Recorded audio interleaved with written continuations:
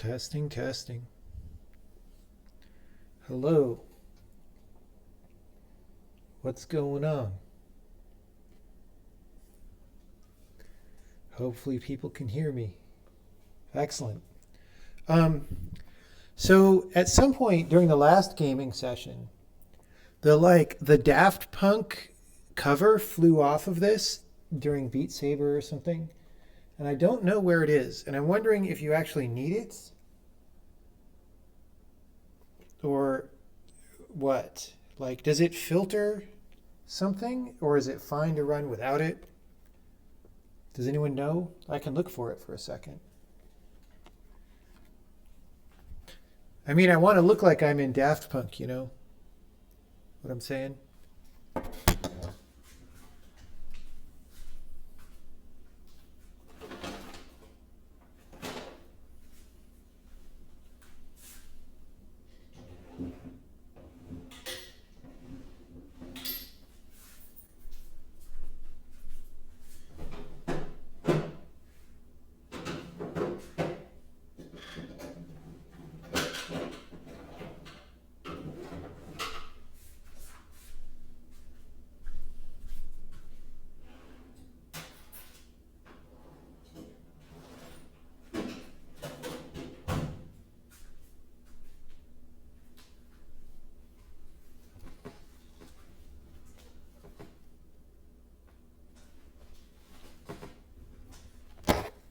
Maybe the VR mic is on. Oh, it might be that Windows. This is a new Windows installation, so it might have the stupid Windows setting that echoes back the VR mic. Let me see. I don't remember because they always change the UI every single Windows, and it's always worse, and it never.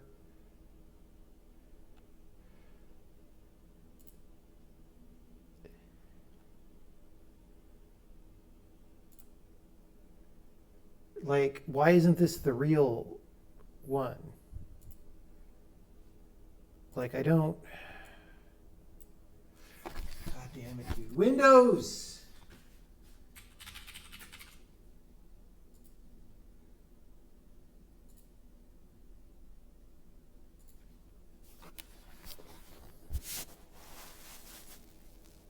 Okay, there we go. So now this one is like the actual interface. And the other one is like a fake one on the front. Listen. Oh, no, it's not checked.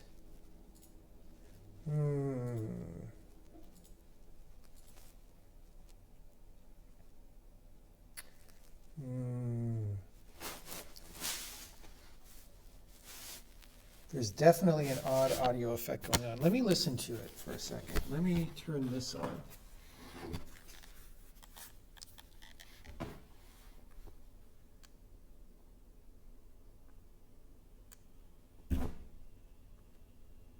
These headphones are a stupid modern device where you have to hold down the button an unknown amount of time to turn them on. You can't just like flip a switch. And then, there we go. For some reason I had it was a lot longer that time. Okay.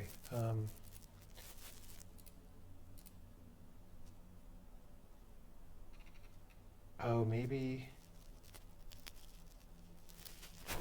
it's just going to the speakers somehow. That doesn't seem like it. Okay. Hello, testing. All right. I do not hear my voice on these either. So, I don't know, guys. I don't know what would cause double input. Okay, let's try this. I'm going to turn off this input on OBS. Oh, okay. Oh, the webcam mic is turned on. I bet. How do I, okay, if I turn off the webcam, is this better? Is this single input now?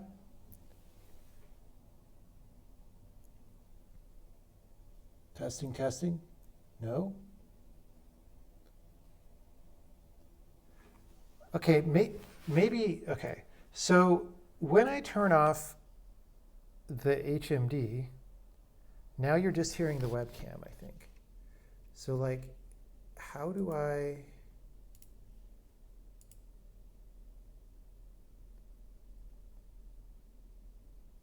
thought I had already set this to the HMD. Okay, testing, testing.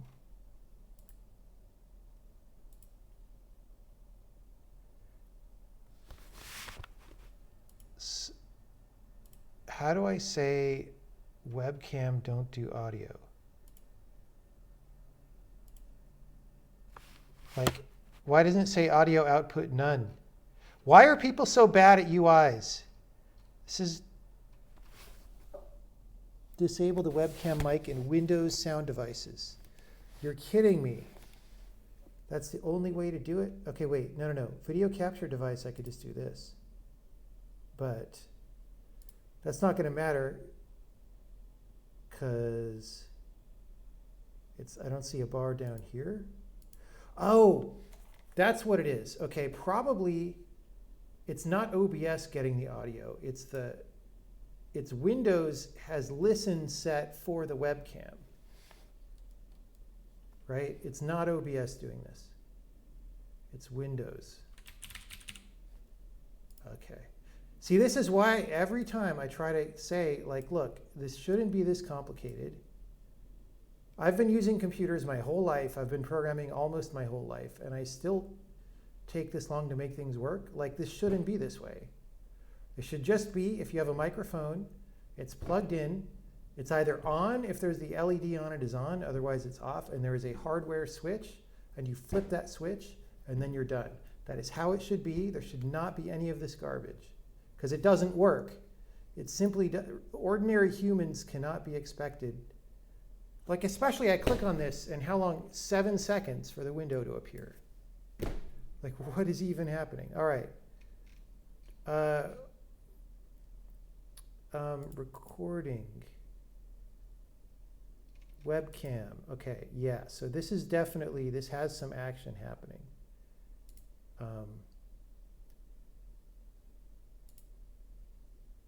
Is this just for sound?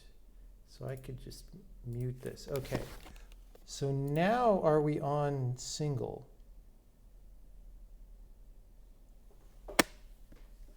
How are we doing now?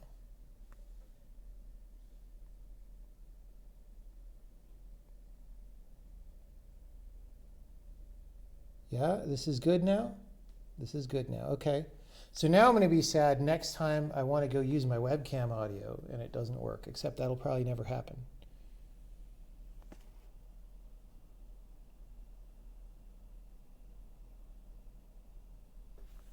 All right. Do we have game audio? I have no idea. Look, guys, I was reading the forum and a lot of people were saying the game just crashes all the time. So maybe that's going to happen. Let's do room scale setup. Let's clear some floor space between the base stations. Let's establish tracking.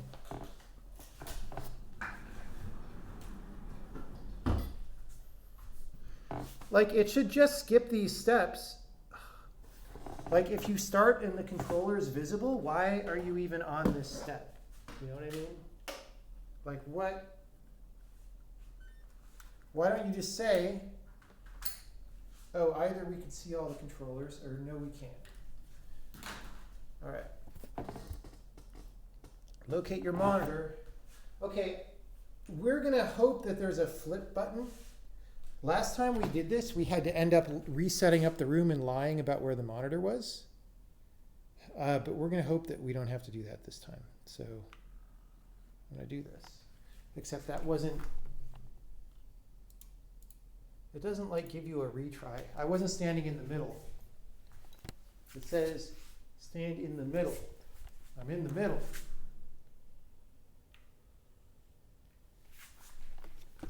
That really wasn't quite the middle, but that's okay. Locate the floor. Both controllers are on the floor. Next, we'll create some boundaries. This is still so ghetto compared to the Oculus one, which is so much cooler.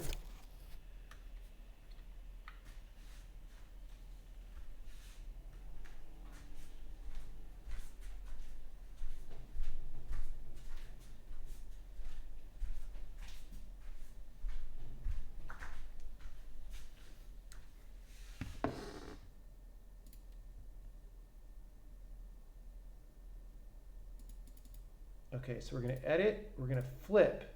Okay.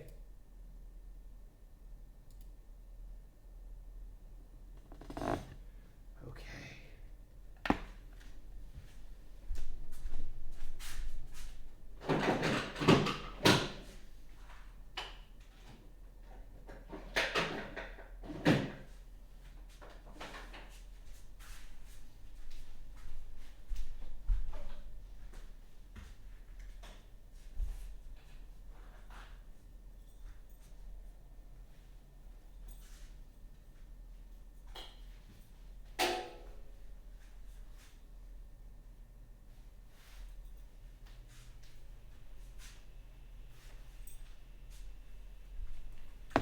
I'm putting on a belt so that my pants don't fall down while I try to play.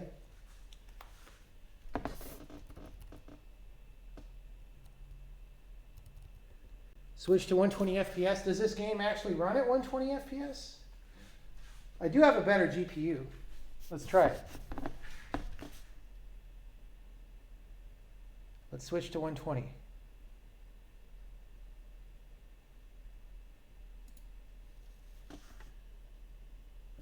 Let's also clean our lenses real fast.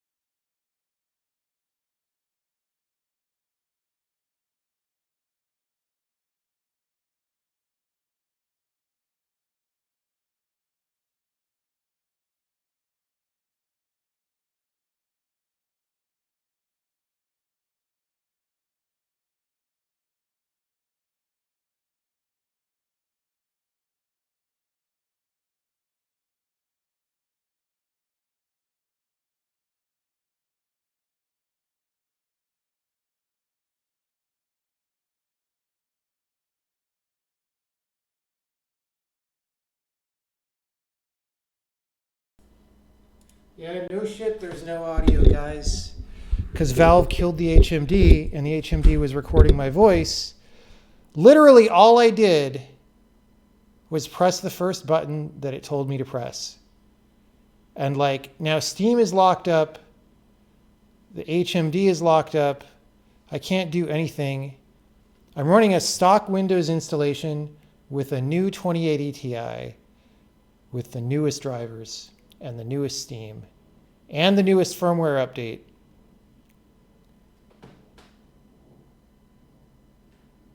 I made sure to update the firmware before starting the stream so that we wouldn't have any problems. Like, what? Like, all of Steam is hung for some reason. All right, let's just see what happens.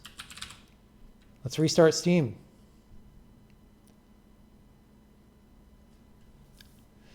God, dude, Steam VR is such a piece of shit, and they've never made it back. I can't believe it. People at Valve think they program. I don't understand why they think that. All right. All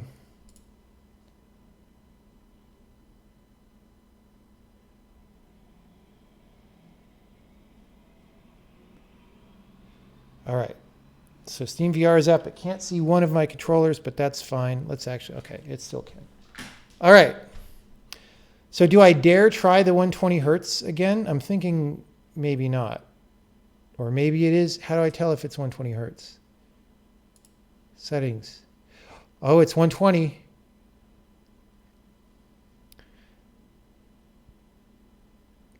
All right.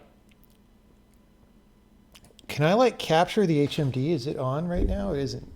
Oh, wait, it is? It is. Okay. So we can attempt to show you the HMD. Let me switch back to the HMD microphone.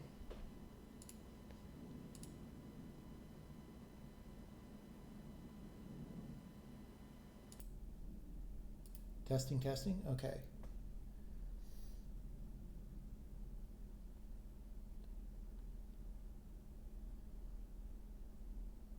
Great. Now, I mean, you basically need a PhD in how to make your computer not fail to play a game today. It's really bad.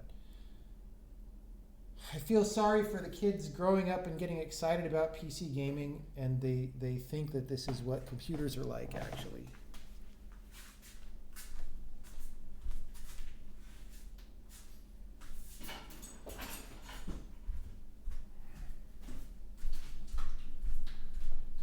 I'm going to have my water in a bottle so that if it gets knocked over, it doesn't spill everywhere.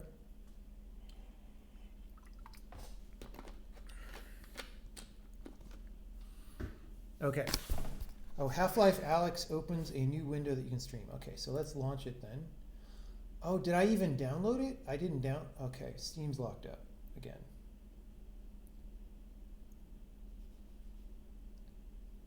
Like, Steam just doesn't run.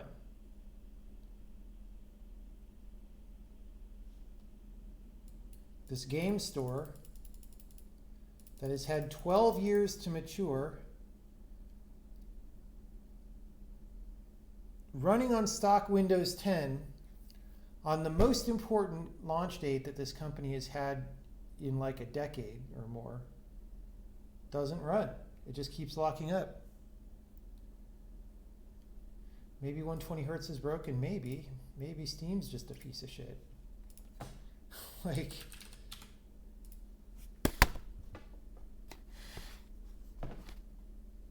oh man.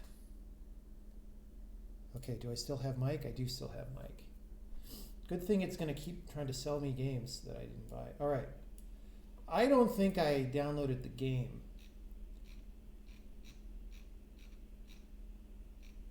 So, oh wait, did I preload it? No. All right. Whoopsie. Well, we might have question and answer time for like 7 hours while this downloads. This is going to have to get faster really fast. You know, okay, this is going to take a while. Let's, it's not going to take too long, but let's switch to the better mic for a second.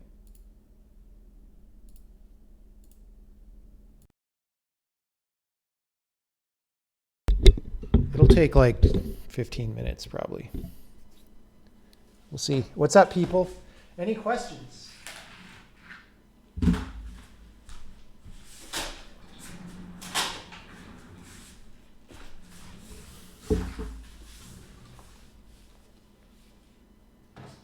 Why can't Steam developers code? I don't even know.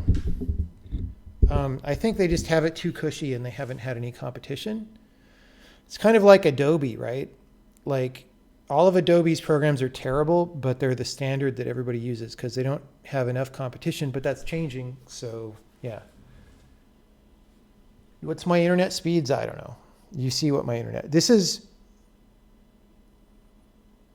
you know, a typical download speed for me. Any thoughts on user space drivers? Does that matter? There should be almost no such thing as non-user space drivers. Like we need to make the kernel as small and straightforward as possible. And we want to, there shouldn't be nearly as many drivers even as there are. Like if you want to print stuff, just have a printer protocol and the printer has to follow it. The end. Shouldn't be drivers.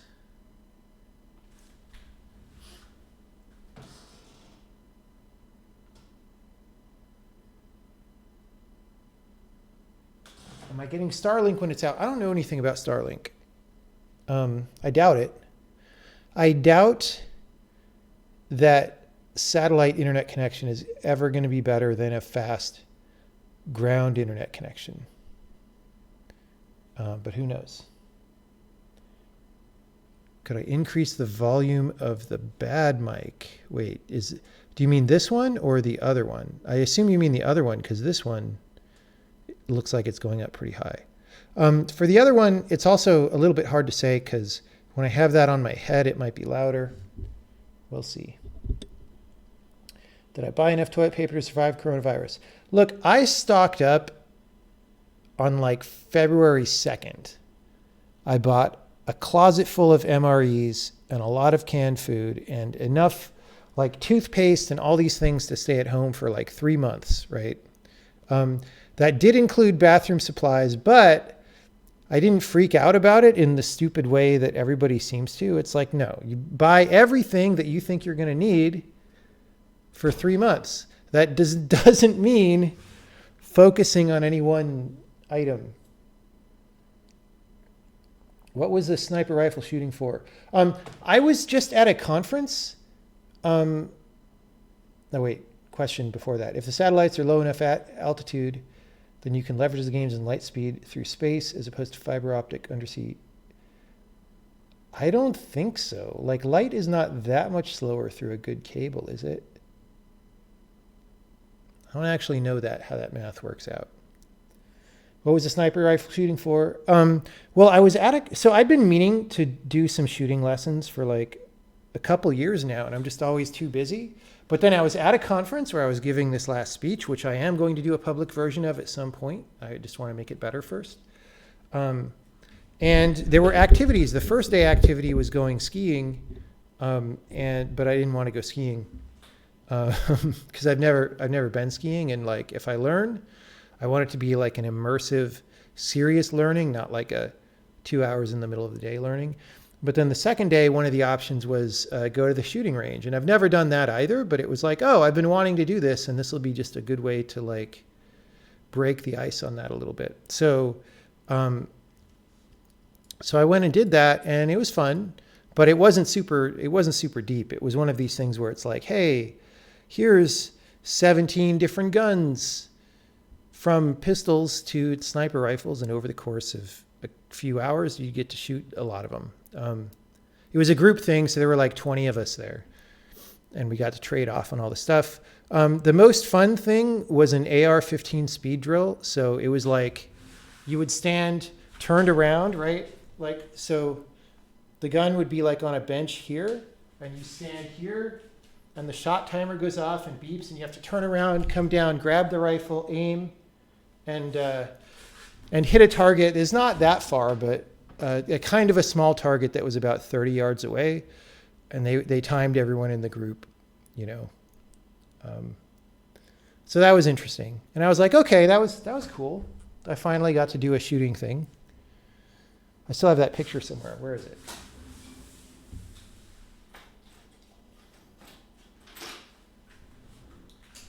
You probably can't see it that well. It's very faded, dark colors. This was like from a Polaroid camera that one of the event organizers had, and like, it's very hipster. Like the pictures come out pre-sepia toned and faded, which I guess is part of the appeal of having a modern Polaroid camera. I don't know. You can't really tell it's me because I'm wearing a hat and stuff, but that's me. Approximately 200,000 kilometers per second in cable as opposed to 300,000 kilometers per second in vacuum. So it's 2/3 of the speed through a cable.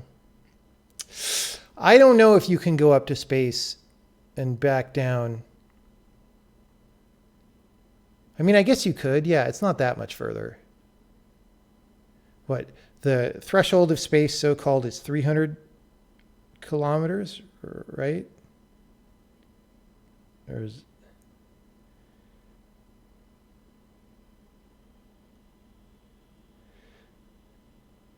something like that. But that's, the satellites. I don't know. Starlink is not geosynchronous, right? Oh, it's 100,000 kilometers. Sorry, 100 kilometers. Starlink, right? I guess the whole point of Starlink is it's not geosynchronous because you just have enough satellites to cover the whole globe and you switch off. So it's closer. Like a geosynchronous satellite is actually really far, but a close satellite is not that bad. So I guess that's the plan.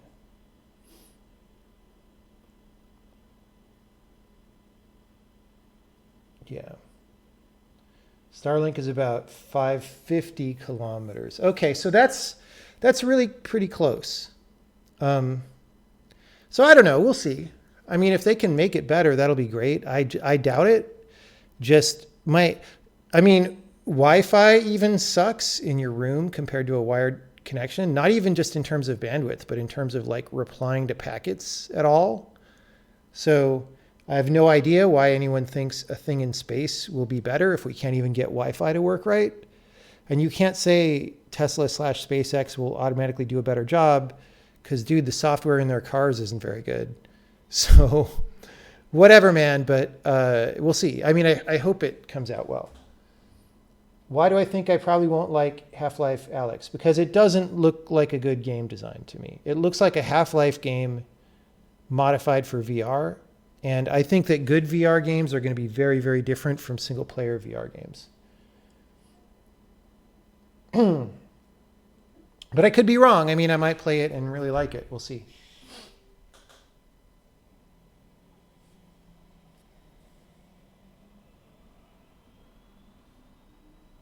Any thoughts on finding meaning in life? Okay, we're going to start the game in a minute, but I've said this before on stream when somebody asked this, but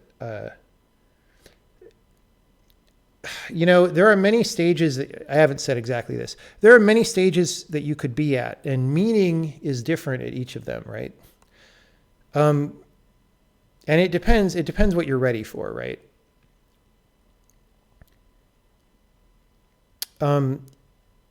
Human levels of meaning, it's good enough to, well, I mean, everybody's different. Everybody has different psychology, but usually if you just think about either what you feel is most important or what you get most excited by, even if it doesn't seem to make sense. So not what other people tell you is the most important, but the things that you end up thinking about the most. Just go there and see what you can do and just keep iterating at that at a smaller and smaller scale, right?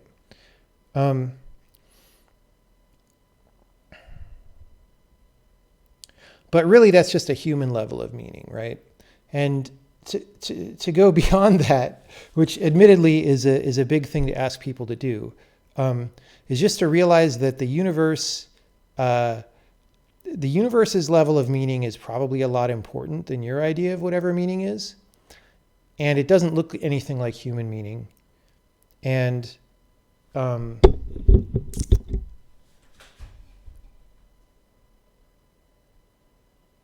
it's hard to say very much about what it is because it's very different from the way people think or act. And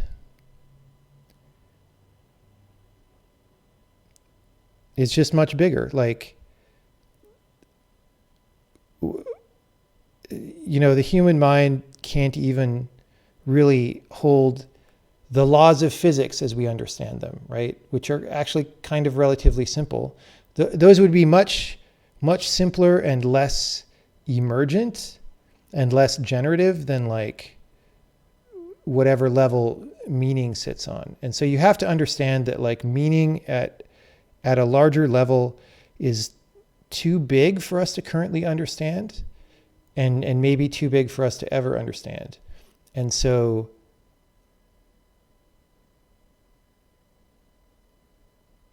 we'll just leave that there.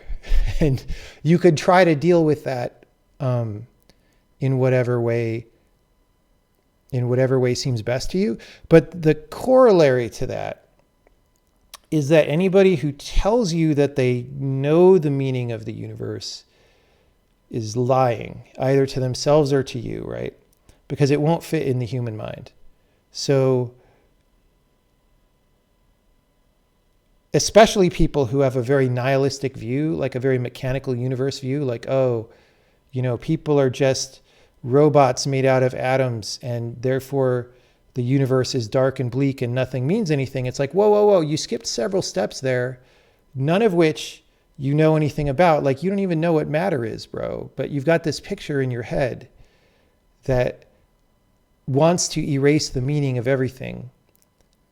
And so the thing to realize, if you have that kind of a view, the thing to realize is that most of the actual understanding, like, you're starting with a vague picture about like robots made of atoms, and your mind is filling in what that means and making a bleak picture out of it. But the universe's picture is not your picture. And so you're misleading yourself if you do that. Even when it comes to very, very, very simple things. So like if you think about space being empty, the human mind doesn't understand what nothing is. It like makes a concept out of it. That's an object. And so the universe's idea of nothing is not like your idea of nothing. And you can't,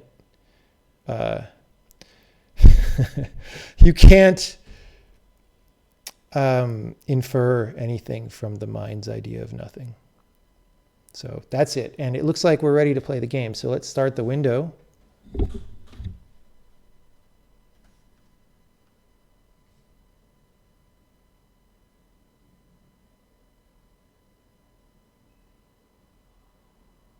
Have I read The Plague? I have not.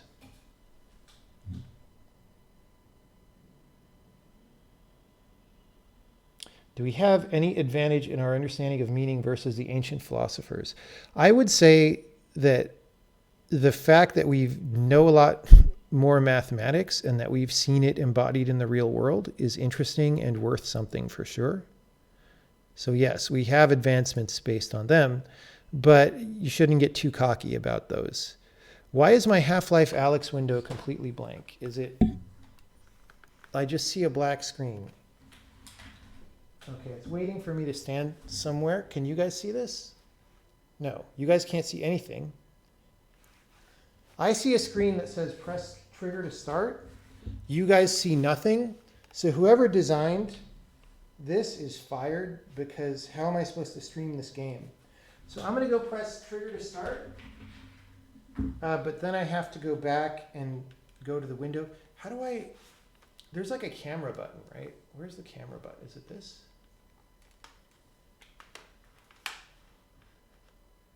No, that's the escape button. There's a thing that turns on the camera so I can see the room. Oh, let me switch microphones now, and we're just going to hope that the HMD doesn't crash and that you can hear me through the other microphone.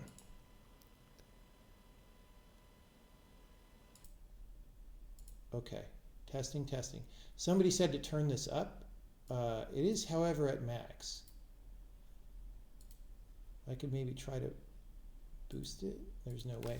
If I'm wearing it, okay. If I'm wearing it, it's louder, so we're not going to turn it up because I think this is pretty loud.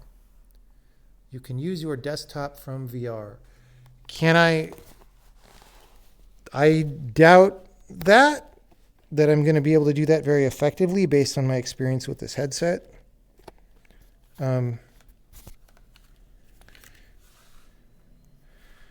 Well, I'm giving up on finding the camera buttons, so now I'm just going to wheel my chair off into the corner. And how do I turn this controller on? Okay. So once it starts the game, I'm going to go back to the desktop and hope that I can capture the game somehow. Okay. So I see things. I see a title screen. I see hands. Okay, I also see that it is now appearing in the window. So now I take off the HMD again, and I come over, and then I can start to stream. Why I couldn't do that before? It's computers in the year 2020. That's why. Okay, we're going to disable display capture. We're going to add window capture of Half-Life Alyx. And of course, it doesn't automatically scale that to the thing. Oh, no, it did. It's just way off center because of the HMD. Okay. Okay, cool. Hopefully the game doesn't restart the window.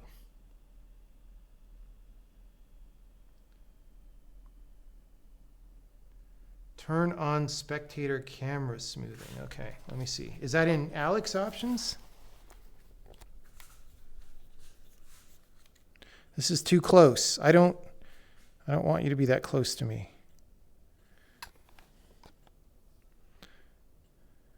Wait, why is this grayed out? What is...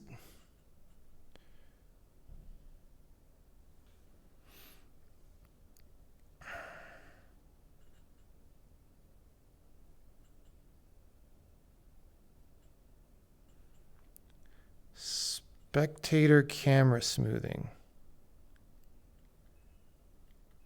Medium? High? Like what should it be? Spectator HUD. Let's go small. You guys don't need a big HUD, right? Of course, it doesn't actually show it, so we have no idea what we're talking about.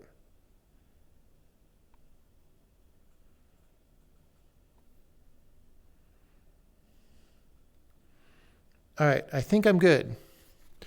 I don't have a chat plugin, but last time I tried to install a chat plugin, it crashed everything in the universe.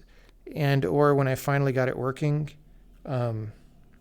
dude, this finger tracking is so laggy. At least it's working a little more accurately than it ever did for me. Kinda. It's so slow, dude.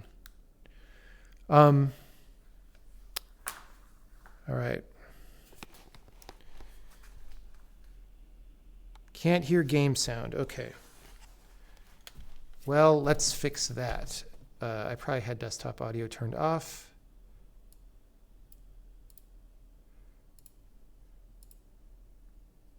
Oh, it's on the wrong device. Okay, how's that? How is this level of game sound? It is playing, let me turn it down a little, because this is kind of a quiet ambient sound scene. Okay.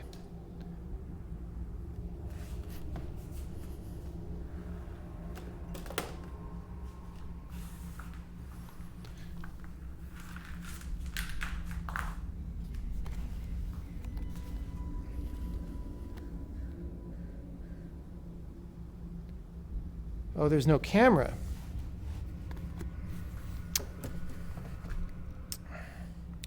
And I thought you watched my stream for more than my looks. Yeah, it's just probably not. So what's the best place? I guess the HUD for this game is on the bottom. Is this fine? Should we make this a little smaller? Like that? What do you think? All right. Great. I'll check back in with chat in a little bit. First, we have to own noobs by playing through a very slow tutorial that teaches you how to use your hands.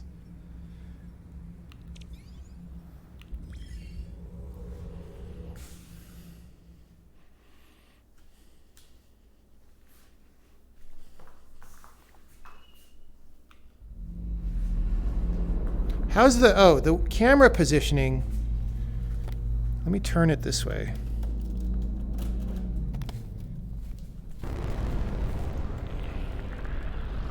I have no idea what this is saying.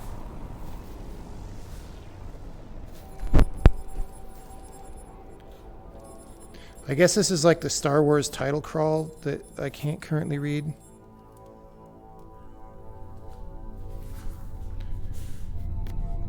Wait, Alyx is 19?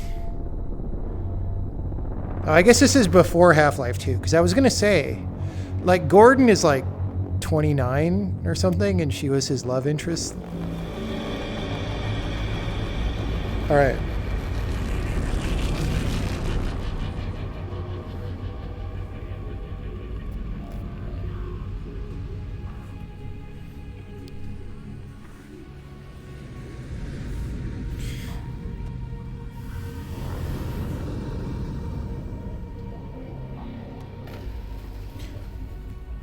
I don't like the robots that are attacking the city. It's not good.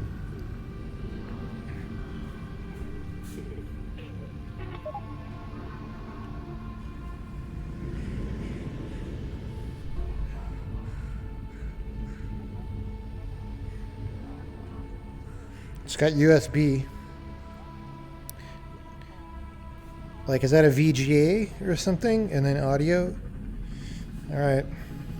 No ports over here.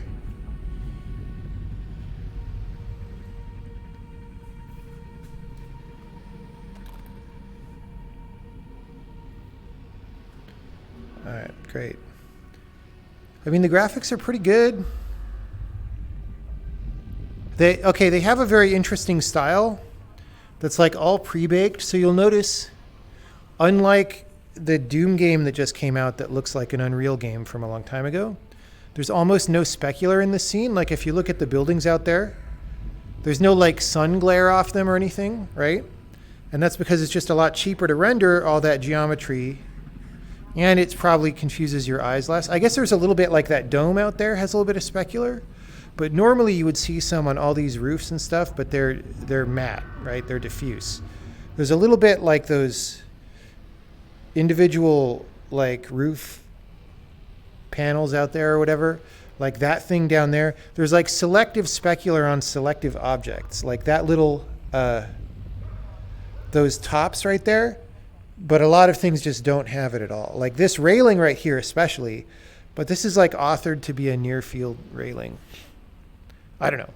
Maybe, now that I've said all that, I'm like, maybe specular isn't actually that expensive and it's just the art style. Maybe it's just the art style. They've decided that too much specular confuses your eyes in VR or something. I don't know, man. Anyway, it's true. Specular is not that expensive anymore. So maybe my first conclusion was wrong. I'm already feeling like I'm getting tangled on the cable. All right, let me see where I am here. How are things, everybody? We doing okay? Good. Oh, you think they're matching the style to Half-Life 2? Maybe. I mean, this looks a lot better than Half-Life 2. If you go back and look at that game, I mean, of course, when it came out, everybody thought it looked amazing, but as things are, if you go look today, it really doesn't look good by modern standards.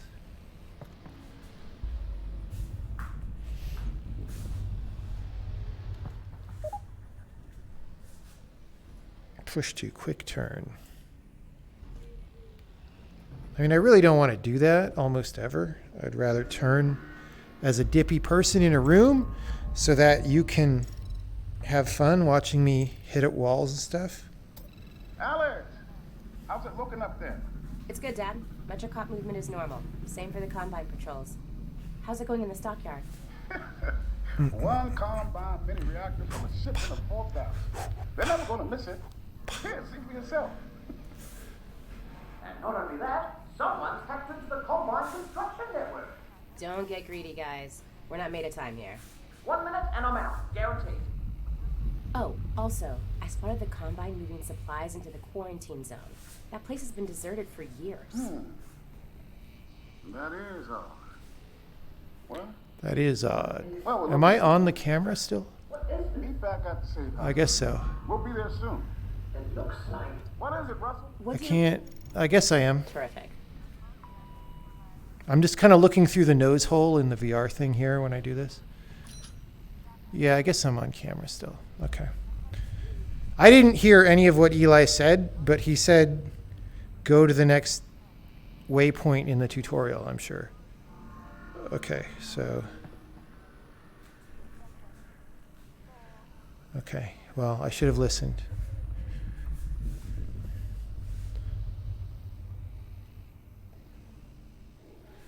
How do I... Oh, is it this side? Oh, is this thing locking it? That is a very quiet door.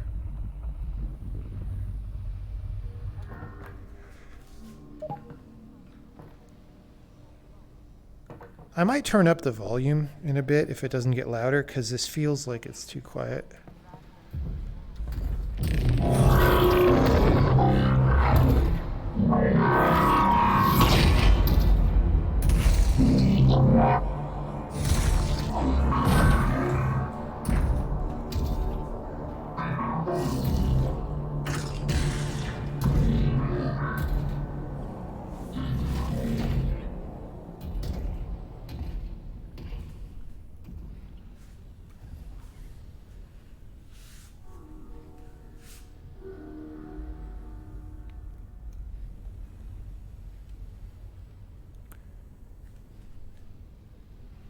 I don't know what it wants me to look at.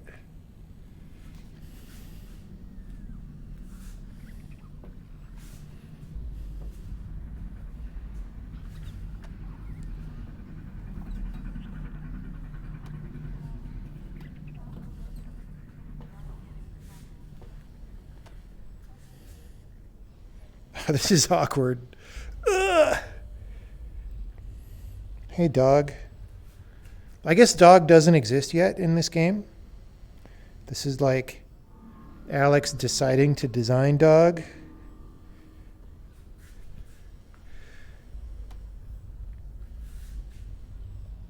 Dude, MREs! But they're like alien MREs. Water flavor, all right.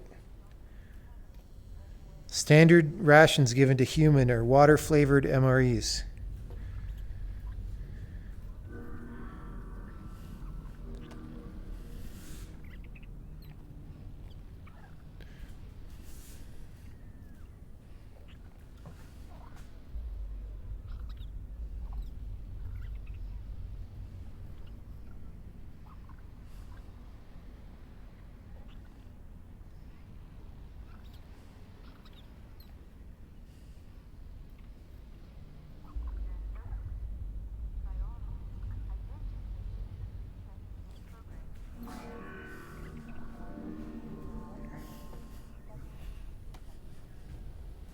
Okay, now I'm at the edge of the frickin' playfield. Let me walk back here.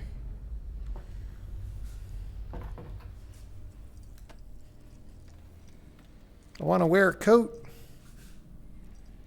Okay, I don't want to toggle the game menu. Thank you. Oh, actually, let's turn the volume up.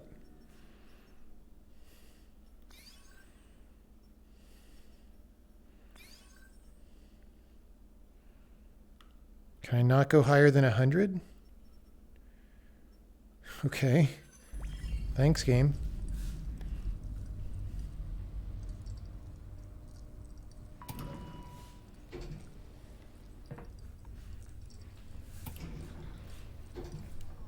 I saw this part on a stream, so I got to get ready for combat now.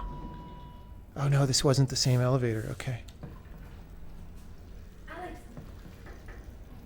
Hello. Alyx, are we good? Yep, they got the reactor. Easy peasy. I'm headed back to the safe house right now to meet Dad. It's going to be so safe at the safe house. Stay safe. Those guys, they're not very good at running. Their body modifications have made them bad at running.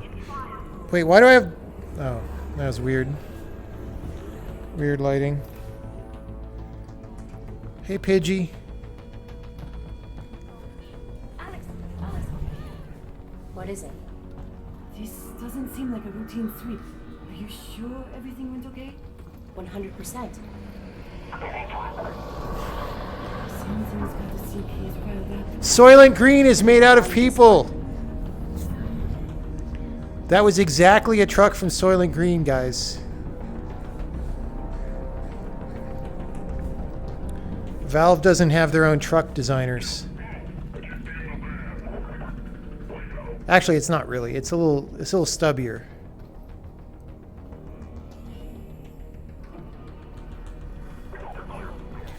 Soylent Green is people. They think everyone who plays these games is too young to have seen Soylent Green. That's what they think.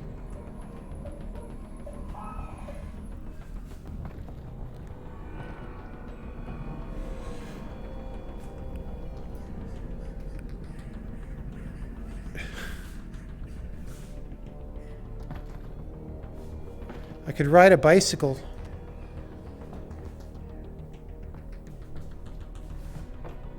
Oh, lady, I'm gonna go in there. Hello, kitty. I want to pet the kitty cat.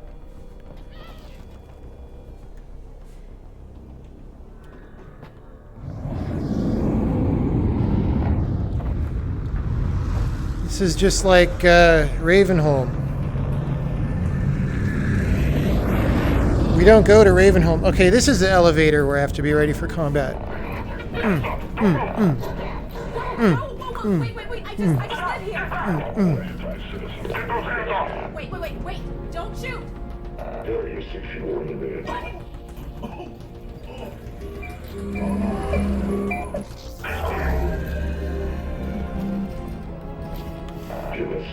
Can't steal anything. Don't care. What did you see? No one! I didn't see anyone! Dad! Ooh. Hey, wait, no!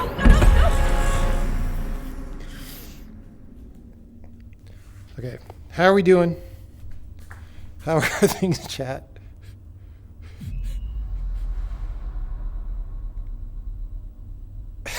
Okay, good. Soylent Green is people. Where are you taking me? Where's my father? Hello? Damn it, where's my father? Tell her to stop moving around back there. These are not the droids you're looking for. What is that?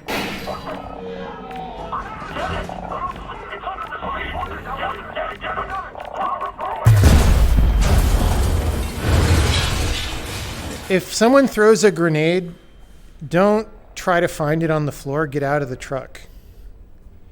Get out of the truck.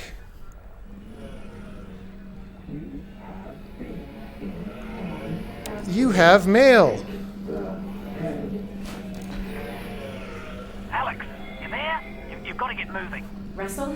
I've been in an accident. I know! I caused it, so technically not an accident. You've got to get moving. Wait, where's Dad? He's fine. Follow the drone. Follow the drone. So,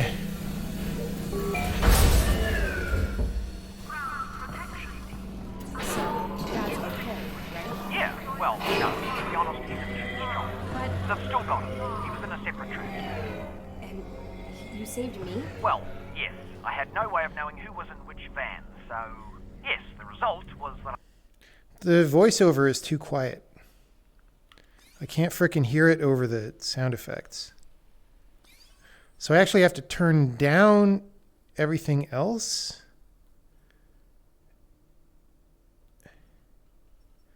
Which is going to be too quiet, but I can't freaking hear the voice. Like, and this is silly because it's their HMD. Like, they made the hardware. Well, probably paid someone to make the hardware. I saved you.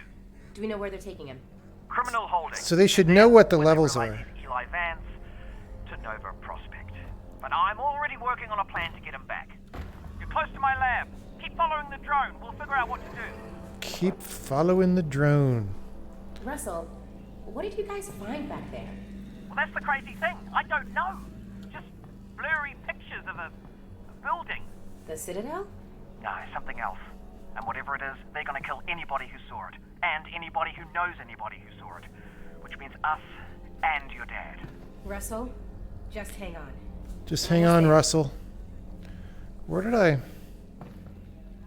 guess I am supposed to go through here? Oh, I closed the car door, maybe? Okay. Dude, I don't like where I keep ending up in the room. I feel like I'm not going to be able to entertain the streaming audience if I'm not in a good place. All right.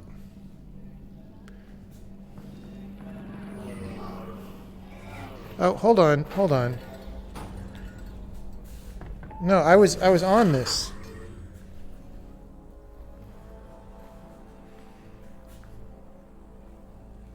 What kind of come on, guys.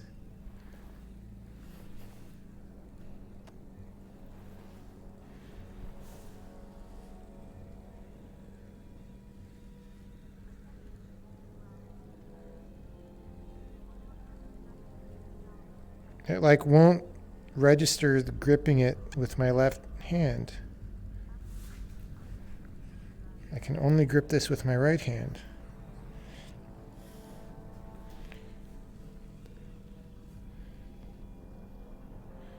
Okay, well, we better pick up our pliers because you never know when you're going to need some pliers. Levitating about an inch above a thingamabobber.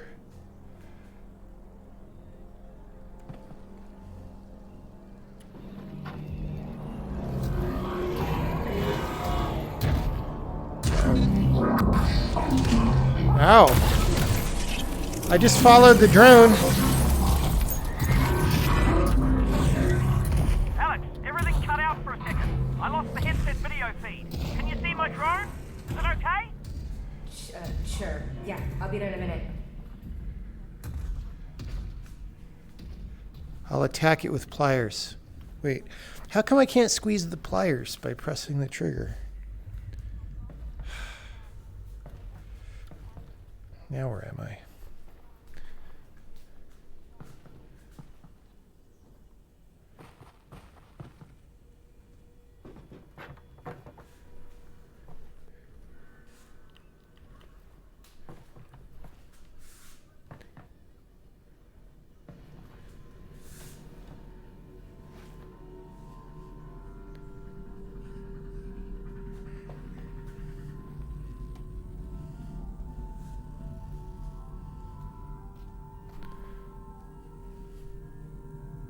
Come on, bro.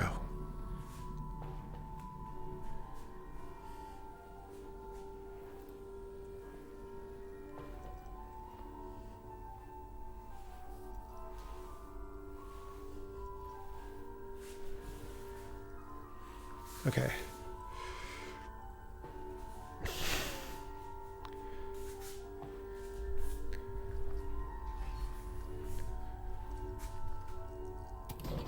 Alyx, great. Okay, let's wait. My drone's okay, right? Nope, it exploded. I'm fine, by the way. Not a funny joke. Right. Good. Well, that's the main.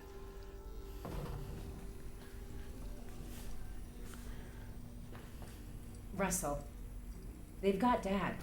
I know. This is bad. They're gonna find out what he knows. I can't get and closer then, to him. Yeah, they're gonna kill him. This is off out of bounds. But Cuppa? Have a the good cuppa? news is Look at that. We've got something they don't. Which is? My plan to get him back. Great. Let's hear it. Now, pretty soon they're gonna realise that your dad is not gonna talk, and when that happens, he's off to have his brain sucked out. Russell, Potentially. Maybe not, though. I mean, they could just drill into his... Oh, yeah, still your dad. Right, well, what they will do is take him by train from here. This is Eli to Nova Prospect. And if he gets on that train, that's it, right? Not necessarily. Grab something that represents us.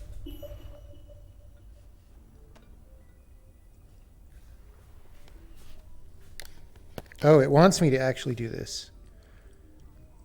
Except now I can't grab my cup. Dude, who Yeah, just grab anything. puts physics combined with... Okay, that's you. I thought you said us. Well, one of us, me, will have to stay here for this plan to work. All right, fair enough. Just outside, there's a second train that also leads out of City 17 through the quarantine zone. Okay. Both trains intersect here at Fairview Junction. You take your train, get there before his train, and hack into the controls. That'll let me take over the system. Train comes to a halt, you deal with the Combine situation. I can't and pick we get up the you cup. Sounds good. Where's the train I'm taking? This is Valve After Elite that, Software it's decommissioned, Development but I can hack Place. into its controls. Oh, and get yourself a pair of Russells on the way out. Russells? The gloves, Alyx. You know, the gravity gloves. I have a few sets through there. You can calibrate them out by the shed. Got it. We can do this, Alyx. The gravity We can gloves. do it, because we're gonna do it. Yeah, we are. I'm with you every step of the way. Ow.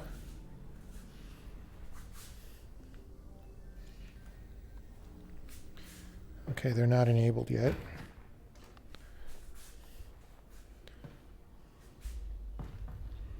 All cars in this universe are beige. Alright, you know how this goes. There should be a bunch of junk down there. This is Aim like something with your hand open. the dog training area. This is exactly that. You're attached. Make a grip. Press what to lock target? Trigger? Registered. Now flick your wrist to bring it in. Yep, you're tethered. Make a grip.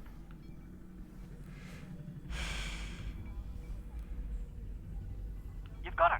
Just a little flick of the wrist. Try catching it. This Excellent. is very Now make it. frustrating. I would rather just have buttons. This is not fun. Try again. Registered. Now flick your wrist to bring it in. Try catching it. Boom. Yep. Yep. One more time. Yep, you're tethered. Now close your hand. Just like that. Perfect. We're done. Oh, wait. I almost forgot. Alyx, up here! You're gonna need a gun! Don't worry, it's unloaded. It's unloaded now! Oh, almost forgot. Guns need ammo. Here you go. They're trying to get me to do that in air. Where'd it go? That flick is too short, man. Right, head back to the comm room! All right.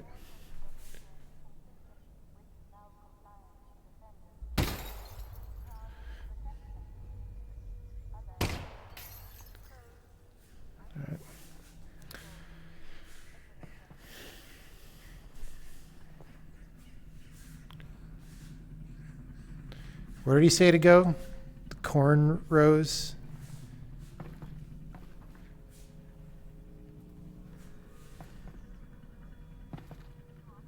This door is still open, so maybe I'm supposed to go this way. No, I can't. This is why it's a down only, because they don't want me going back, because it's a video game. All right.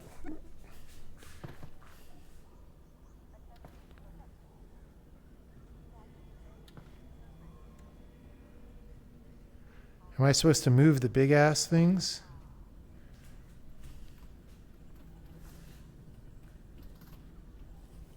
How do I holster this? Okay, first of all, how do I uncock the hammer so that I don't shoot myself in the leg as soon as I holster this? Or is that like not an option? Okay, mag dump. Great.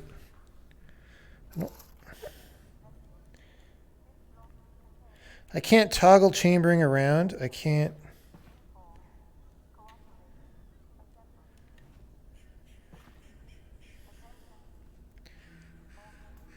Okay. But that's, of course, doesn't... Okay, so wait. Mag dump. How do I put this in my inventory? I don't. Russell, I'm out. How do I holster this? Whatever.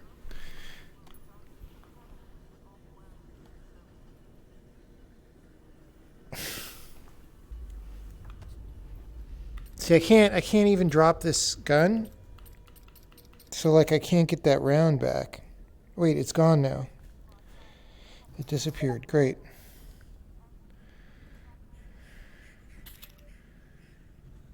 All right. Well, now I've got very few bullets. What did Russell want me to do? I don't know. Oh, this gate probably. Oh, you took care of that lock then. Good. Great. Did have the key for it, but should have given you that. That's on me.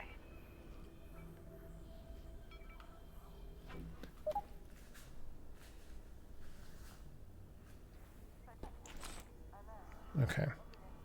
Hopefully that's in my backpack. Can I get it again? Last one. Yes. All right. That's cool. And it's cool that she says last one, because it's a way of... It's kind of like you're feeling around back there. All right. All right, here we go. Next stop, Fairview Junction. Thanks, Russell. And good luck, Alyx. Goodbye. Goodbye. That's ominous. Obviously, just to let you know, I am still here, though. I know.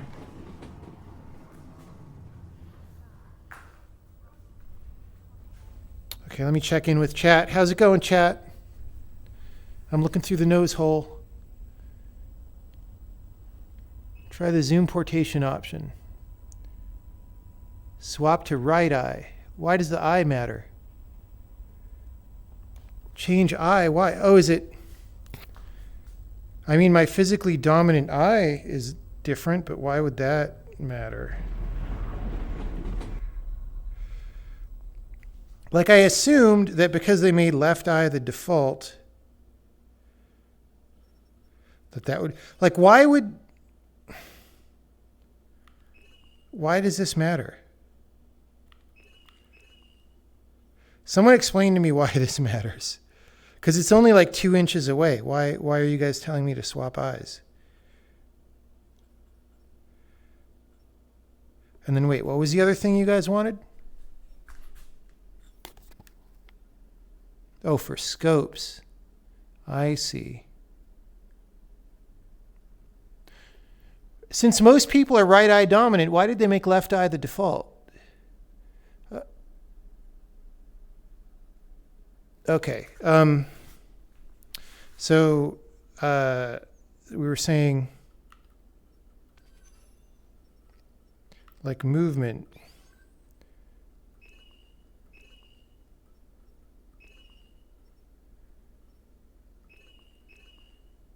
So shift, let's try shift. Okay, so now you guys are telling me that this is going to be better. Hello, Alyx? We might have a problem. Probably nothing to worry about. Right? Did the train stop? It stopped, didn't it? Yeah, what happened? Was that better? Jammed. When the Combine shut down the quarantine great. zone, they must have tightened security. What? Most people are right eye dominant, Yeah, so you're why'd nowhere they near make the Fairview default Junction. left? You're just outside the QZ. And this is as far as we get by train. So that's right eye. Good. I'll This see if is I can left get you in eye. Some other way. All right. We'll get you in some... Oh, dead dude. Zombie here. I thought the Combine sealed up the QZ. Oh, this one must have squirted out. I've heard they've had Squirted trouble with out? spores outside the It's container not area, okay. But not about fellas like this. Probably not a one-off then. Nope. I doubt it. Dude, I hate this flick interface. Would you look at that? Resin. This is stupid. And if there's resin God! here, there should be a Combine fabricator. Keep an eye out. We might be able to upgrade your firepower a bit.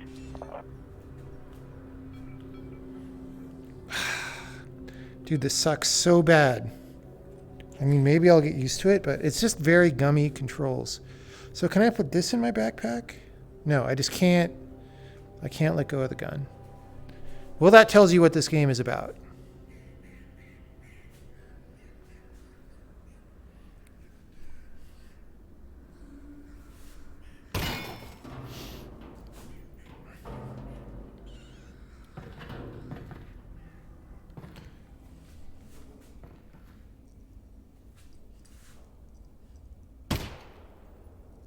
Non-shootable window.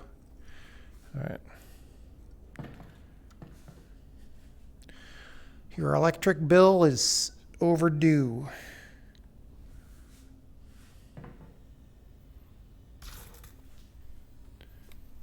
Huh. I think I can reroute this with my multi-tool. You what? It's a tool with multiple functions. So, you know, multi-tool. Why is my health low?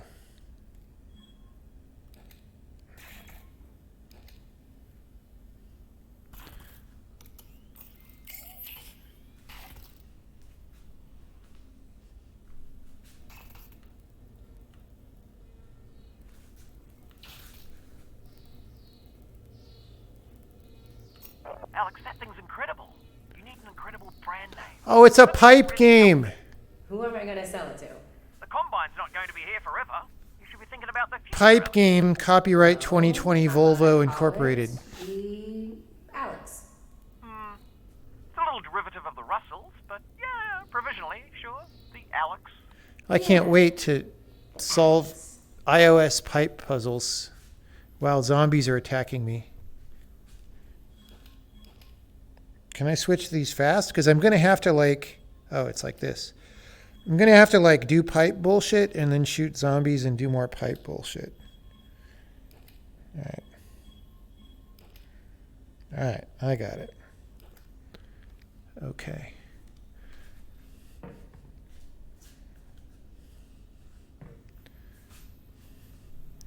Is that a multi-tool spot, or do I button this? There's a lot of things that could be buttons here. No. Oh, yes. Oh, wait, yes, okay. No. Yep, pipe bullshit.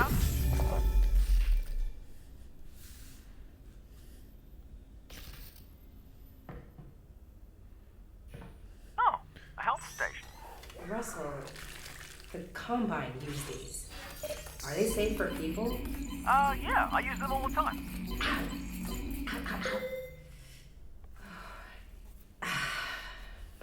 Hey, you were right. These are great. Heavy barrel.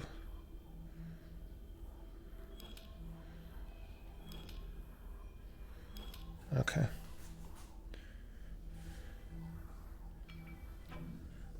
Okay, so this I can't do remotely, even with both hands.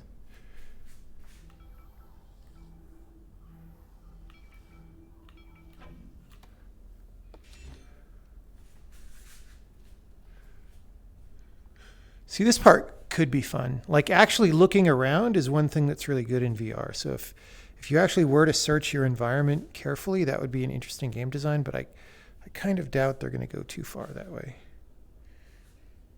Here. This place is very dirty, so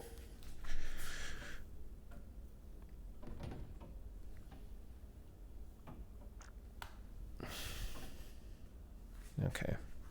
Well, I'm going to need this later, so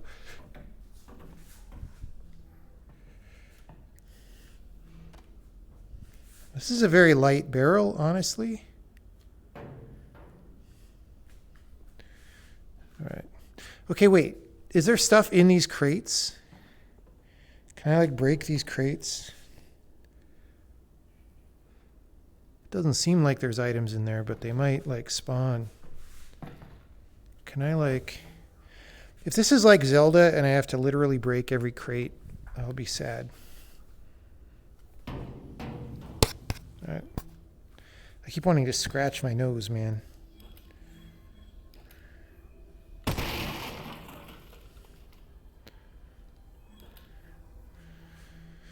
Well, I don't think there was anything in there, but that doesn't mean there won't be later. Okay, we're going to need some alcohol for later.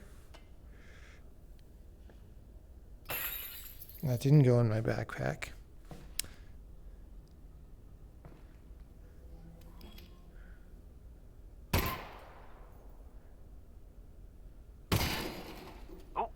barnacle, Alyx. 3 left.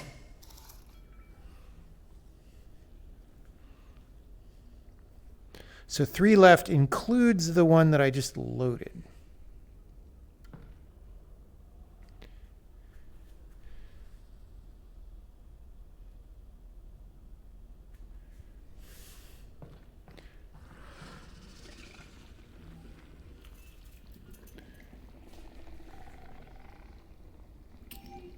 Oh, I got a chamber.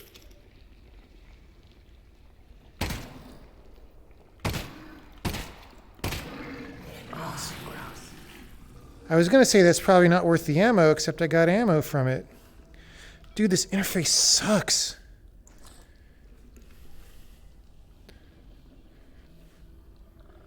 And okay, so I was going to say looking around the environment would be fun, but they just make all these things glow. So it takes the skill out of it.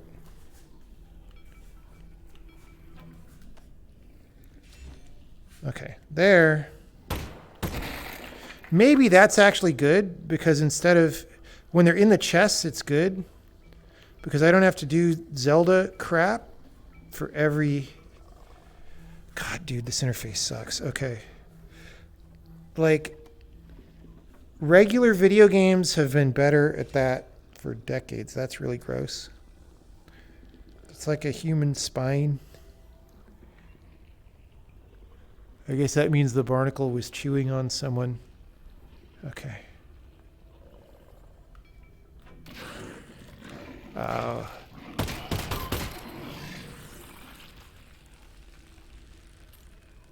Three mags left.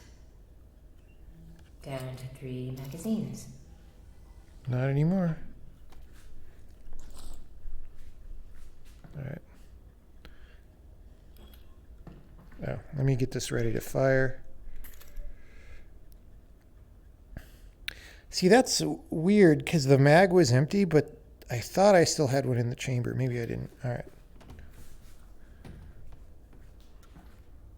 How'd you meet my dad, anyway? You guys work together at Black Mesa, right? Yeah. Well, no. Tricky place to get a job at, actually. I interviewed at Black Mesa. They said try again in a year.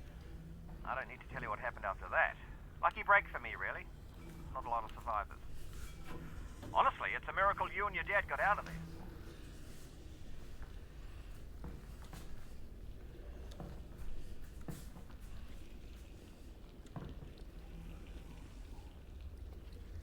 I mean, I should... See, the thing is, maybe I should shoot these always to get resources. 5 shots. See, I don't know how important these are. I don't know if these are worth 5 bullets. Especially when they get caught under railroad tracks. Oh my god, dude. How is this fun?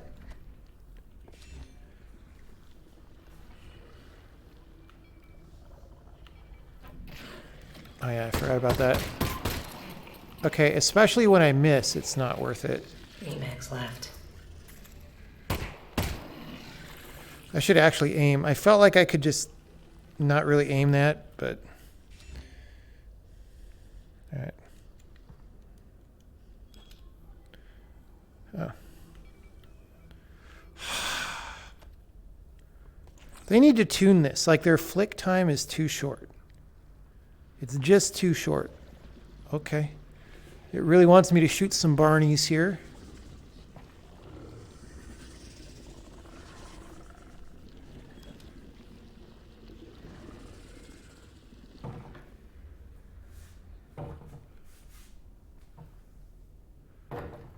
Does my multi-tool have a flashlight? I cannot see it at all. Dear multi-tool, please flash your light. Nope.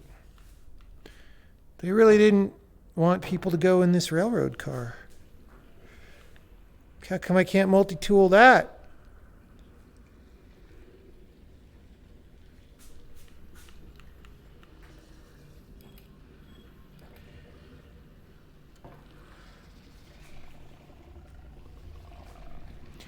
Okay, so if I go on the left side, I only have to shoot 2. But again, maybe I want to shoot them anyway for resources, so I don't know. 2, 3, 4. It's 4 if I hit inside every time, which is like... You know what? Oh, that was 3. I'm probably overthinking it because there's probably some bullcrap DDA that spawns you more ammo if you're out and all that, like things like that would make me hate the game. Okay, so if I drop the mag now, the mag is empty. There's 1 in the chamber, so I drop the mag. Okay, good. Okay, so that kind of works like I would expect, I guess.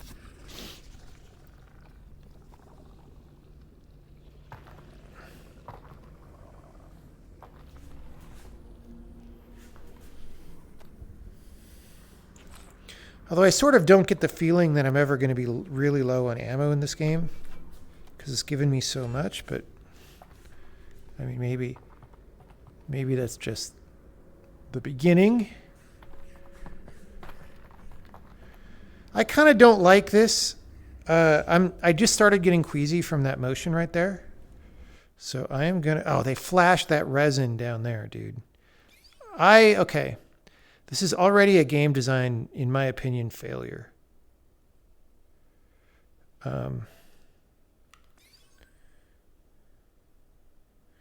Wait, how?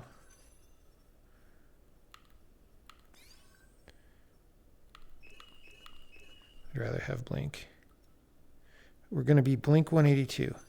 So like, if you have a game about finding things, right? If it's like a hide and seek game with ammo, then don't flash stuff. Like it flashed something in that bush over there, which otherwise I wouldn't have known was there.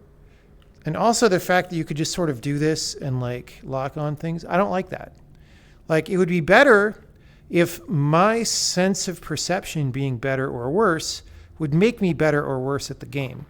But instead it flashes all this stuff at me, which again, maybe they'll turn that off later, or maybe only some things flash, and if I'm really perceptive, I could find other things. But I kind of doubt it because it's Valve, and Valve doesn't believe in player skill for some reason. Okay. I mean, they sort of do, because they do Dota and stuff, but then they sort of don't. So I don't know what to think about that.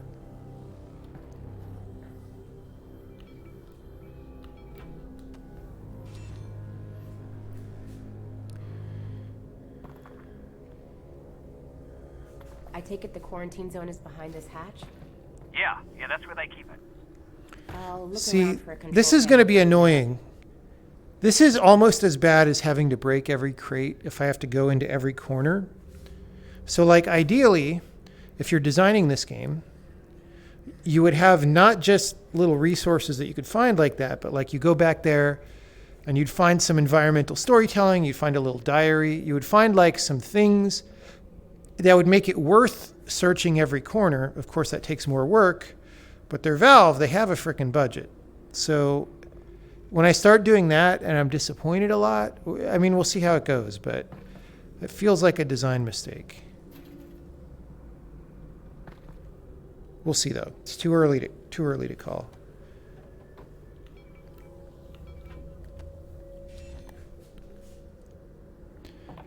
Why isn't there something behind the staircase?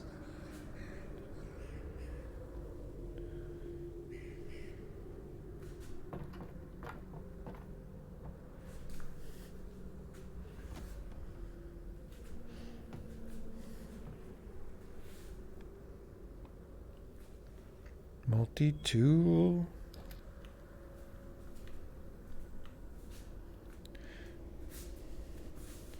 Or, oh no, I'm just supposed to climb through the window instead of multi-tooling.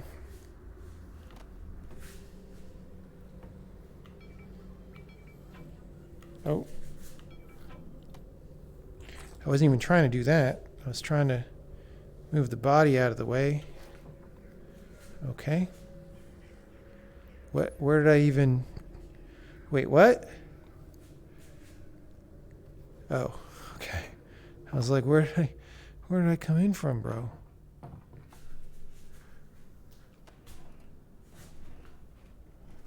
Let's play Escape from Tarkov and search all the filing cabinet drawers for cricket lighters or resources.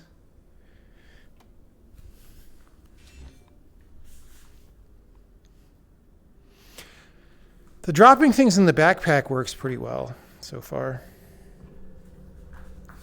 But in general, the hand interface master, like this hand tracker is not good enough to build gameplay around. It's better in this game than it was in the demos or in any other game that I played, but like weirdly, this part is terrible.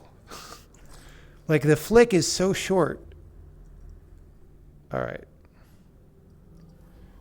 Well, I guess we have to go just like Zelda. We have to cut down every blade of grass to see if there's a thing. At least it's fast. All right.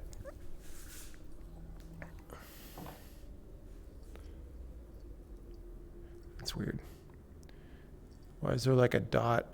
That's like specular on the, that's a very intense specular. I guess it's supposed to be from that window. Wait, what damage would I have taken? Or is this a different thing? Oh, this is a door controller.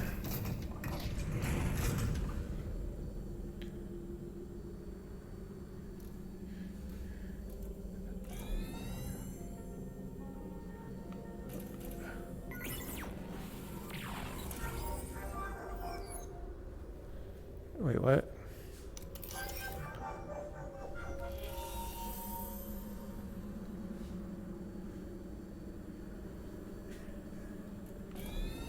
I have to avoid the reds, I guess.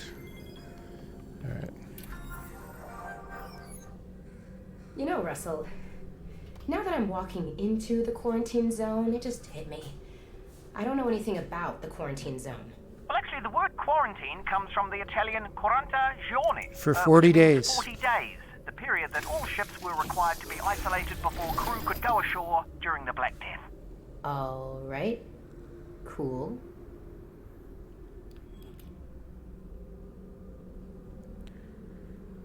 That's the control panel. They've probably scrambled the circuit. But considering no one would be dumb enough to open the hatch, it shouldn't be too hard to put back. Oh, do I need to find a... Oh, there's a thing.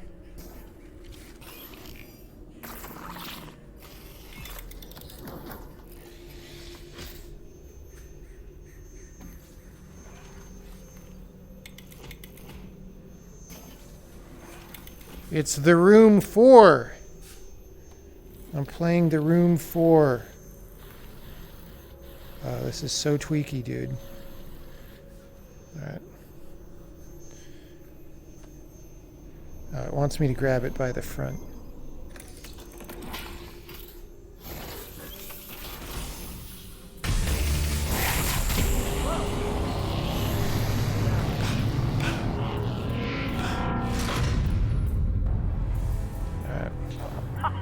There we go, finally. I'm gonna head in. How far is Fairview Junction? You'll go through the old subway tunnels on your way to the train yard. Have they started moving Dad yet? I don't think so, which is good news because we've still got time. There's a gross bug in there. Or bad news because they've already killed him. And you don't need to move the corpse. You just Ew. or burn it. Still there, Alyx? I had health. I want super health. It's a little gross crushed insect.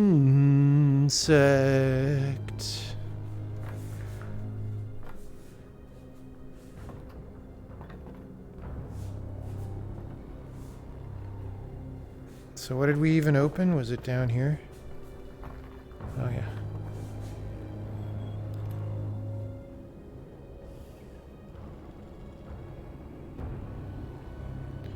You know, I didn't look enough for little... I bet I missed a little resource over there by the Russell, door have you seen unlock. this? Whoa. All right. Here we go. I bet there's resources somewhere if you let the barnacle drag you up and then you grab the thing real fast and then you can shoot it. That's what I'd do if I was a game designer. I don't like this.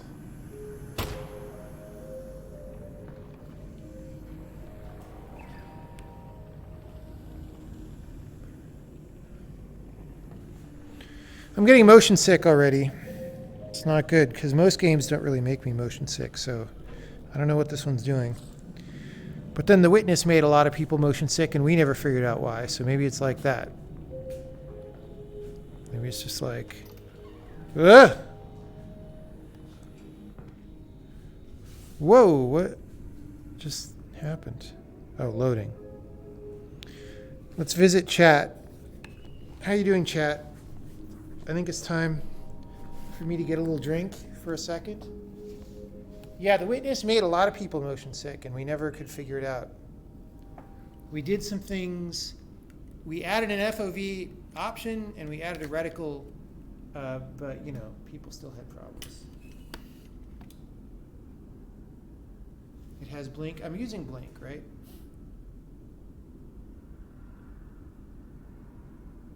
Witness made you motion sick the whole 200 hours.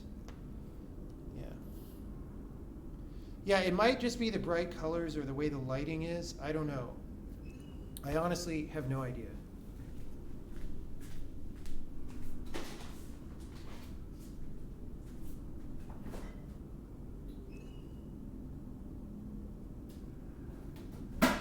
So just so you guys want to know how much gamer fuel I have here.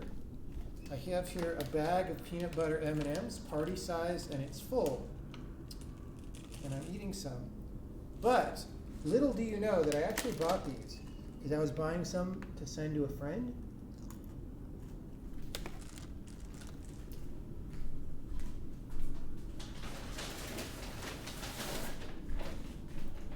And I accidentally over-ordered from Amazon. And I also got Reese's Pieces, so I have 1, 2, 3 bags of Reese's Pieces. And then 1, 2, 3, 4 giant bags of M&M's peanut. So some people, I guess, buy a lot of toilet paper when they freak out. And I guess I buy a lot of peanut butter candy. But you know, I have a lot of calories in case quarantine goes really long. I have a lot of calories.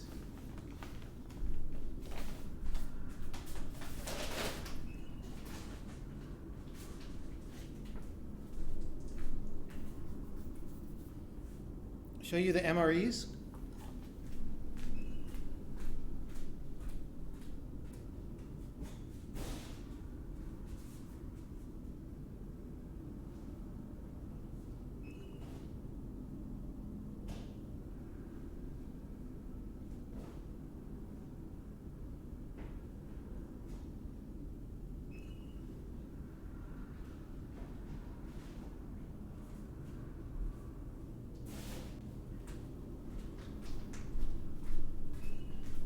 I mean, the boxes are pretty heavy, but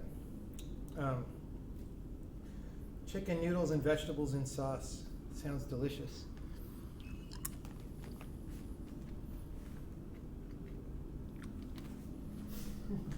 Get that out onto a tray.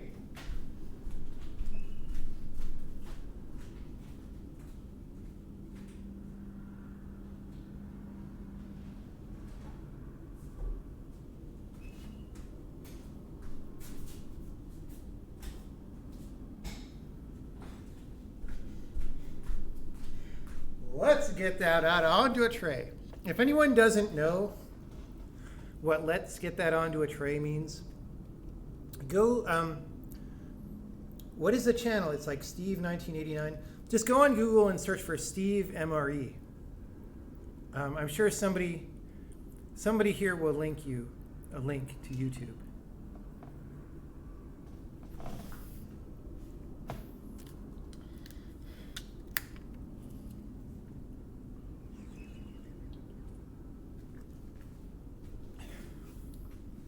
There we go.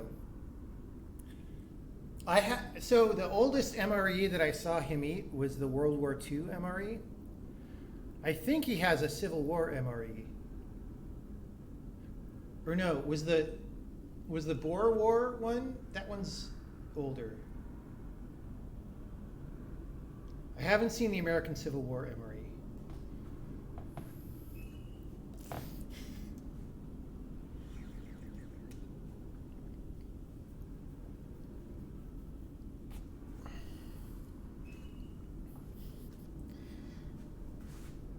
How is Half-Life Alyx? I mean, it's pretty boring so far, but we're still in the tutorial.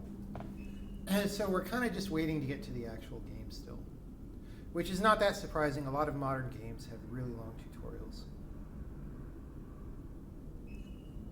Civil War MRE, was that still good? Well, you're going to have to watch it to find out.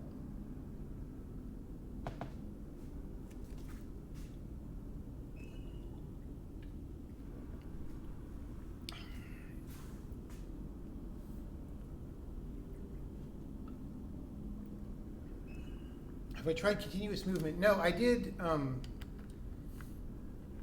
I did whatever the in-between setting was, and that was making me sick faster, so I turned it off. I went back to blink.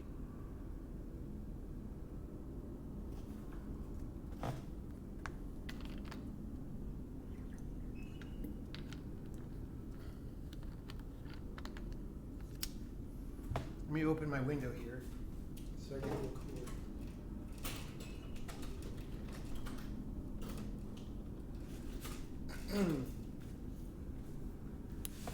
Do any games have level design that adapts to the room of the player? I don't know of any.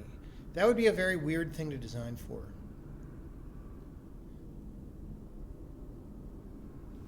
All right, I'm going to put this back on.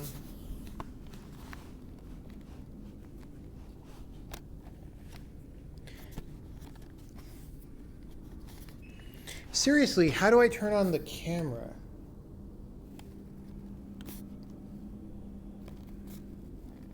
Is that a software thing only? I thought there was a button for it. It's software. That sucks. I want a button. Because you just want to do it. Like, if I could just hit a button, turn on the camera for like 20 seconds while I'm just getting back into the game.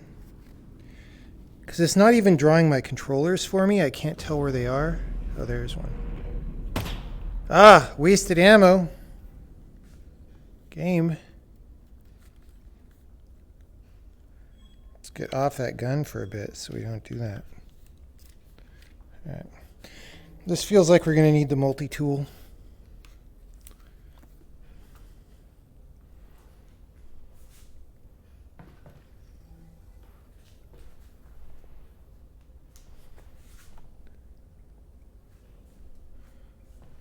How do I know if there's something up there?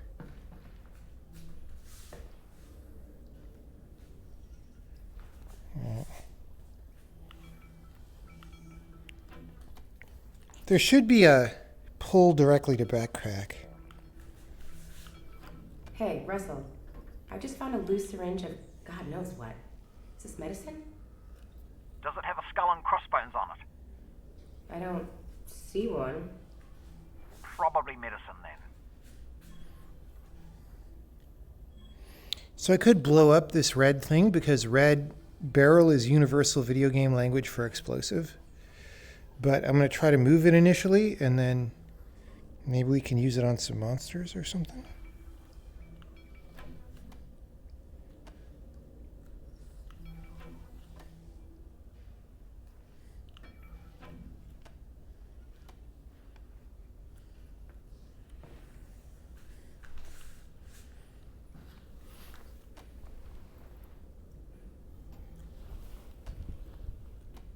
I can't. I gotta open the tripod, man. Chatka. Why is that sign in English?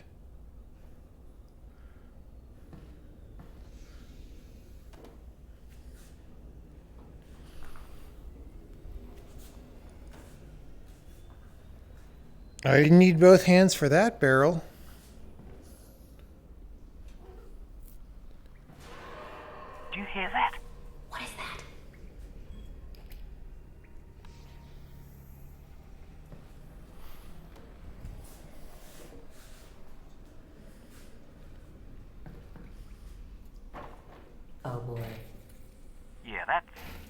way we gotta go.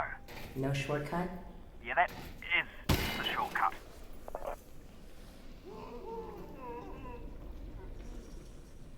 Oh, it's gonna get grabbed by the thing. Oh, man. That barnacle's on our side. It's not, though, obviously, so don't walk under. I forgot, they did that same thing in Half-Life 2 to like tutorial you.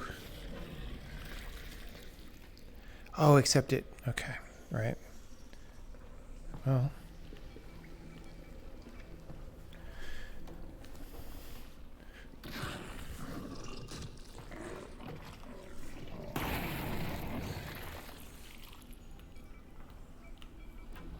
Oh, just so you know, the Russells have a built-in display. Shows you resin, ammo, might come in handy. Got it. Thanks. Oh, that's just a piece of debris to feed to that thing, I guess. Health. Worlds? Is that supposed to be ammo?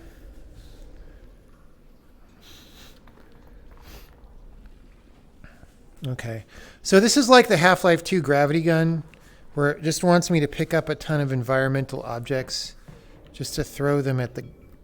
God, I hate this dude. There needs to be a setting. Maybe there is. Options. Interface. There needs to be like, how long is the flick? It's so annoying.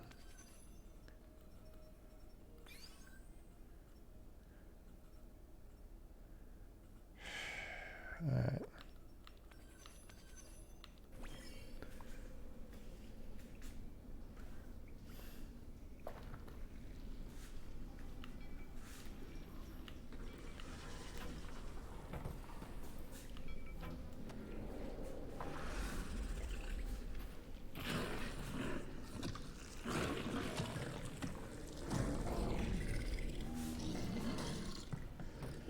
Of course, I should probably shoot them to get resources out again, but I don't know, man. Life's too short, right?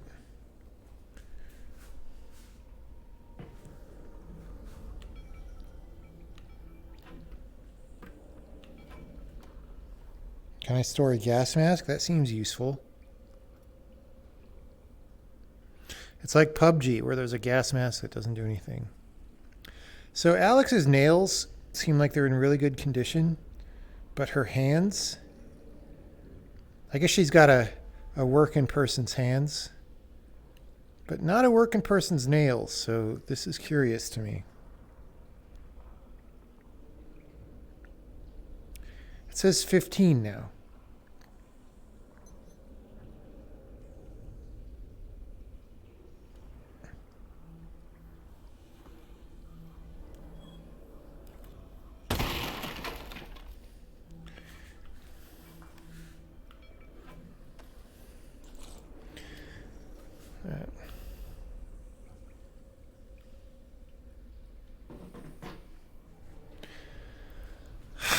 Tutorial, could you get any more obvious of what you want me to do?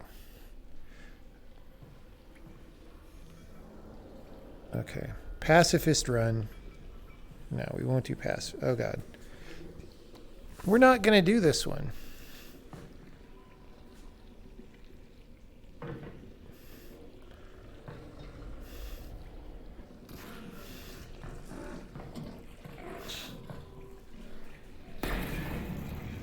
Okay, useful information is that did chain to the other barnacle, but it didn't chain to the explosive on the ground. Also, what do these handles do? Is that just a carrying handle? Yeah. I was trying not to pick it up by this because it looks like it'll do something because it's attached to this thing, but it's just a carrying handle, I guess.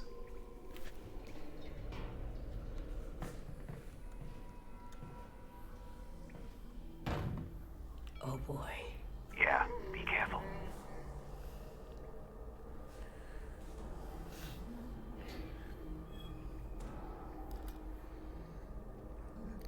It's a gas analyzer. I found in Raid a gas analyzer.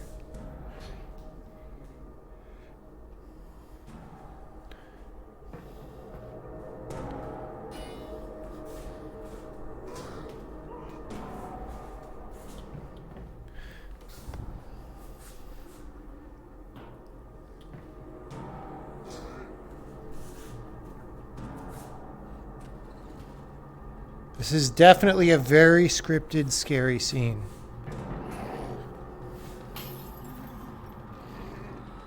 I'm waiting till he gets all the way up so that...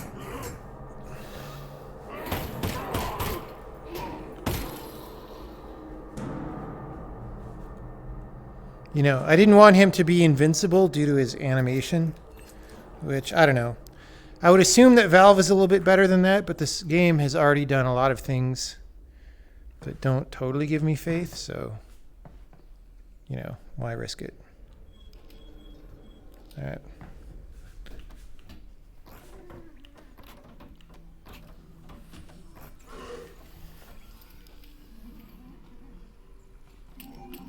Oh, chamber. You'd think I would remember that. It's a very important thing about firearms. That's cool that they did that. It's just a little more realistic. Okay. Hopefully that's not a hostile enemigo. Enemigo. Boots. Paper towels. The thing that you want is always going to be in the closed locker. I feel sorry for the little maggot bug.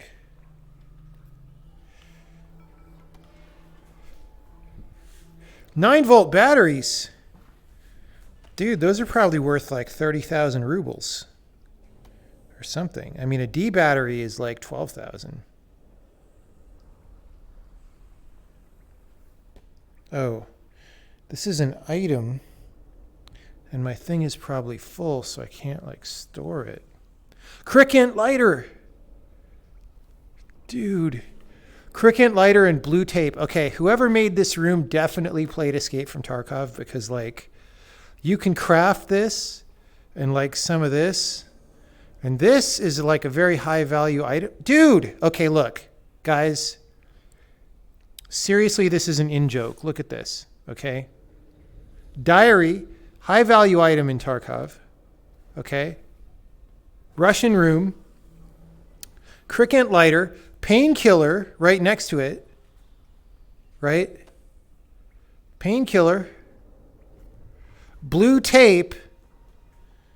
And cigarettes. And toothpaste. These should be Ds or 9 volts. And probably Tushonka, right? Well, no, it's crab. I don't know if they have crab in Tarkov. This is totally the Escape from Tarkov locker. Totally. Okay, so the video game language that we are learning is that the nice crates always have something in them. Or close.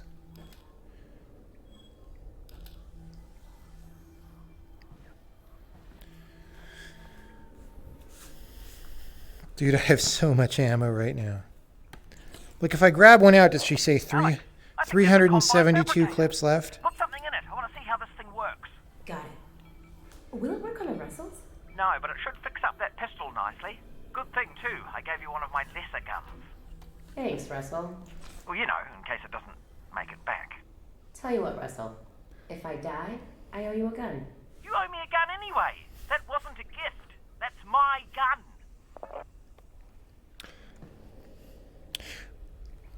The writing thinks it's a little bit cleverer than it is, unfortunately. Or maybe it's the voice direction. I don't know.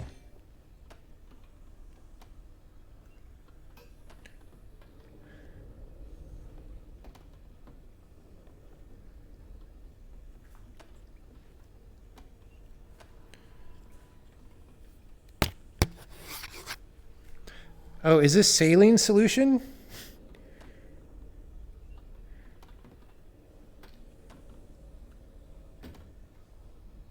No, it's glue. If that was saline solution, that would be a super Tarkov moment. Okay. I don't want to put the bug in there because I don't need it. I guess this thing is going to use my resources.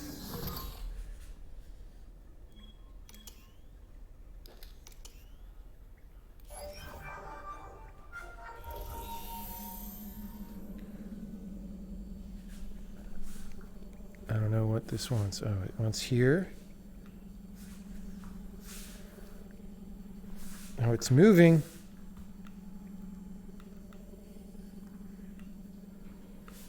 Game. What? Oh, okay. It wasn't telling me to put the thing there. It was telling me use the thing. Okay.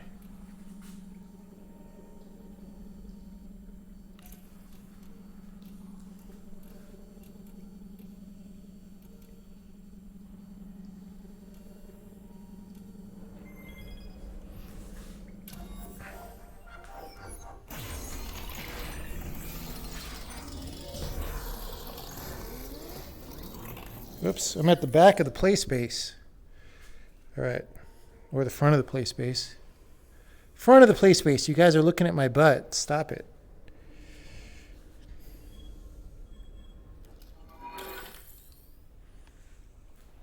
Let me, all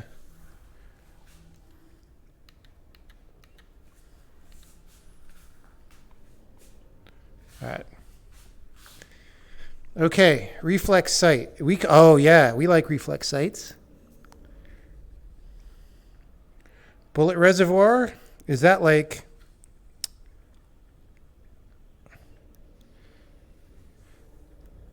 the chamber gets more than one slot or whatever? All right, well, reflex. The reflex. I want to do that, so do it. Do it. How do I do it? Is there like a...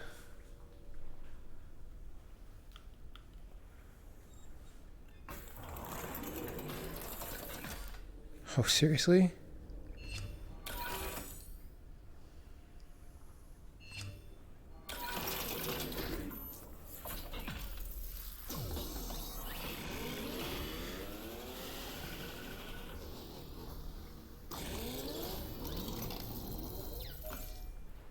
Oh, that really worked, didn't it? Huh. That's... It's better than the iron sights.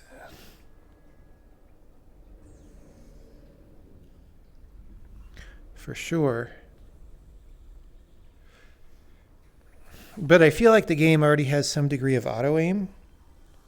So, like, I'm not sure in practical terms how much it's going to matter. In terms of quality of life, I like being able to see around the target a little bit more. But, like... Yeah, there's already auto-aim in this game, so whatever. Okay. Don't want to take a shower. Don't want to go out there, because that's a video game language. Door is shut. Oh, I bet I have to multi-tool something, right?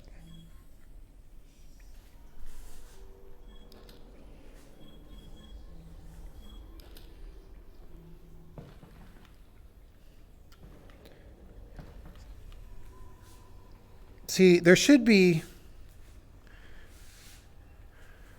more feedback on the multi-tool, even when it doesn't do anything. Like, it's kind of weird. It should feel like it's scanning more. Oh yeah. All right.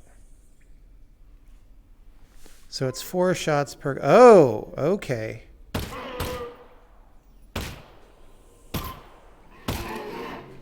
Ow. Drop a mag. Load it. Does this guy have like way extra HP? Like, what's going on? My nose gets itchy when I'm VRing, man. I don't know what to say about this. Hey, buddy. No, I wanted to go back this way. Why was it... Pulling backward on the joystick makes me go forward, which I don't like.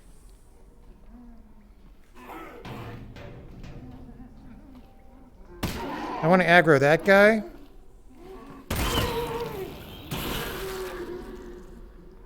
I wanted to get them both, but... All right. Are there... Ugh. Whoa. Okay, where am I in my play space? There we go. Oh, my cable is really tangled now. I gotta do this. No, that made it worse. Like.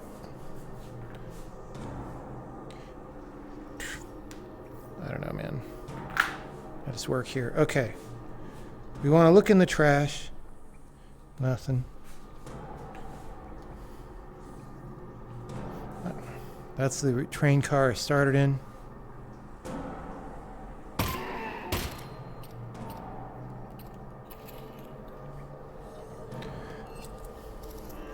I should really pull an extra mag if I'm going to start shooting guys. And I'm down to my...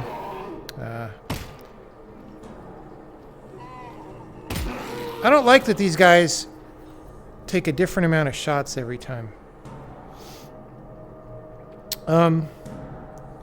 Yeah, if I'm down to 2 bullets, but I don't want to waste ammo, I should have another mag ready in my other hand.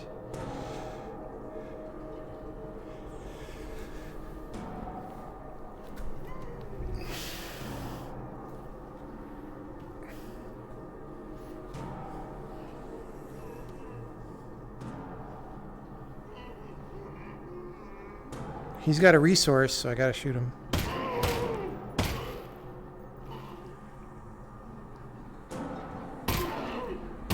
See, that was a miss right there, but it gave me a... Oh, damn it.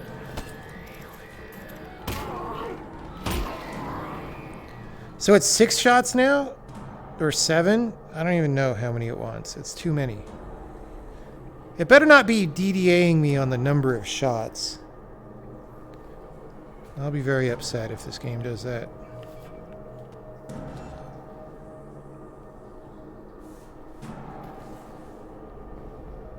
How's everything in chat? Everything in chat okay? How's it going?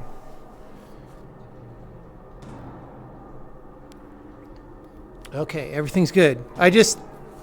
All the time I've spent streaming makes me believe that anytime I don't look at chat for like 10 minutes, like the picture isn't there, or... So is this game gonna... Alright. Can I like knock it back? Alright. Someday video games have to stop using red barrels. Ugh, that was a terrible...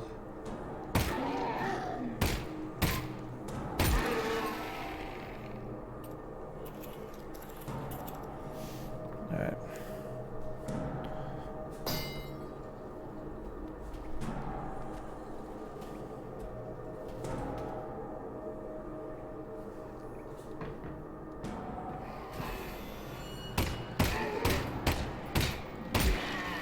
Nice shooting, Alyx.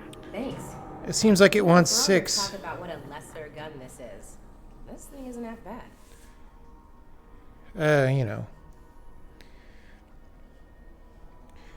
I mean, it feels like a 9mm, honestly. I don't know.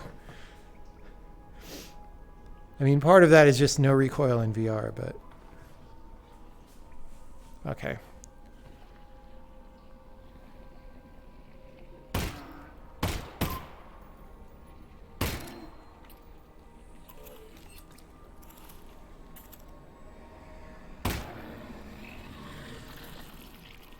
See, I didn't get anything that time.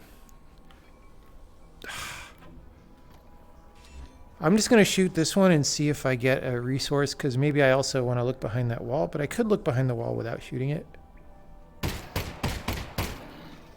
Maybe 4 would have been enough. Yeah. See, I think it's generally positive EV. How many bullets? It's like 10 bullets or 11 bullets per mag. Yeah. So in general, they want you to shoot everything. Oh, peanuts! Tra-la-la-la-la. Oh, no? Also. Great. Yeah, like they want you to shoot all the barnacles. For some reason. They think that's like good. Which I don't really agree, but okay.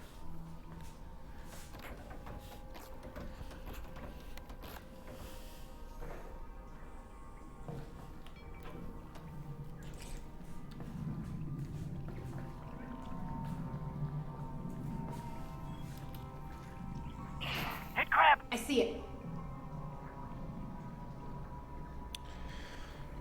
Scripted.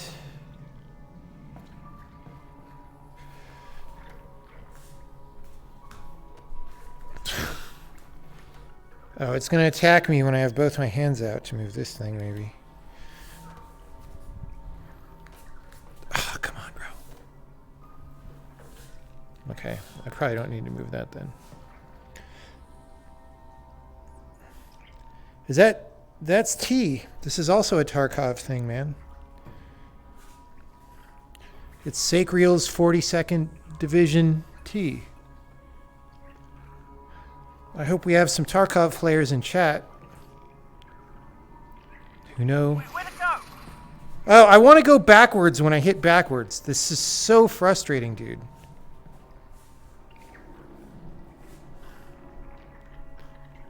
Is there a way to change that in settings? Next time I check in chat, which I don't want to do yet, let me know if there's a way I can make backwards on the stick walk me backwards. Because, like, it goes forward. I mean, I guess it just goes where you point, but, like, I want to be able to walk backward. I guess I could do this and, like, not look at where I'm pointing. It's just weird.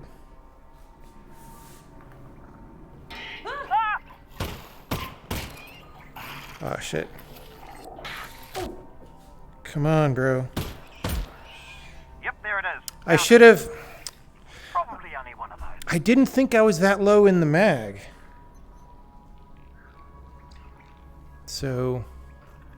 I should have just reloaded before or something. Or again, like I said, had the mag ready. For some reason, I thought I had a lot of bullets and I didn't check.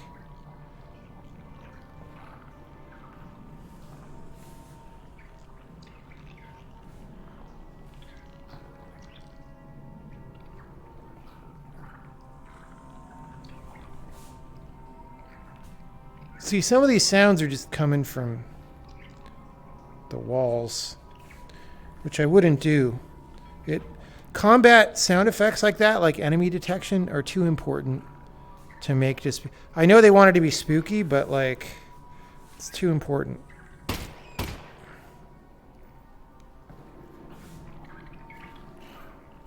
Okay, two of them.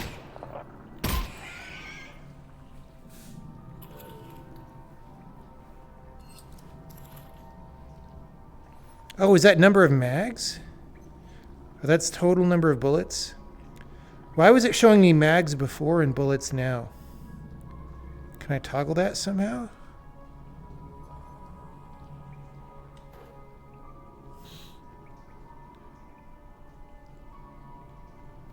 I don't know.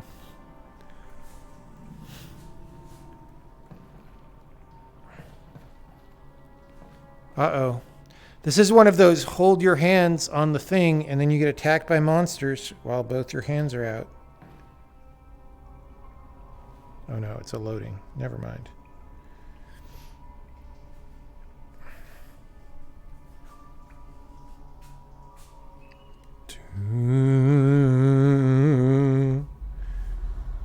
You don't press a trigger, you pull a trigger. Like what? Oh, it is a... Heard anything about Dad, Russell? No. Radio silence since he got on the train. Damn it. Well, the good news is he's probably fine. How do you know that? Because they're taking him to Nova Prospect to torture him. That's the torture place. So they're hardly going to torture him before they get there. So he's fine. Logically speaking. Oh. For some reason, I was just aiming down the circle instead of at the dot, which is not a good way to aim a firearm, honestly.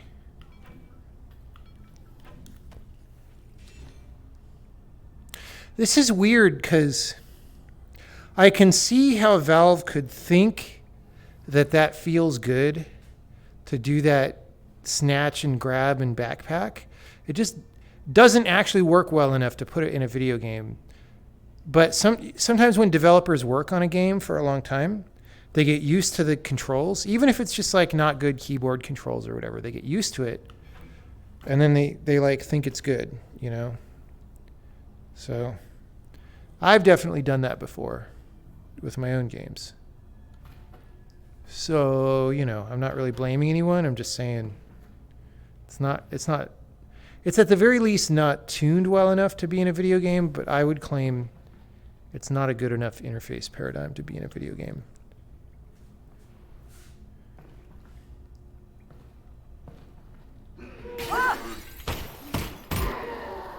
Why was that 3 shots?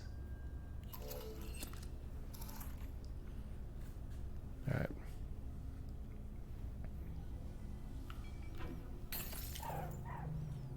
Oh, I have to. Can I like store this in the same pocket? No. All right. Well, we have to use one of these bug mashers then. There was one in the last zone, but I don't think. Oh, there is. Okay. We're just gonna. We don't really need health, but. I mean, what am I gonna do?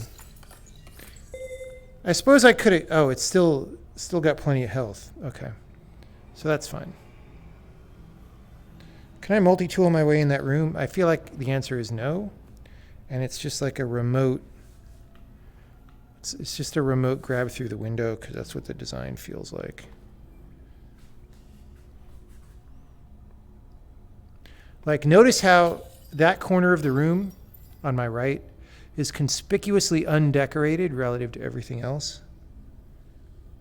Yeah, well, I guess I can walk in. I was going to say it's because you could just look in the room, and that's a place that players don't see as well, but apparently you can just come in here. Okay, I want this floppy disk. That there is a floppy disk. We used to store information on them, with magnets, if you can believe it.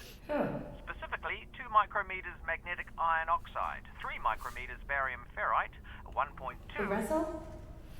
How do you know all this? I'm reading it here on my computer. I downloaded the internet before the war. You downloaded the entire internet. Most of it. Nice. Yeah, it is. Actually, no, it isn't, because almost all of the garbage on the internet is not worth saving. Okay. Okay. It's July. Notice to employees. Did I do these? I don't think I did these. Come on. Hand tracking. Hand tracking. Okay. I have to go search this for cricket lighters and blue tape as well. Or duct tape. Or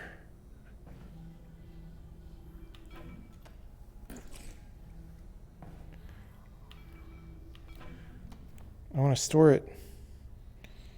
I want to put it in my backpack. Nope. Okay, so question. Can I put partially expended mags in my backpack? No. That kind of sucks. Backpack only stores full magazines. Well, thank you, game.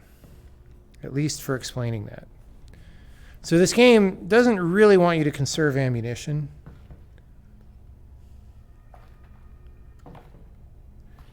It's just going to keep giving you ammunition if you run out. Okay. It wants me to gravity glove that stuff together? What does it want?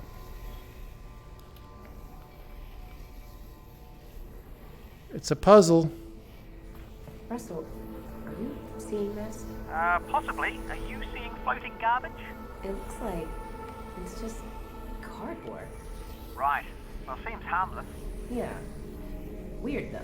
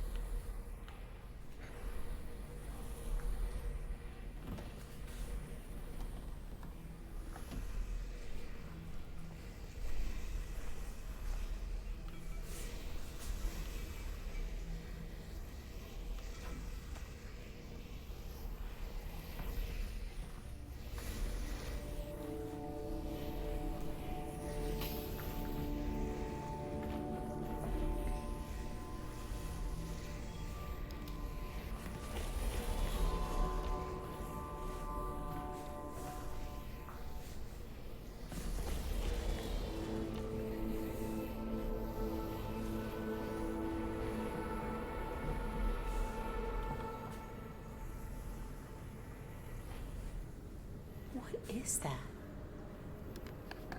It's Bubba Joe's place. Okay, I need to find a code.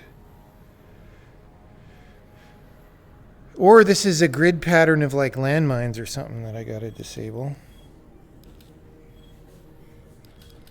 Let's go back.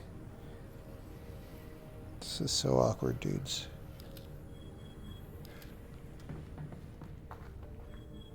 Okay, I guess I missed my chance to multi-tool this.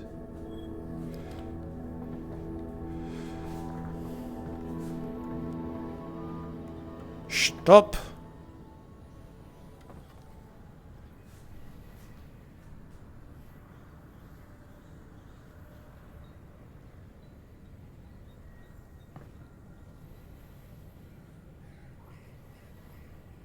Stop.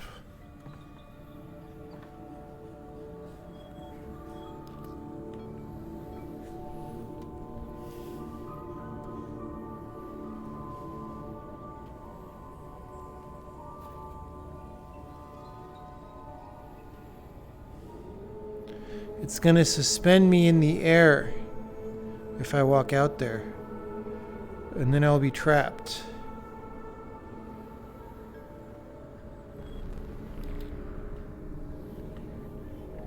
There's a bunch of cardboard in there. Or maybe it's a way that the alien messages get made. Secret messages. Okay. So these squares have a bunch of codes. A lot of them are different.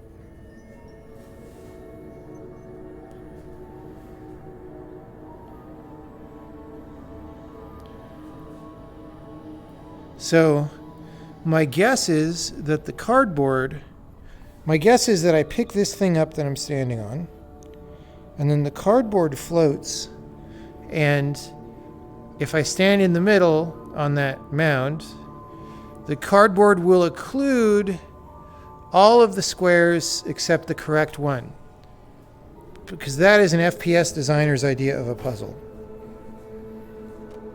All right. Oh, I've got to use this. Whoa. More floating cardboard. More floating cardboard. Okay. Well, it didn't do exactly what I thought. Oh, it's...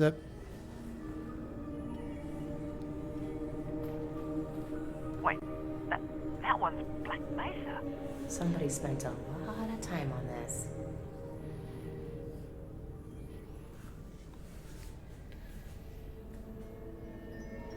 Okay. This is definitely in...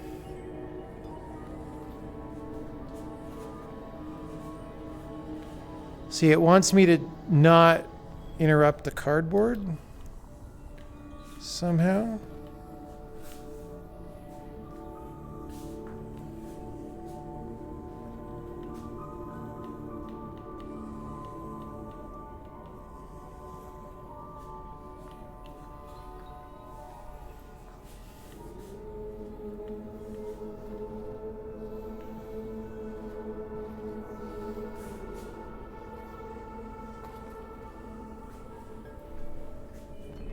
Oh, come on, game.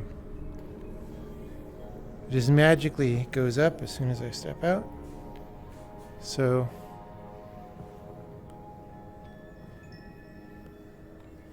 Well...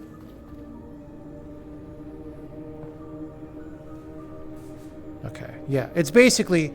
There wasn't enough cardboard to occlude everything, so instead it's focusing. So, it wants me to stand in the place that makes an eyeball.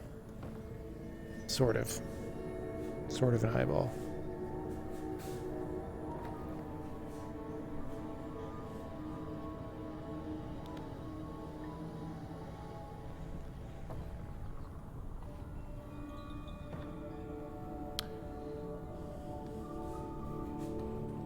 So, if I were the game designer, I would make a place where I could stand perfectly. Seems hard to find.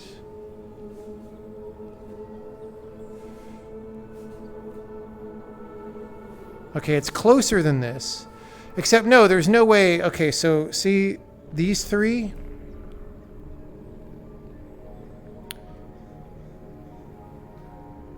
Those sort of want me to be further to be perfect, but then these three on the right. Well, no. I'm pretty convinced there's no exact lineup. I think it's approximate. So it's that one. It's fourth from the left, or third from the left on the top, and second on the bottom.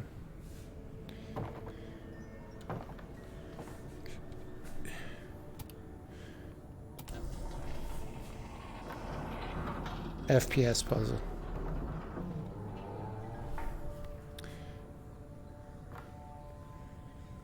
Attention, please.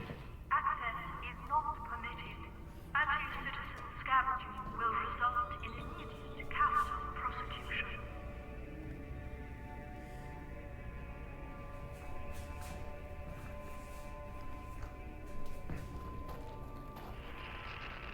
Alyx, you all right? What's wrong? I'm fine, Russell. What's up?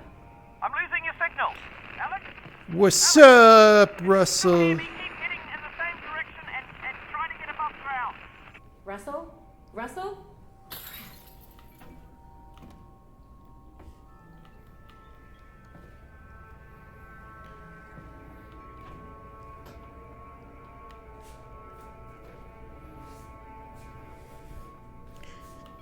Okay, this brick probably does some damage. Even though, because controllers can't be heavy in VR, it feels like a piece of styrofoam. I am taking for granted that this is supposed to be a brick. This looks pretty good, honestly. As a video game, I don't know, something about the way they have the lighting set up and stuff here, it looks pretty good. I'm going to assume that I cannot multi-tool this. But let's try. Yeah, no. Dude, this pipe tool is a huge downer. It's like you introduce it and then don't use it for like a year. Although I feel like now that I'm saying that, they're going to make me use it.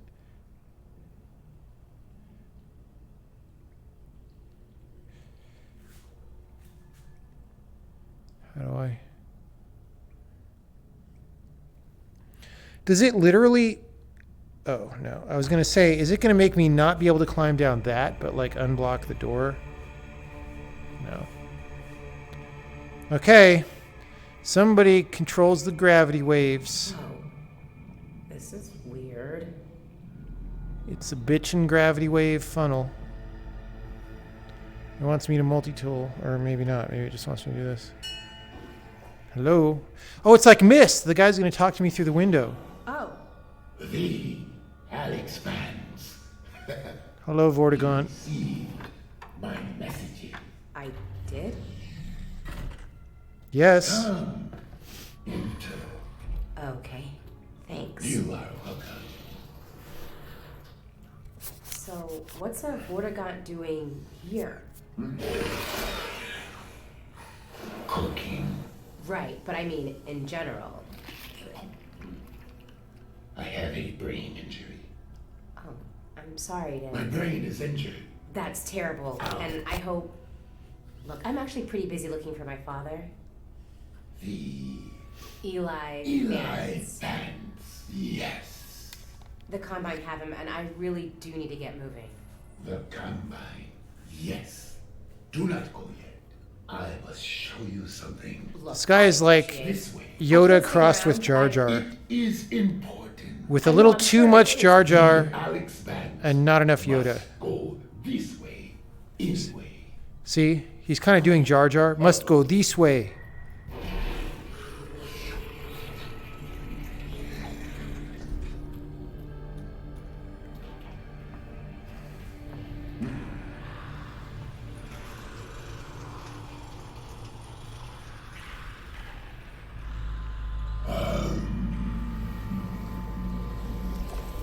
The Combine and other of my kin.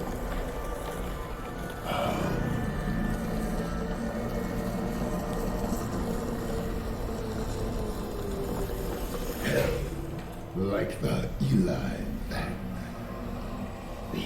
Alyx Vance. All right, we'll rescue him. Free them. I Sure. would help. I really would, but the Alyx Vance is honestly very busy saving her dad. You will not save him. He is dead. What? Or he will be. Is or will be? It is a matter of perspective. But Alyx Vance alone cannot prevent his fate. Look, thank you for everything, but I really have to go. And I'm sorry, but I really don't have time for riddles. No riddles. The Combine drilled here. I am severed from the vortessence. I am alone in my head. I'm sorry. Look, if I can, if I run across your friends, I will see what I can do. You have saved my kin. I haven't. Then you will.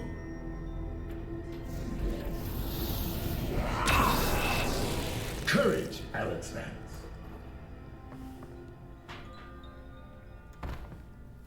I'm starting to get VR headache again. But I feel like there's a loading zone coming up, so we'll take a break at the loading zone.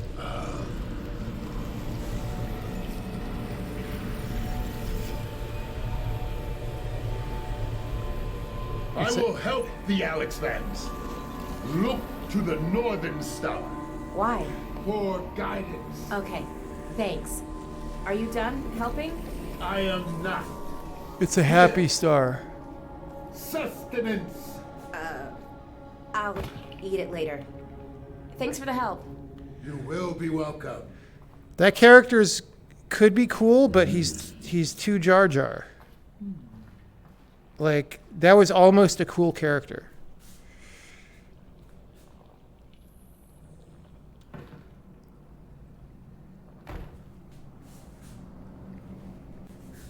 Loading. All right. I'm getting VR headache for a bit. Oh, you guys are looking at my butt again. How's it going, everybody?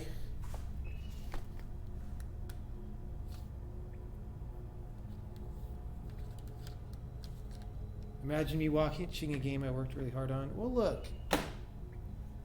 Here's the thing about me that you should know about me. Right? I mean, first of all, when I make comments like these, I'm not doing it just to be snarky. Like, these are my honest opinions of what I see. And they're the same kind of opinions that I apply to my own games, right? So this is the way I think about my own things.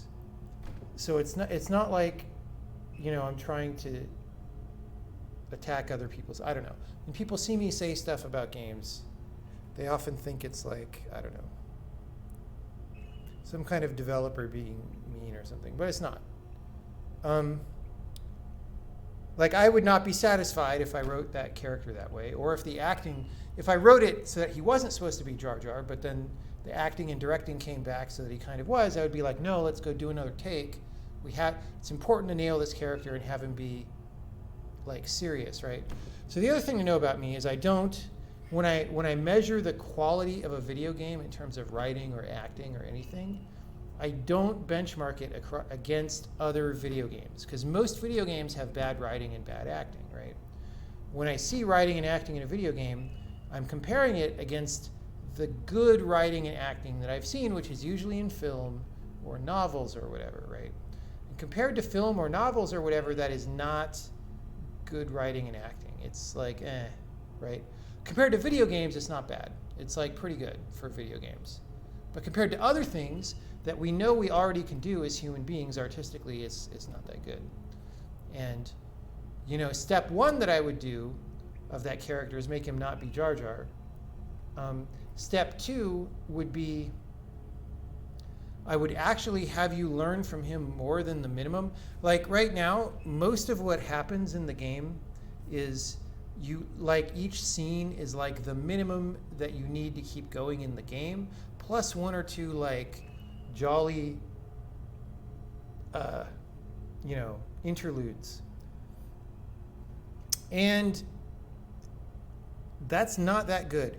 Like in writing, you always want to do as much as you can at once, right? So you want to have the information about what is happening in the game, but you also want to lay down as much else as you can. And the game isn't quite doing, it's sort of doing that. It's like, okay, so the Combine are sort of like, lobotomizing the Vortigaunts or whatever. That makes sense. But like, that's not that much to learn in that scene. You like want more, in my opinion. And games are not really good at that, so fine. But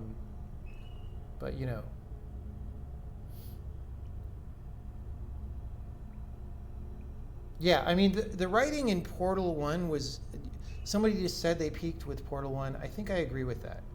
I think the writing and the acting in Portal 1 are the best of any Valve game. For sure. We'll see. I mean, we're still early in this game, so we'll see where it goes. There might be new characters, whatever. I'm obviously, though, or not obviously, but honestly, I'm starting to get a little tired of the game already because I haven't found the interesting game yet, right? Like, I'm in VR, I'm putting on this headset, it's been like 2 frickin' hours or whatever, and like, I'm not really doing anything that I can't do better in a mouse and keyboard game. Like, there's a little bit of coolness with the looking around for items, but that hasn't been interesting yet.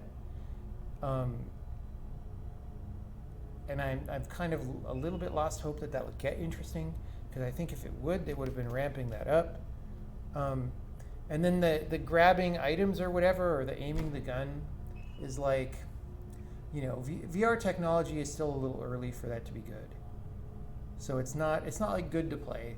It's not like, and it's not really, like doing this with your hand is gimmicky, right? The good thing about VR is like full body tracking and using your body in a full body way, like frequently, right? So like Beat Saber is the start of being good in VR, right? You want to be, if you want a good made for VR game, you want to be more embodied and more analog than Beat Saber, because Beat Saber is years old, so you should be able to do better than that by now. And this game is not that. This game is less embodied than Beat Saber, maybe because they're targeting all sorts of play styles, including fully seated, which I would not do if I was making a VR-only game. Who knows? You know what? I actually, because I'm getting a little VR sick, I want to take like a 10-minute break before getting back in. So maybe we'll do some questions. I'm gonna get my chair out. We'll switch to the good mic for a bit, and then we'll go back in the game after a little bit. But I'm starting, like, I feel like we're kind of mostly done with the tutorial. There's gonna be a little more, I guess, but I feel like we're done with the basic tutorial and we kind of know what the game is, and then it's just gonna add more. And what is here so far does not really satisfy me in terms of gameplay. Like, I don't want to play 40 hours of what I'm playing. I don't know how long the game is. It's probably shorter than that, but I don't want to play many hours of what I'm playing, because it's very, like, the kind of game that I don't like is the one where you do rote actions to make your way from cutscene to cutscene, and that's like exactly what this is. So we'll see. I mean, I'm sure a lot of people like this style of game. So again, when I say I don't like the game, you shouldn't take that to mean that you won't like the game, obviously. You shouldn't take that to mean that I'm saying that other people shouldn't like the game. No, it's just my personal opinion, and different people like different things. So by all means, if you think you would like this game, go ahead and buy it, because, we want to support people doing new work. This is definitely, it's trying to push on VR technology a little bit. That's worth supporting with money if you want VR games to improve. I don't think it's doing it in the right way. It's not doing it in the way that I would do it. But at least they're working on it, right? Which is a lot more than you can say for a lot of teams. And so, even if you don't like this kind of game, it's probably still worth buying it and supporting that, right? So I'm not, I'm not saying, you know, that's all. I don't want to get too repetitive, right? It's just these are my honest feelings about what I'm playing right now, and could change at any minute if the game turns a corner or whatever. It's also worth saying, by the way, that I'm a 48-year-old dude who's been playing video games for literally 42 years, 43 years, right? And so a lot of things are old to me that would not be old to other players, especially younger players. And so all this stuff might be totally fine to someone who's 20, right? And hasn't played as many video games for as long. So you have to take that into account as well. Part of me being old and grumpy is me being old and grumpy, and should not apply to many players. You know, that's all. So I could see why a lot of people would like this game. I'm still waiting for the good part, is all. And the reason I say this too, right? I'm trying to uncurl my finger. The reason I'm saying this also is that Valve used to be the company. Like, if you might say, oh, don't you have really high expectations? Valve used to be the company like id. Like, Valve and id were the two companies where anything they released was gold and was super awesome and like redefined the standard of what video games were in different ways for each of those companies. But like, you know, this isn't doing that. This is like, okay, it's a video game that's kind of more like a real video game than the other VR games that I've played. It has more of a budget, obviously. It has more work put into it, but it's not like redefining anything. It's not really setting a new bar even, because honestly, Beat Saber is more fun to play and more interesting to play. Space Pirate Trainer is kind of more fun to play. I mean, it's also kind of shallow, but like the half an hour that I played Space Pirate Trainer and then was done with it was more engrossing and more fun than this game has been so far. But we'll see. You know, it could change. We'll see. The other thing, yeah, I don't know. Valve is weird. They don't really believe in game design in the same way that I do, so it's not that surprising that I wouldn't like a game that they designed. They have very different thoughts about what game design means than I do, so that's okay. Don't I feel like the dialogue is so much like Firewatch, sarcastic, like the Campo Santo devs did all of it? Oh, maybe that's what it is. I mean, what I was thinking was, it feels like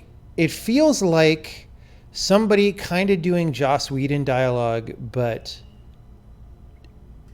at a level of 7 out of 10 in terms of they're not trying to turn it up as high as Joss would or whatever. You know what I mean?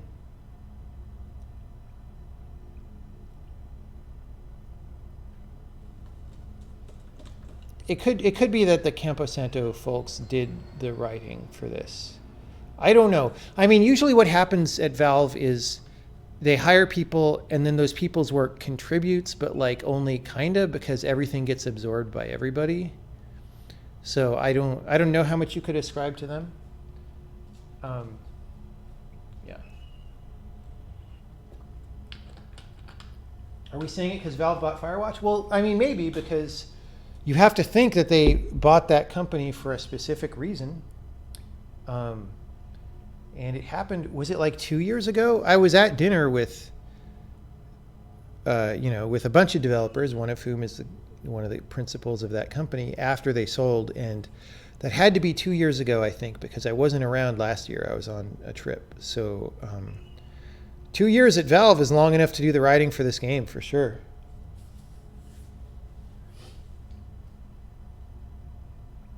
Yeah, by the way, when it comes to me being grumpy about video games, I won't even play Doom Eternal. It just looks so bad. So at least this one, I was interested enough in to try out. Doom Eternal, I'm not even going to try. I'm sorry, anyone who works at id, if you watch this, but it just doesn't, I can't do it.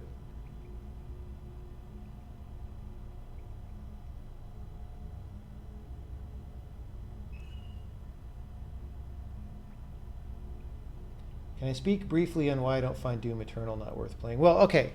So keep in mind, this is just based on me going on Twitch and watching people play it.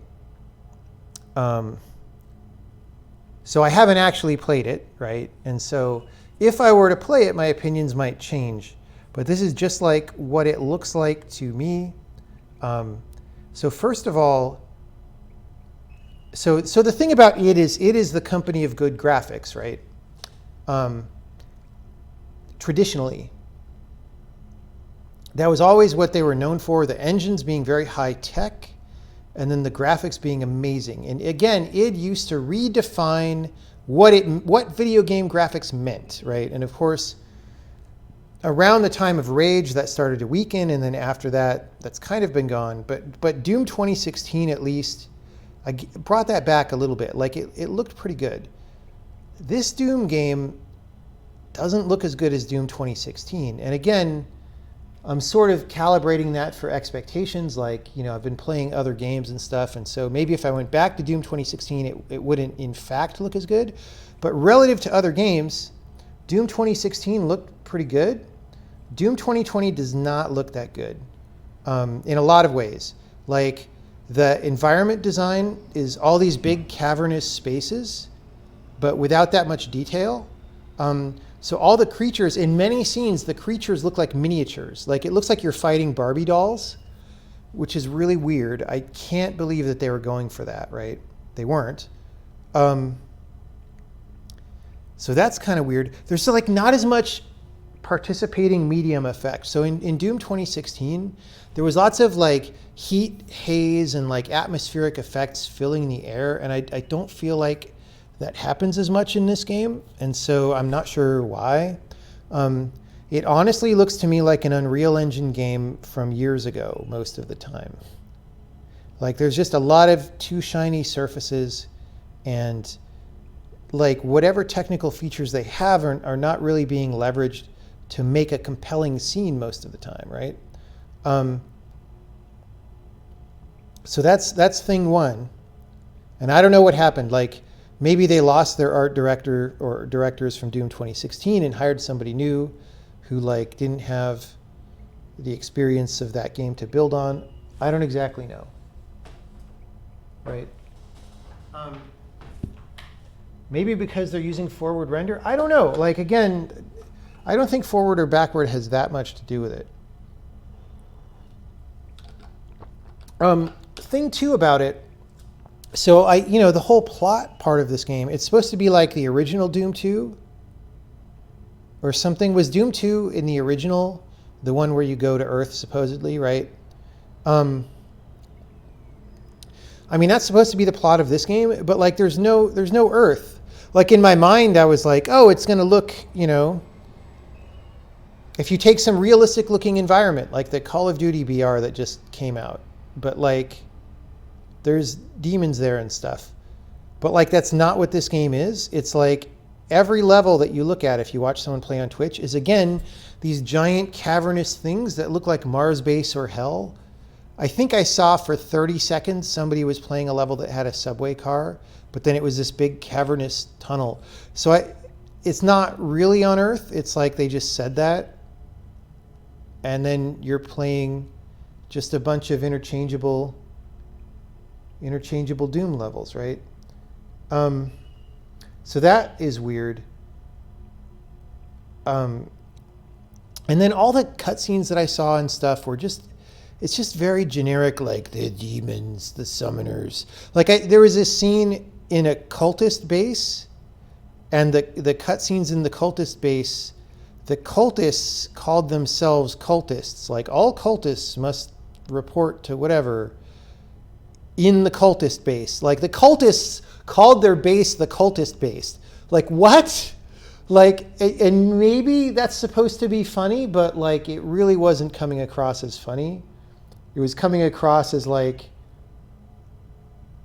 it didn't come across as tongue in cheek.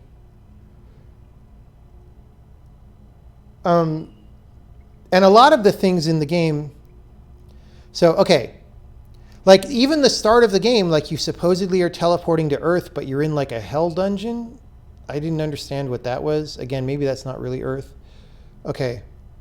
Here's my opening scene, all right, guys? If I wrote Doom 2020, here's what it would be. All right, you ready? Opening cutscene, not really gameplay. You start out, the camera is at Mars. It like makes its way over to Earth. Earth looks totally fine. You zoom in, you zoom in. You're down in like North America or Canada. And you zoom into like, I don't know, Beverly Hills or Hollywood Hills or some rich guy's house, right? And he's like on the phone, kind of being a rich guy dick, kind of like in a Quentin Tarantino movie, right? And the guy is there to install like his Tesla Powerwall that he's been waiting a year for, so he's really testy, right, to the service guy. But it's an Argent Energy generator, right? It's like, but it's, you know, it's the Doom universe version of the Tesla Powerwall. And he's like, oh yeah, finally you're freaking here. And he's like on the phone and talking to the guy. And then he says, oh, Jeeves over here is going to be the guy. I don't get my hands dirty with this stuff. So Jeeves is going to like operate the Argent Wall. So, tell him, but I'll sort of be paying attention while I'm on the phone. And he's like arguing, he's like haggling with a car dealer over the cost of a used car or something, right? And he's like, why the hell did it take so long to deliver the Argent Wall?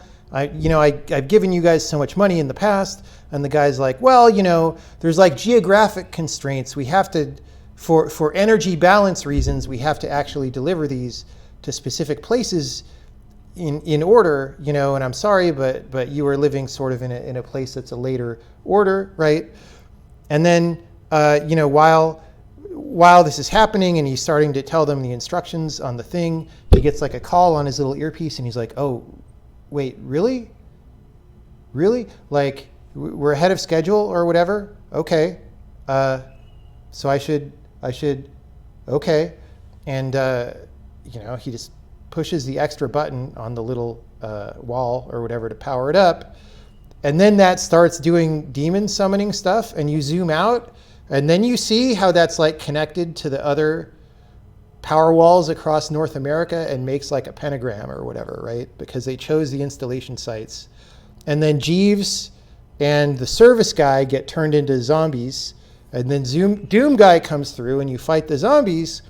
And then rich guy is like, oh, dude, I'm glad you could save me. And then he's kind of your annoying human guy that you have to deal with as you go around the pentagram to like try to shut down all the Argent walls. But the demon infestation gets worse and worse. But you have a progression over the course of the game where in the beginning you're like fighting these guys in a, like an upscale house or something, but that feels human scale and interesting. And then at the end of the game, it's like more like, hell on Wall Street, right? And stuff like that. And you'd have, it would be kind of like Robotron, where you have civilian humans who you want to save the last human family, like in the level while fighting the monsters. Now, of course, I think one of the reasons they didn't do that was because the gameplay that they did, they kind of wanted big open spaces, but I just wouldn't have really done that. I would have changed it up a little bit because it doesn't feel good. And the other reason is I think that honestly they didn't work that hard on these things. Anyway, so that would have been my version of Doom 2020 if I had made it, and it wouldn't have as much Mario stuff in it. I mean, the Mario stuff is fine, but it needs to be more integrated into the gameplay than it is.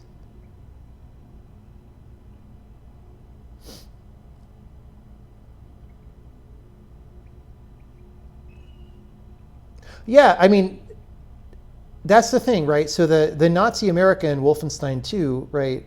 I played the first Wolfenstein. I didn't play the second one.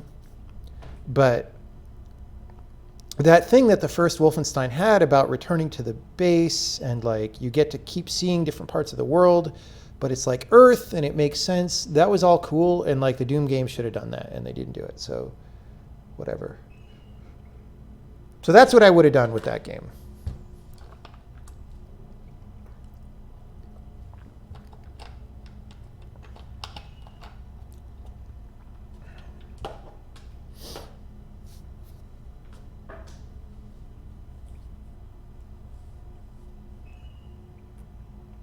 Been playing Steven's Sausage Roll. Thanks for putting it previously. Yeah, Steven's Sausage Roll is a great game. If you haven't played it, I highly recommend it. It's a difficult puzzle game, but worth it. The Sausage Tower is a hard level, but once you get past that level, if you fight your way through it, there's a trick to it. You can get to some really amazing stuff. Maybe they didn't really work that hard, and it might be a bit reductive based on how much design has already been documented. You can't have strafe combat in closed spaces. Yeah, you can. No, the Call of Duty BR totally has strafe combat in closed spaces. It's fine. Whoever says that just didn't work that hard on the problem. Plenty of games do it now. Tarkov does it. Call of Duty does it. You can't say things like that. There's too many existence proofs.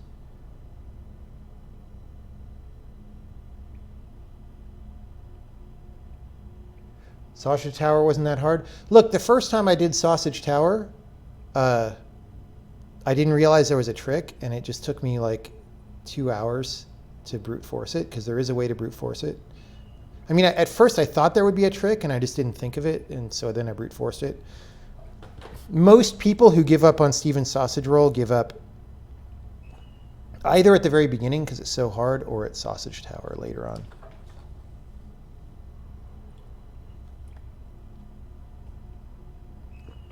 Keep in mind, you're also going a lot slower in those games. Yeah, that's fine. I mean, honestly, it's fine. Like, look, you can... The other thing about strafe... So, you know, part of the theory about having the Earth get more destroyed at the end is you have it be bigger and more open as it goes on. Because you have big holes blown in walls and whatever. So, like, having combat be less crazy in the beginning is maybe fine. I mean, again, I can see why you wouldn't want to do that as a designer. But I mean, I can see why you would make that decision, but it's just not, like, the world that they made is not compelling. So you got to take some steps to make it more compelling. I mean, maybe you would come up with some human scale or some things that would feel like human things, but that have really big doorways everywhere and stuff. That would be fine. I mean, to be clear, the frickin' vaulty scale stuff that they have is way bigger than you actually need for strafe gameplay. Because it goes way, way higher than you need. It's just like they're trying to be impressive a lot of the time. And so I would have toned that down. Because it's not impressive if you do it 100% of the time. You know? Like, a lot of the levels remind me of Infinity Blade for some reason, too. Is the second to last puzzle in Steven's Sausage Roll able to solve it in an incorrect way where you can't progress after? I don't know. I don't know. You meant the particular strafe classic combat they were going for can't be done something like a house. You could. You just change the house around a bit. It's fine. Like, it's a rich dude's house. It's got a big open floor plan with like a big stairway to upstairs. It's fine. You make it work. No, these aren't actual spoilers for Doom, because this is my made-up version of Doom. This is not actual Doom. We are not spoiling actual Doom right now. Actual Doom does not have Tesla power walls in it.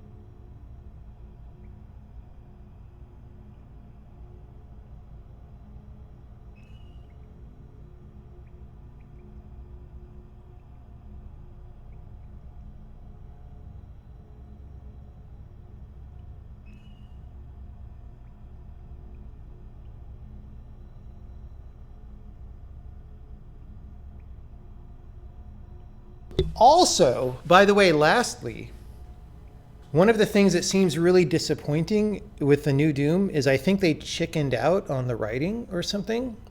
Or maybe it's just not really in there. So like in the demo that they showed way back, it was like a year ago or something, you know, they had like their snippy like hologram recordings that say the funny things when you go by them.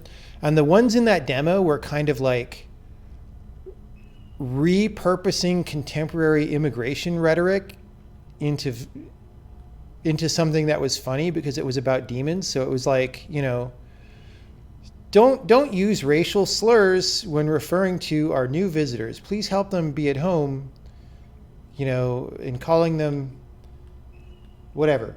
And I don't know if most of the stuff that I saw in the game just happened to be not a little bit smart like that. Or if they got too much grief on Twitter for it and chickened out and decided to pull that stuff from the game. Because the holograms that I saw when streamers were playing through it were much more neutered than that. You know what I mean?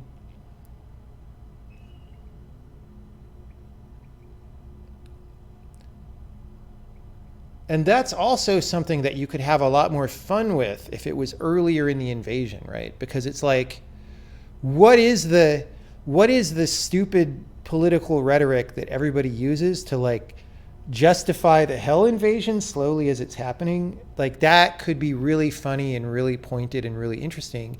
And I don't mean as actual serious political commentary, right?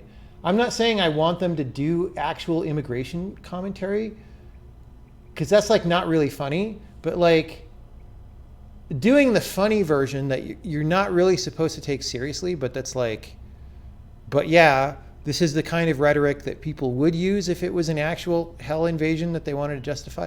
Like, you know, like NAFTA kind of rhetoric or whatever. Like, look, a rising tide raises all boats. Everybody's gonna, you know. Demons want to work hard in the factories generating Argent energy, just like everybody else. You know, Americans don't want to work in the Argent energy factories. Like something like that, right? They should have, like, and instead I play it and I just see a bunch of like the dominatrix creator, don't stab the heart because we can't control the giant summoned golem. No. Like, you know, like they had such an opportunity and I feel like they just chickened out. And maybe that's what happens because you're owned by Bethesda. I don't know. Yeah, I haven't played it. I've watched streamers play about an hour of it in different parts. I like flicked around between different streamers and watched them play it. So there might be funny stuff in the game still, but no, it's not. It wasn't Dominatrix Creator, but I can't remember. There's some like, you know, half cyber, half supernatural priestess lady in cutscenes who like is called something Makegear with a Y, or it's like so not good.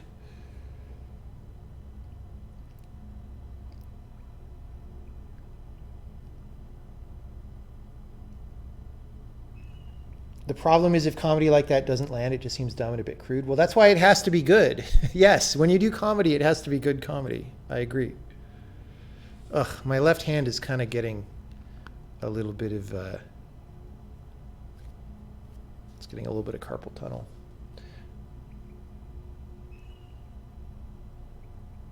Do we really trust id to make it clever and not just flat? Well, I mean, some of the stuff in Doom 2016 was pretty funny. And some of it wasn't. And then the hell demon dialogues that were like, and then the Slayer was really mean to the demons. That part was terrible.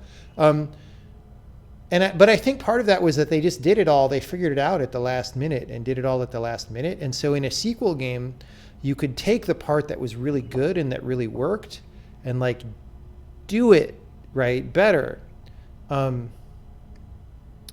You know, like, okay, so basically, and they had good role models. Like, basically, you want UAC to be like Omni consumer products from RoboCop. Like, that is exactly the model. It's the 2020 version of OCP from the original RoboCop, not the new crappy RoboCop. Like, you just take that attitude and you do it, right? Like, that would have worked.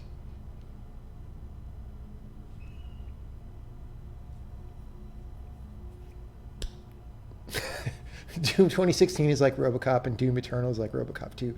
I don't remember RoboCop 2 that much. Isn't like RoboCop 3 the really bad one, though? RoboCop 2 was supposedly the one that William Gibson co-wrote. RoboCop 3 is the one where RoboCop flies, right? After you've read Calvino, a lot of other writing becomes boring, someone says. I don't think I enjoy most video game writing. Yeah, well, I mean, Calvino is an amazing writer. I mean, even reading him in translation, right? But so many writers are good like that in different ways. And yeah, once you've read them, you just can't do video game writing, in my opinion. Like, it just doesn't go to the same place that those writers go to. And I'm just, you know, I want video games to go there. Doom 3 will be the one where Doom Guy flies. I mean, Doom Guy already kind of flies in Doom 2020, honestly.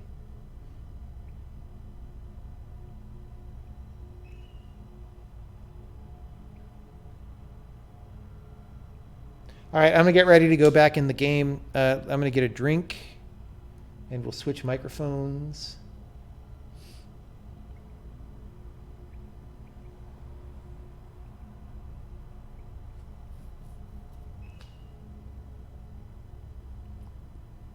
Yeah, there's too much. The other thing about Doom 2020 is there's just the demon mutilation part. It was too much even in Doom 2016, but they decided that that was a successful part of the game and leaned into it. And I don't want to see demon mutilation on my screen for 40 hours. I'm just not interested in it. It's gross. I don't want to put that into my brain. And it's gross that they think that I would be excited enough by that to do the same demon mangling animations for many hours. And in fact, I said that about Doom 2016. If you're able to go back and find the stream, that was exactly my comment about that. And they leaned into it, and they have even more. So, like, it's gross. And, like, some of the stuff that was weird and didn't totally work, they didn't really improve. So, like, the fact that the monsters, like, glow in a grid, a super bright grid, when it just looked not right in Doom 2016, and it still looks that way. I mean, it looks a little bit better now, but it's still out of place in the same way. Or like the way you do the so-called glory kill or the chainsaw on a monster, and he breaks like a piñata and all these things come out, like that was never really that good. But they leaned into it. Like, the part of it that was good was sort of about fighting forward and getting resources, but the breaking like a piñata with stuff coming out was never really that good. It was always kind of awkward and kind of not, it was kind of immersion breaking and weird, and they just kept it, right? That's why I sort of say they didn't work that hard. They kept exactly the things that were not totally good without trying to make them better. How about the rain saw chain bow? I mean, I don't know what you mean by that, but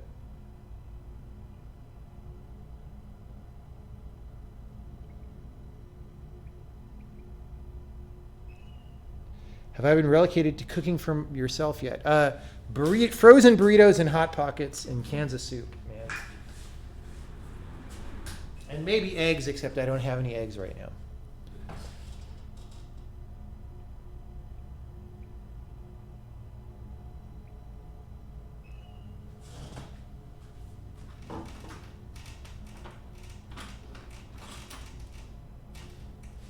Anyway, so again, just like I said for Half-Life Alyx, you know, I haven't actually played Doom Eternal. If I played it, I might actually like it. But I just don't want to.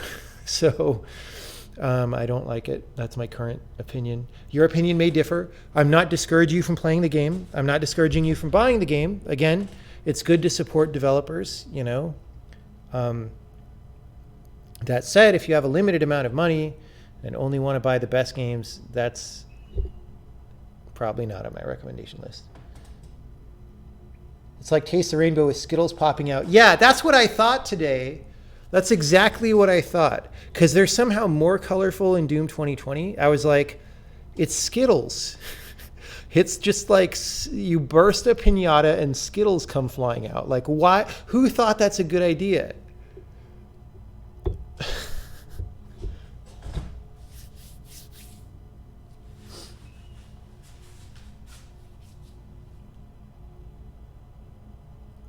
Whenever you visit, you seem to get washed out with the raid. Well, we're not going to end the stream for a little bit still. I'm going to go back in the game and hope my VR sickness is done and we can keep going.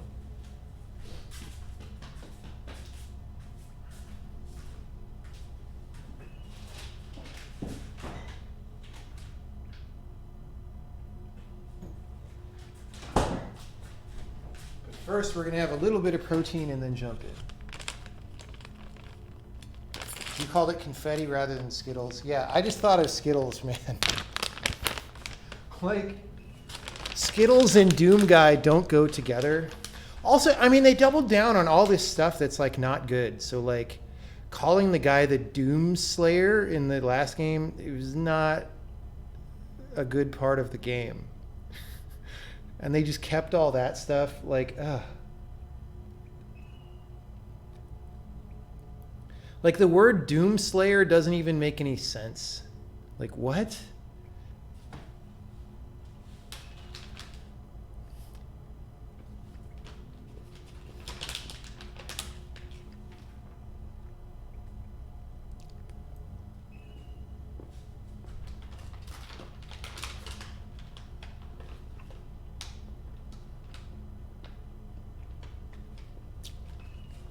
You weren't playing Doom when it first came out. Look, in the original Doom, the guy was a space marine, and he was the only guy from the squad who survived, etc. And now he's like an angel or something from a troop of angels who are like space marine angels who wear techno armor even though they're supernatural beings. Like, what? I don't even understand what they're going for or why. It's like Doom has always been kind of a techno beast game. But like, I think if you write the story for that, maybe if people know the lore, it explains why it's techno beasts and techno angels or something, but it just doesn't make any sense. To the limited degree that I understand the story, it's not where I would have taken. It's not. Why is he a freaking angel dude instead of a space marine? Like, why is that a good narrative choice? I don't know.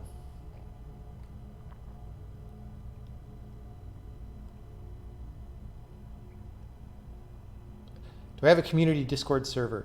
There's a sub-only Discord. It's just for fun. Maybe we should make it a general Discord. I don't know. But right now it's sub-only just because Twitch gave us the ability to do that, and we were like, oh, let's do it. It'll be fun.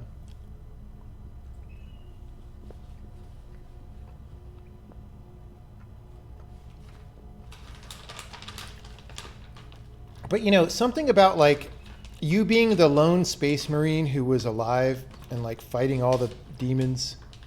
I mean, that was ridiculous. But it was ridiculous in a kind of like an Ash from Evil Dead kind of a way. Like it's ridiculous because it's an extreme of a common story or something, right? Like, if you're just a supernatural angel dude who was sent to Earth to fight all the demon monsters, except apparently not. Like in Doom 2, you're not supposed to do that, and you're being rebellious. I don't frickin' know.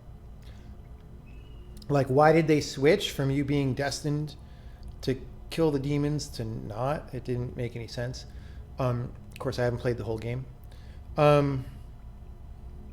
It just doesn't, it's like not, it removes the thing about it being ridiculous and excessive all of a sudden. You know what I mean? Because it's just weird now.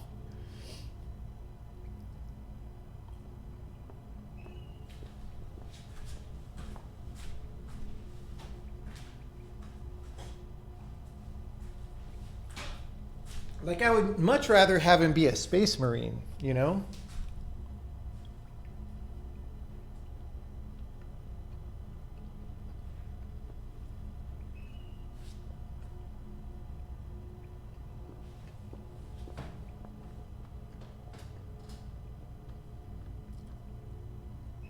Wait, you learn he is just a human space marine? But what about all those Sentinels dudes? Were they human space marines? I don't understand really at all. I have played Dwarf Fortress.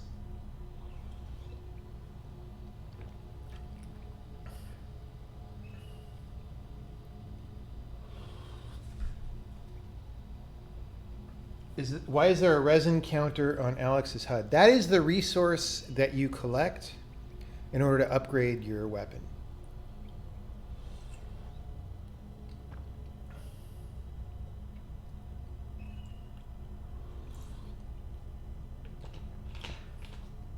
All right, let's get back to gaming. The game has upgrades. Yeah, we did one already. So when I get back in, I'll get out the pistol, and or if you were watching before when I had the pistol out, it has a reflex sight on it now, which we didn't have at the start of the game. We were using iron sights at the start.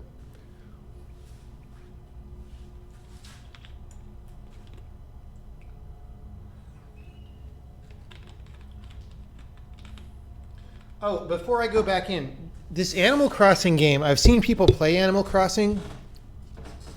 It looks honestly quite tedious because the game looks literally like a to-do list where you just fill out all the to-do items.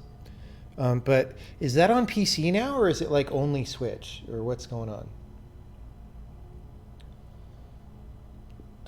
If it's Switch only, I can't play it because I brought my Switch into the office and then someone borrowed it from the office, and now there's COVID disease everywhere, so I can't get it back.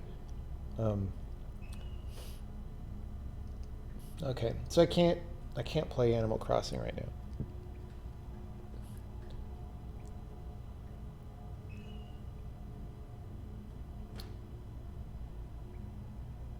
I mean, I just don't have the console for it, folks. Can't do it. All right, let's do some more Half-Life.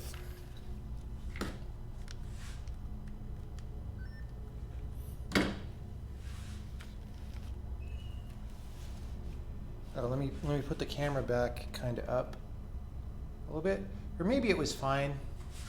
Maybe that's a better angle than how it was. Oh, let me change the mic. Otherwise, you won't be able to hear me being grumpy about the game when I'm further back. Okay, testing, good. All right. So, I can put this mic away.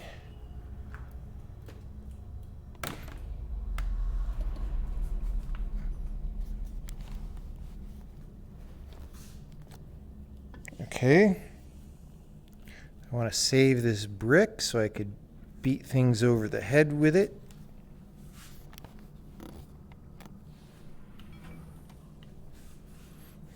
Oh, I want that in the other hand. This is not the right way to hold a brick if I'm going to throw it. Alyx, the signal's back. Can you hear me? Are you okay? Russell, I'm good. How's Dad? They've got him on the train. He's on the move. You've got to find Fairview Junction. I want a flashlight. I'm working on it. Oh, poor little guys in body bags.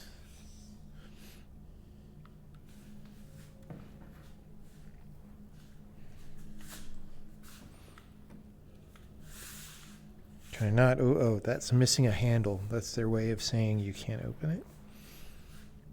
Okay. That's where I came from, I guess. Is that a thing? No. So these definitely have a lot of specular. They've got enough specular that it's aliasing. That's probably why they didn't do it that much, is because of the aliasing. But yeah, actually this scene has tons of specular, whereas the intro scene didn't. That's weird.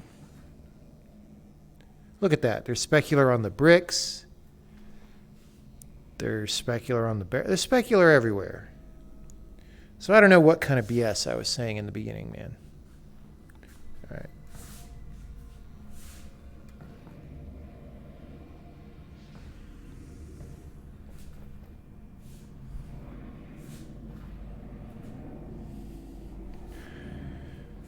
That's scary. I bet there's a boss monster in there. Not really, because that room doesn't look like it goes anywhere, but... can I, like, throw jackhammers at dudes? That's going to be better than a brick. They've got akimbo brick and jackhammer.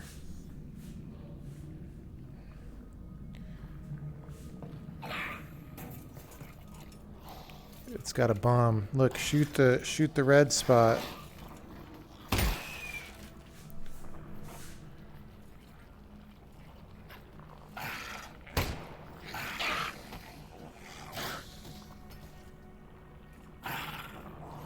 So I guess they're going to flip up when I shoot them or something sometimes. So anything happened when you cut out? You're not gonna believe this, but I ran into a Vortigaunt. A Vortigaunt? What was he doing down there? Hiding. It's amazing In the Combine. how every magazine is full. You ever meet a Vortigaunt? He said crazy Vortigaunt stuff.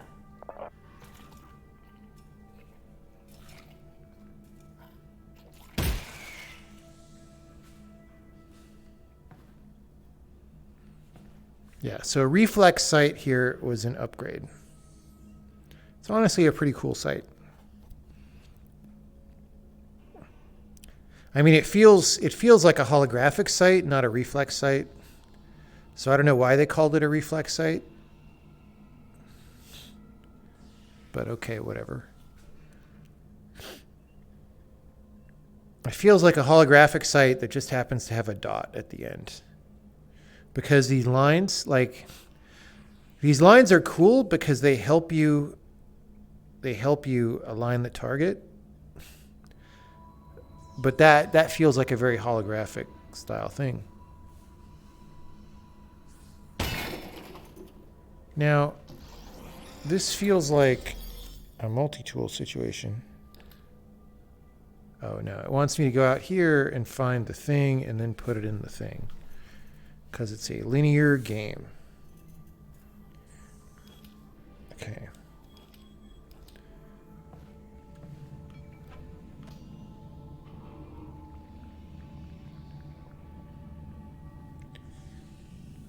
I still have that medical hypo as well. Whoops.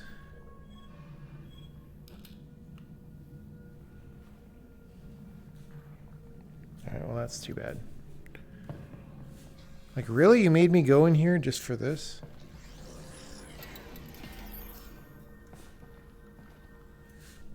Ow.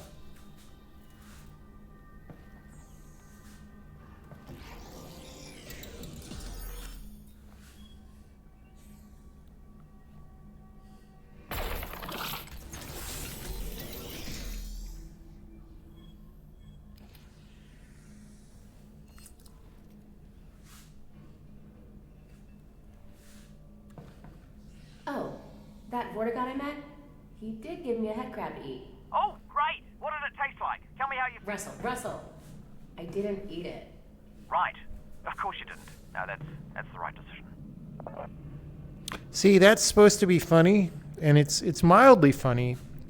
But the thing is,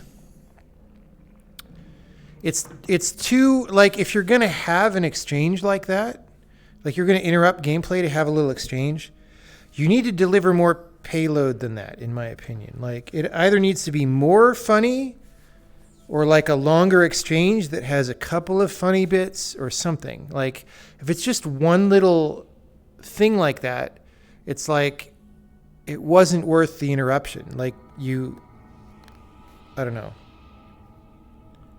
You know what I'm saying? Maybe not.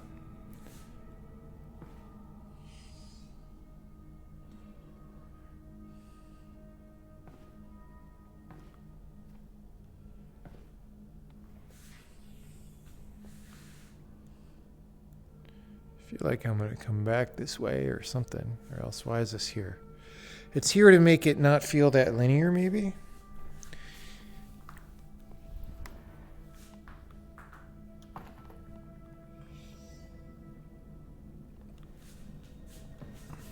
Or maybe there's a secret there that I'm not. Okay, well, okay, hold on. These two things have gunk on them.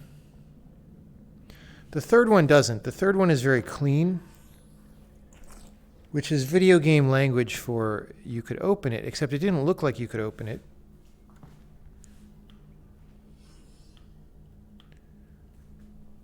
And it doesn't appear to go anywhere. But you know what I mean? Like those, that's video game language for you can't open it.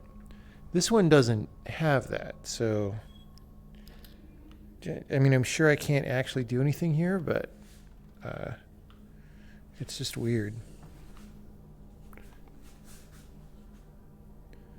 Well, I guess those also similar situation. Oh, I could go under, right.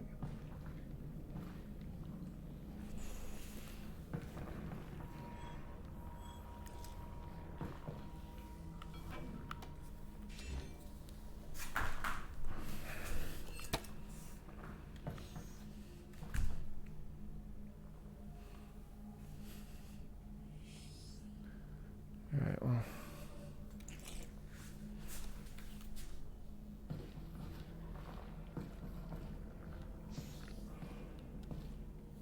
Okay, well that was anticlimactic.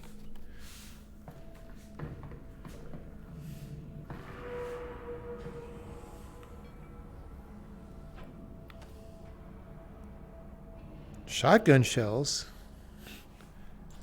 Is that a shotgun? What is that? Oh, that zombie has a shotgun.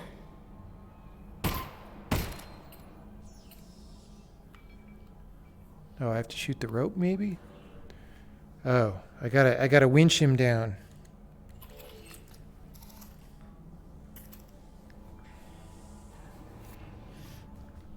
Why do I keep wanting to scratch my face when I wear this? It's because I want COVID's disease.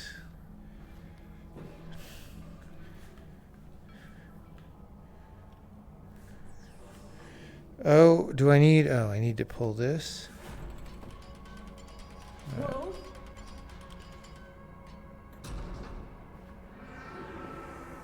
Do you hear that? Yeah. Let's get this shotgun and get out of here.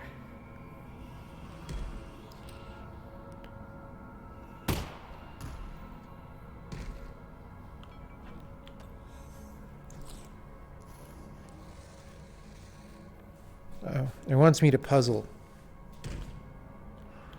No, it doesn't. Like, why can't I? Oh, it does. Okay. See, the reason there's 3 of these is because it wants me to stick one in at the right height. That's what she said.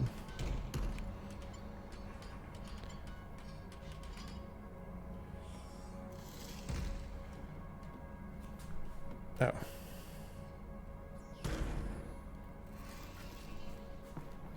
And then as soon as I do that, they bust through the door.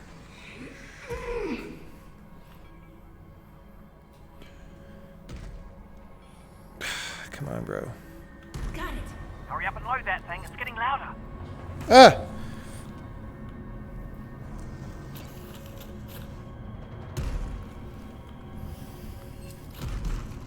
Four shells left.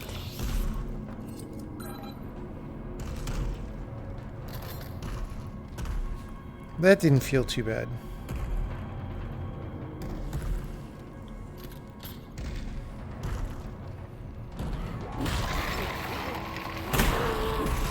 See, they're teaching people about firearms. We did it. I love this gun. How do I? All right. 2 shells left. I'm out. That didn't feel good. It should just, like, you got to tune those things better. All right. Well, we're not going to resort to this unless we have to. So, because we have tons of ammo for this. Like, literally and figuratively, tons of ammo.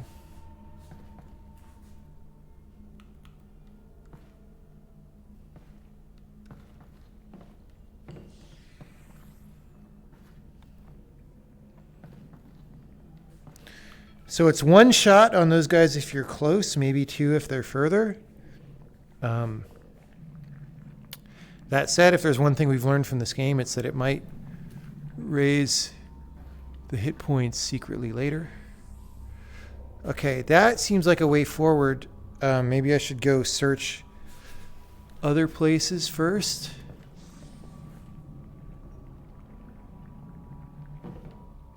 Okay, how's chat doing? Are we good? How's chat doing? You good? Awesome.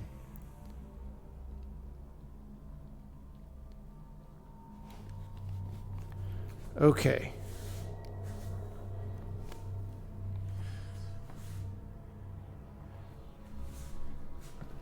Let's try the sides. Uh-oh. Okay, we established that we want to shoot all barnacles. Barney the barnacle. Oh, come on, bro. What? You can't shoot through the bars? That's so annoying. Oh, chamber. Okay, now the barnacles aren't giving me cool stuff. So I'm upset. Okay. I kind of feel like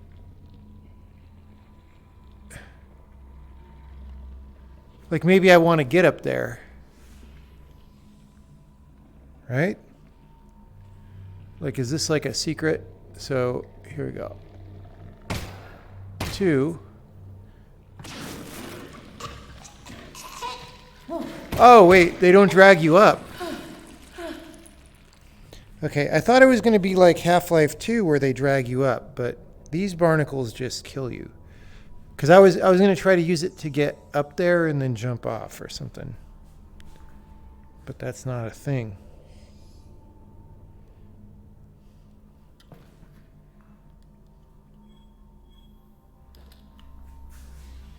Half-Life 2 taught me incorrectly for Half-Life 3. All right. Ugh, I just got a little wave of nausea there. I don't even know why. All right, so let's try this side.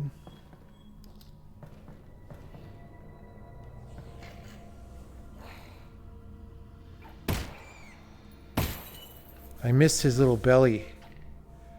Come here, belly. Belly. But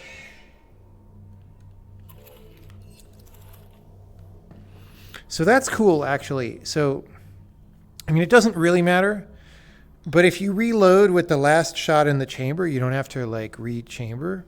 So it's a little bit faster, right? Which is cool. Okay, that was a waste of ammo. Oh no, there's a thing. Okay, was there literally no things in the other room?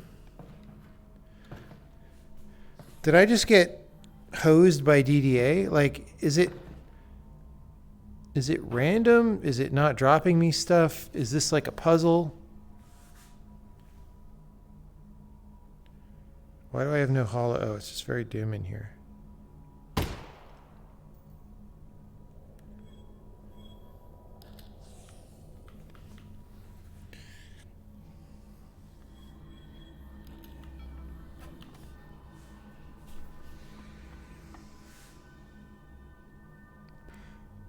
Like, is this just an excuse to have light sources? Like, what's going on? Ew.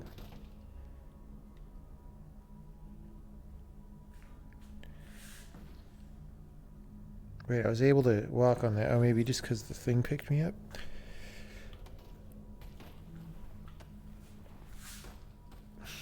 I want resources. Alright.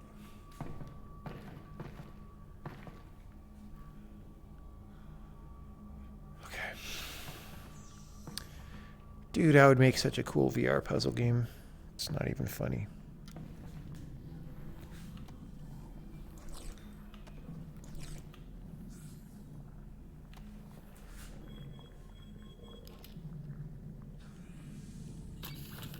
Three shells left. Out of shells. How many can I load? Amount. I don't know.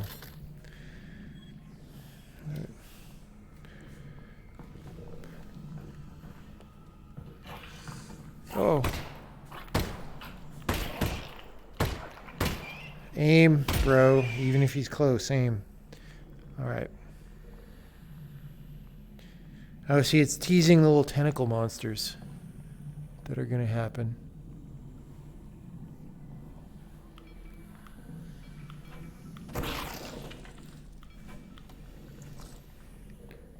Alright.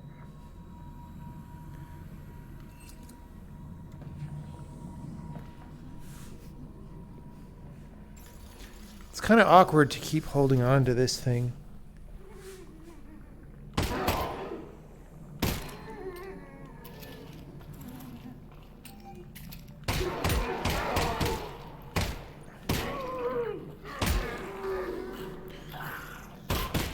Oh no! This is all new? Where'd the other one go? Dude, they're still up. Like...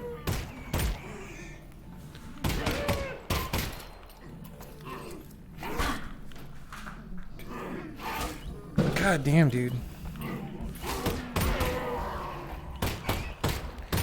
See, I don't like... Okay, that was not that cool. Because the game taught me the rules, and now it changed it up. Now, I should have known, because those are the same rules from like Half-Life 2.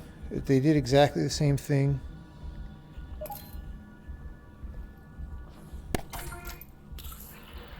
Alright. So that's not that much health.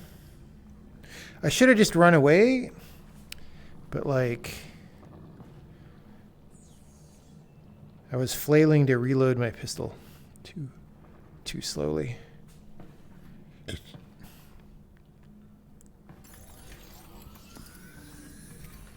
don't think any. Tushonka.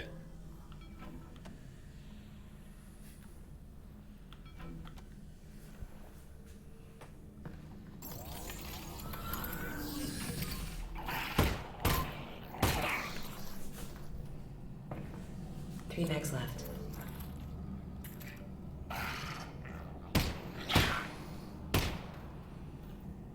The game wants me to start throwing bricks or something, because, like, I'm running out of ammo, man.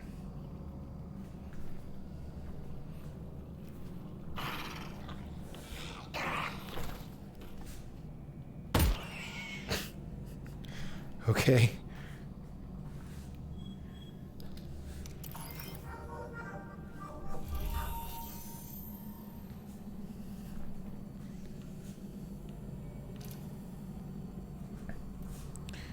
Why did they do a hard puzzle in the beginning and then an easy one now? I don't know. Oh, I need to use that.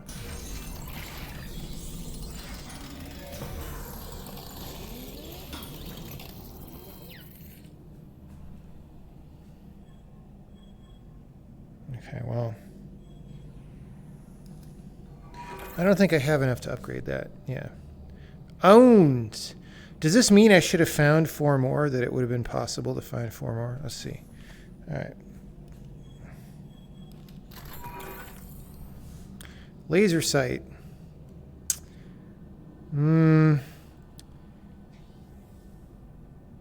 Autoloader. I mean, I kind of really want to save for the better things. So I can get laser sight now. Or burst fire almost. I mean, neither of those sound very good. We're going to save our monies. The bones are their money. And so are the worms. They pull your head up but not out. When you grind their bones, they turn to dust. But no. Why did they put that there? That looks like a multi-tool slot, kind of, but it's not one.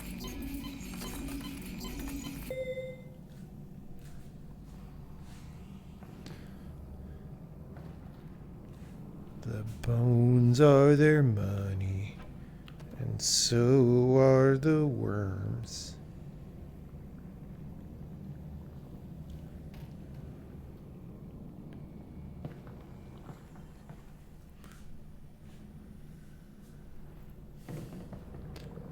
They pull your hair up, but not out.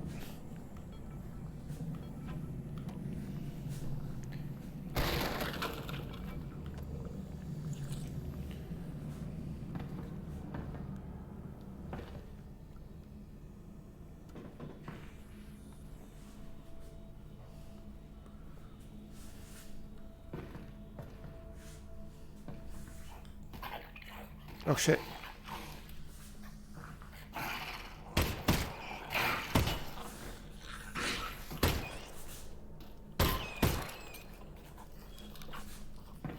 Oh god. Shit. Come on. What? Oh, come on, game. I'm just hitting buttons randomly. Don't put the menu button right next to the mag drop button.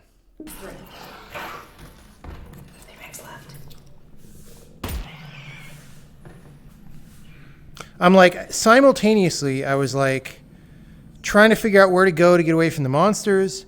I was hitting the edge of the zone. And, like, getting confused about where I was and, like, jumping too far. And just general combat panicking. Like, how did I get down here?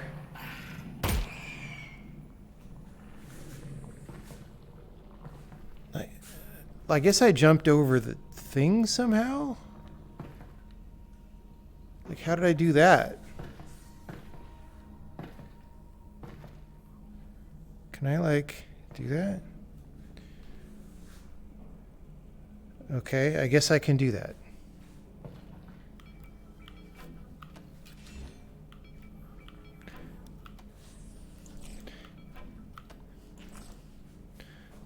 I don't like that. It should just go into your backpack. Like...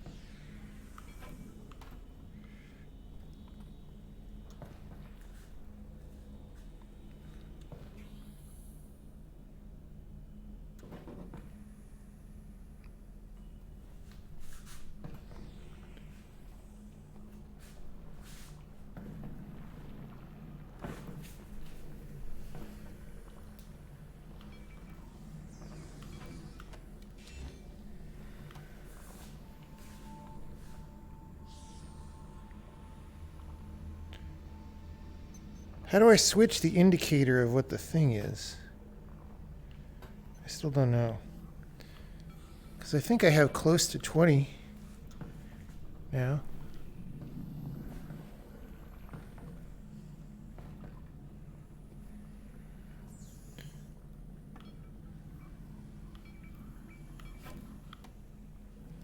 Actually, let's load this. No, it's 7? All right.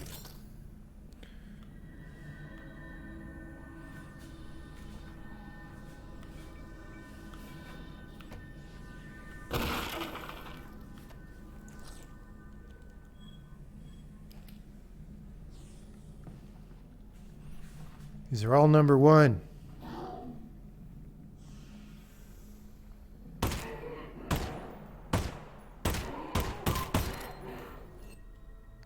Come on. God. Why are you... Oh God, they're throwing shit at me.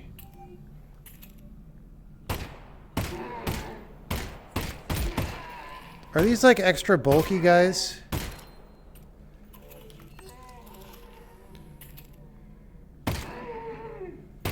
Oh. I mean, I like how they lurch around more than in Half-Life 2 because you kind of have to do target acquisition on them. I don't like how much ammo I have right Too now. dark. You'll need a flashlight. Oh, you get a I flashlight. think you're right. Oh, I should have waited till they got there. And then their bones would have totally been their money.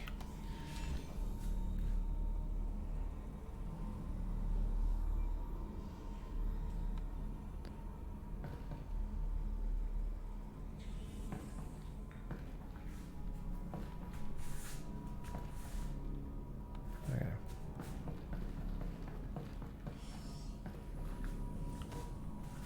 Come on, grab the handle. Grab the handle.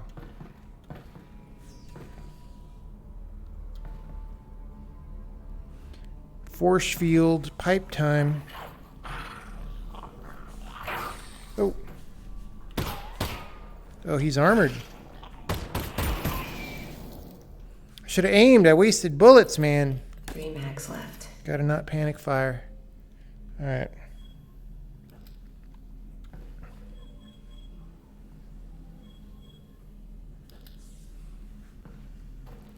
Pipe game. Oh, there's yellow and blue. It's like the witness. Okay. Well, blue is connected. Yellow is not really connected. Oh, we want to disconnect blue.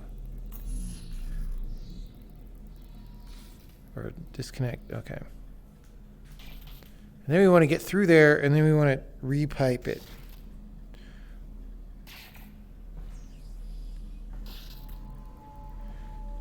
I don't think I can repair that thing, though.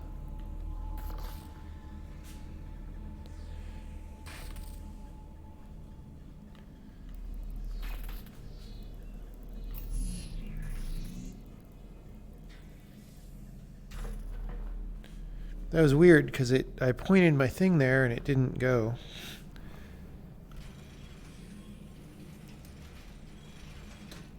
Dude, that's so awkward. Okay.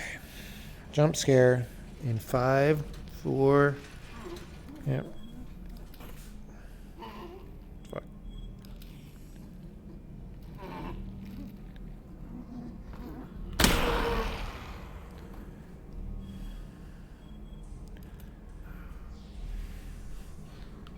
So this seems like the way forward.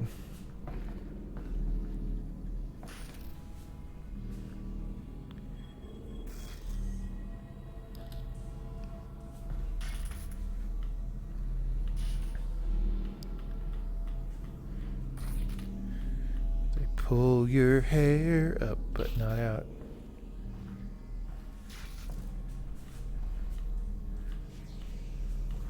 How do I...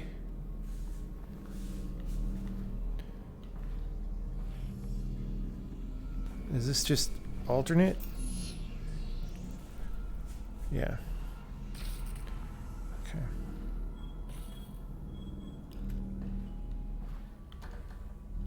What?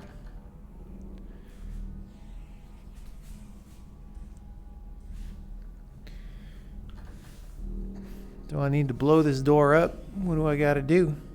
I guess I'm gonna come back this way. Okay. This is the room that the flashlight is in. And I'm going to come out of that room and back around to the dark area. Because that is, quote, good game design, unquote.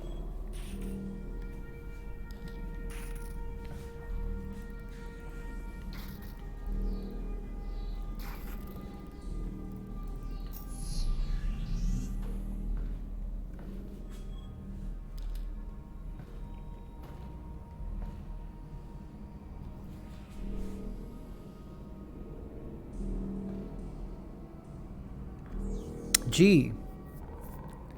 There's nothing scary about that.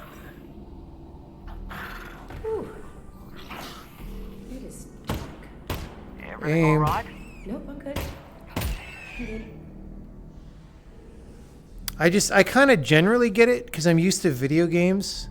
So I'm not aiming the dot. I'm just kind of putting the circle on him like this when the dot's outside. And of course I'm going to miss if I do that. So I have to remember, look, it's like an actual sight, and aim the dot, bro.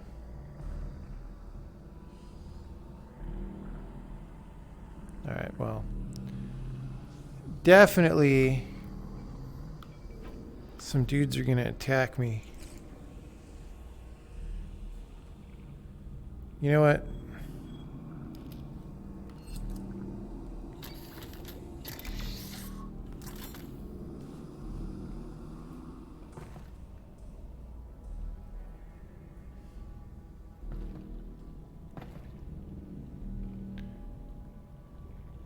That doesn't seem like a booby trap at all.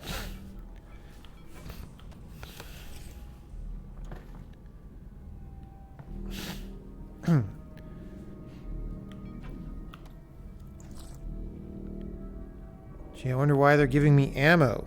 Could it be because they're doing, quote, good game design, unquote, and are about to give me a situation in which I need the ammo? Probably.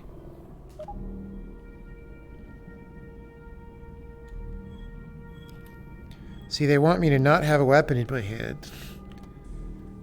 Oh, thank God.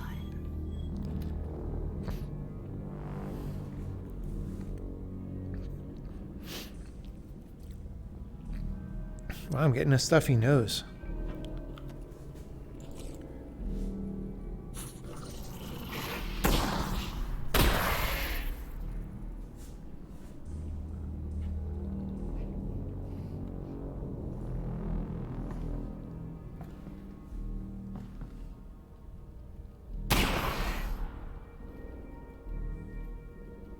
It's one of those guys from...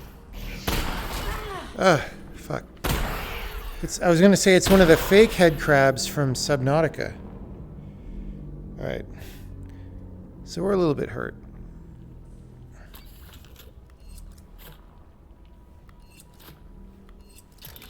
Last floor.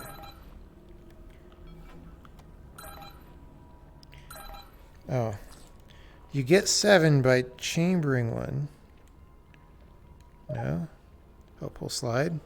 You can't use it with the button. Last 4 shells. Alright. So if you spend some effort, you can get the 7.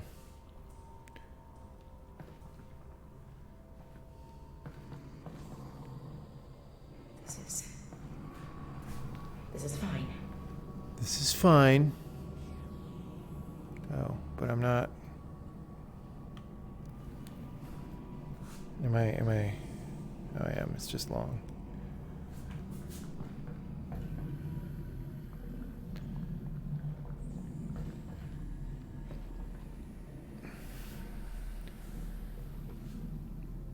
They pull your hair up, but not out.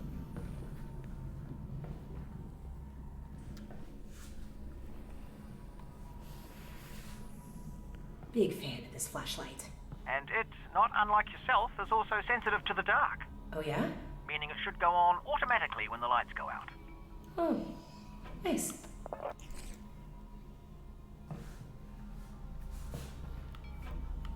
Okay, now I definitely have enough for an upgrade. Yep, it's the same door. Quote, good game design, unquote.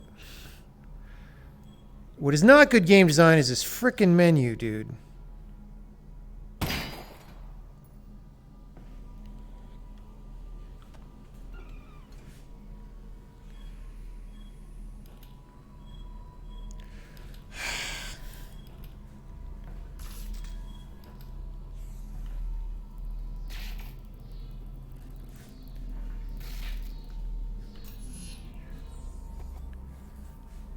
Bones are their money, so are the worms.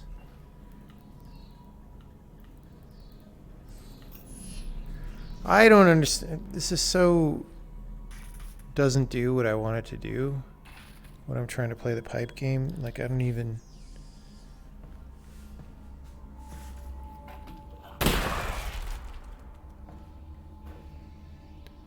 I should save this.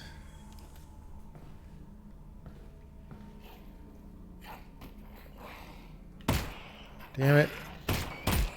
There we go. That was not great, but it was better than nothing.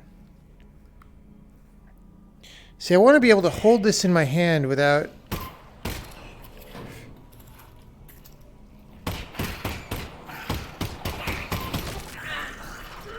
Ah! Head cramp! A head cramp on your face! Oh, thank God. I'm okay. I'm okay. It was on your face and it... Oh, it's disgusting. Yeah, it was.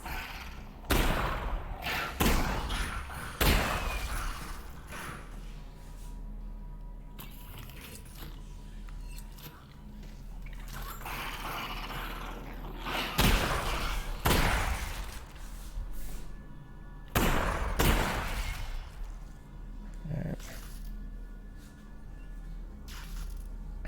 3 shows left. Last show.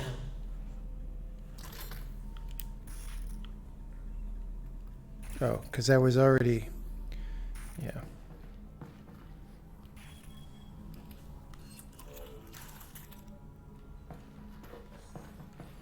Still have to aim better.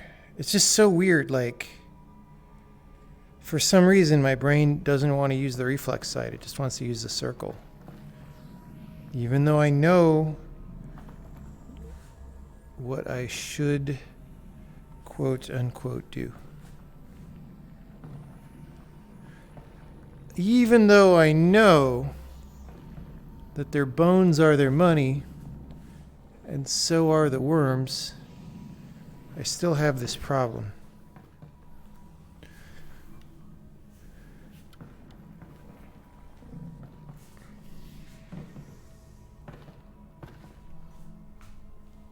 Wait, did I? No, there's no handle on that. Okay, these were empty. The health crate was, I guess it was further out this way. Wait, because the dark room was further in. But, oh man. I can't go back up, huh?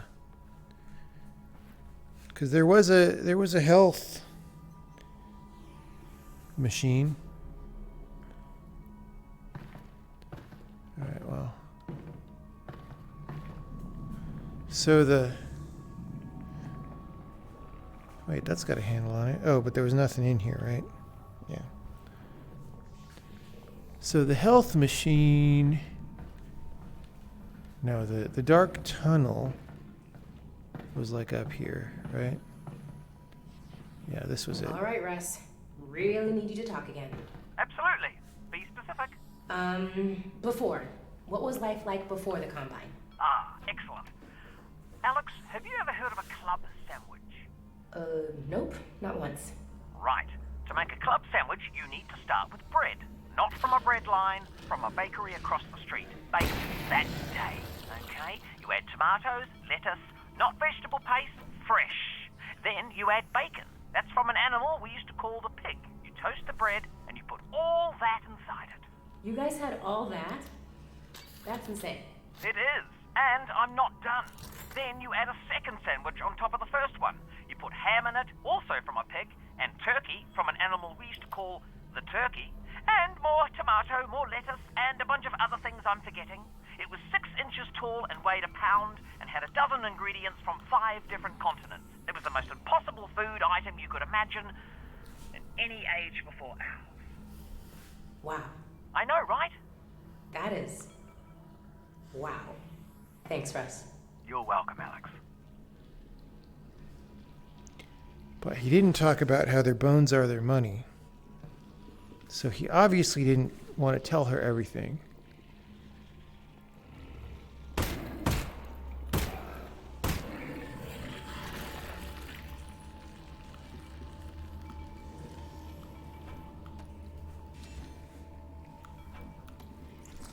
Yeah, I think it's DDA'd. Because, like, I don't have...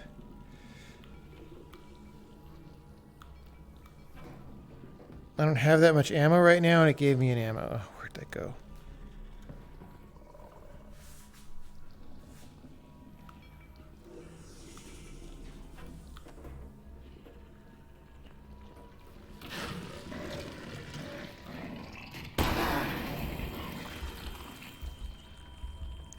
Oh, that hit me. Well then, let's use our health.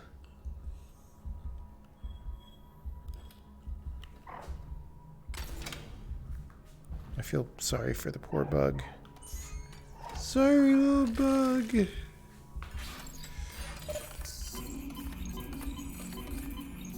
So this is funny because this sound effect is kind of like the Half-Life 1. It kind of goes all the way back to Half-Life 1. That's all I'm saying.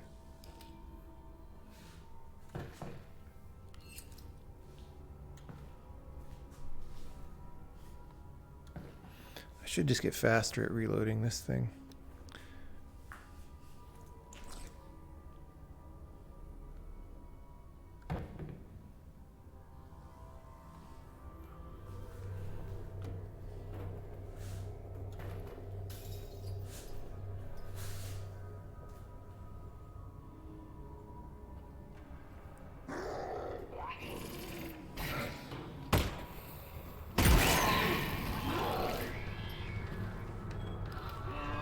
Oh god.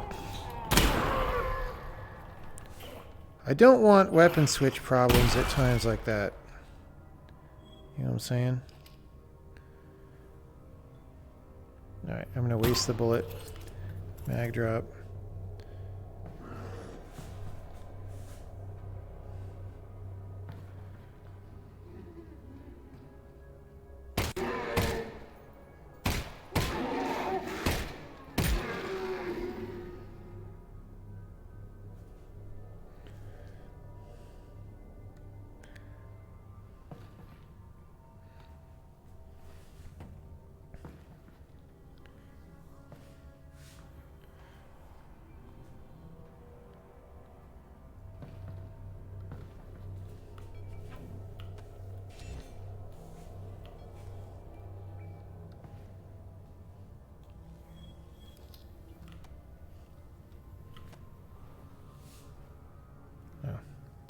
Thought there would be a secret hole right there for some reason.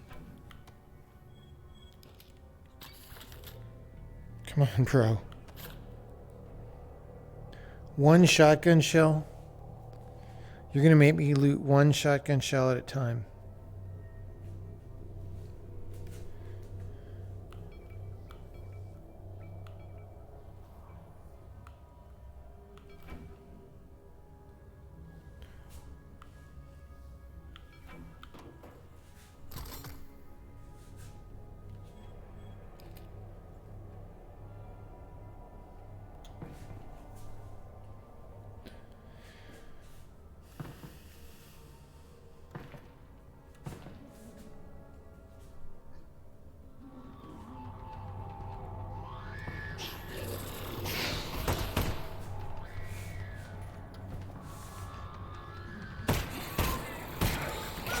Ow! So it wants me to, like, it's kind of doing this cute thing where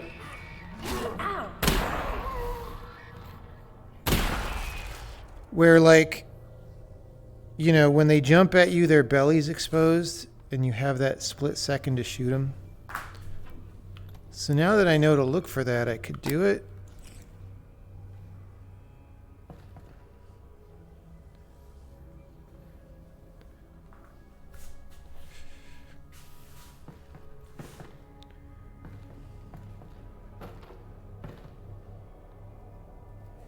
Oh, I can't go back to the health station? Bro. Oh, yes, I can. Wait.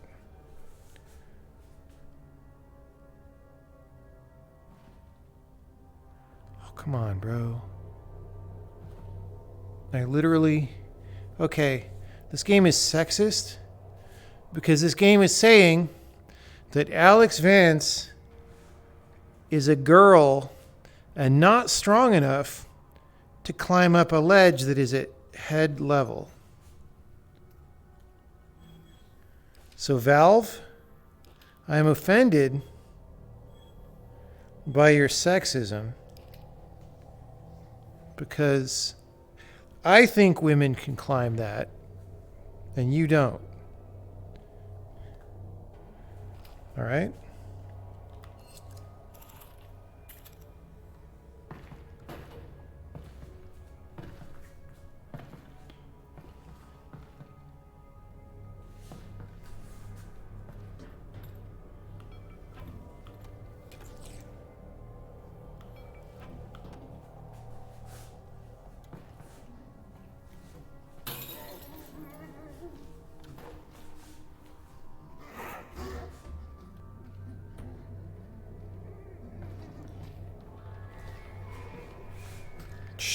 Dude, I keep trying to aim the flashlight with my... Alright.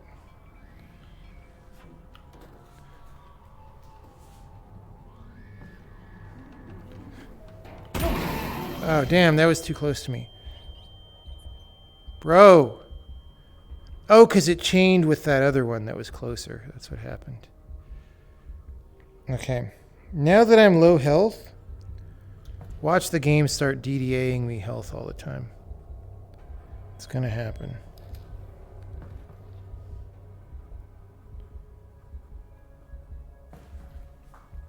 It's gonna give me... I have not seen a health hypo since the very beginning of the game in the tutorial. And now it's just gonna start giving them to me. Because it's a Valve game. Maybe I'm wrong. I hope I'm wrong. But... I mean, let's be honest here.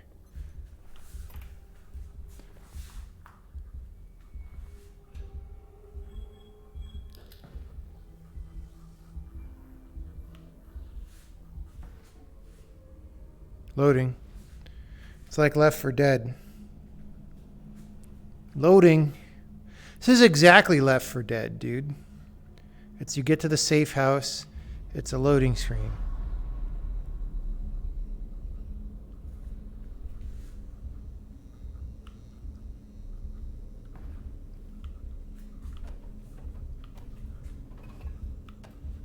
What's for dinner?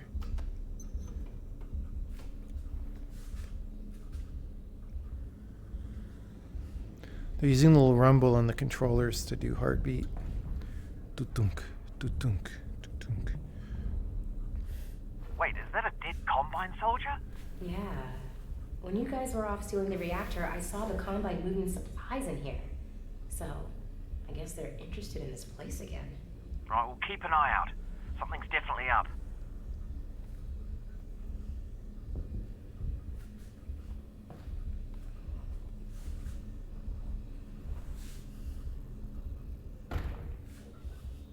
I don't like all these one ways. I would have liked to be able to go back to that health station. Health station zebra.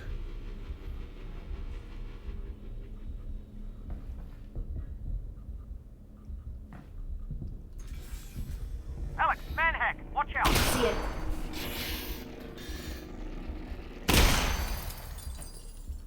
Oh, there goes my shotgun. I'm out.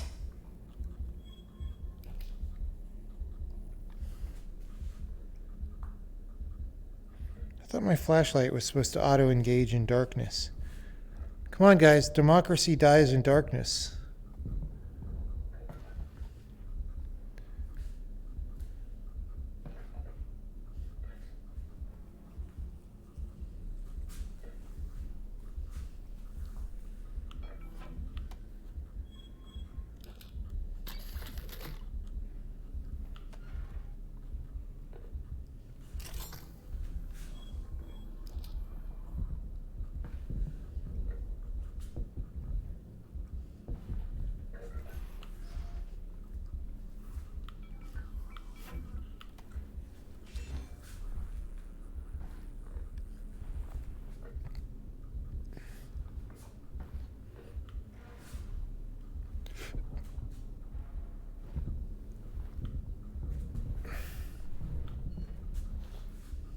What is that little pinch she was doing there?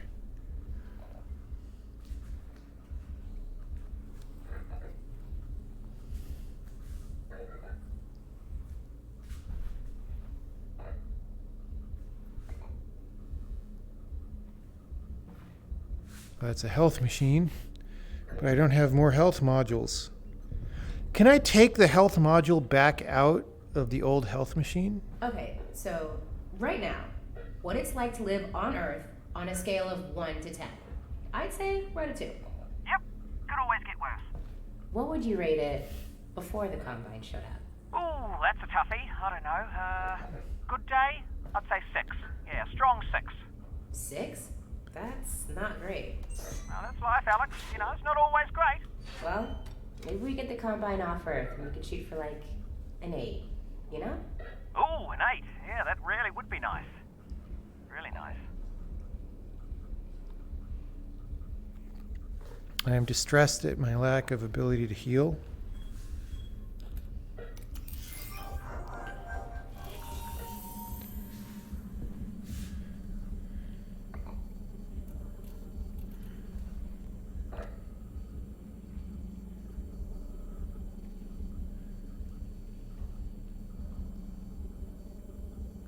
I don't know what these puzzle symbols mean. Oh, is it a match too? Is that, what the hell am I doing?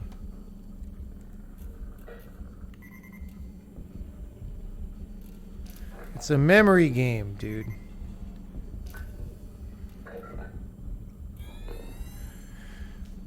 All right, well, it's gonna reset when I fail, right? After some number. Oh, it's memory game where you can't cross the streams. Right?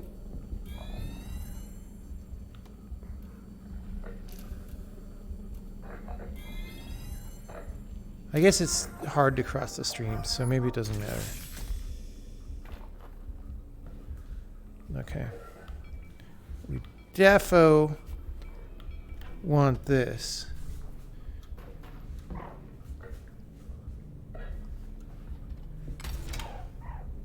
Squish. Sorry, bug.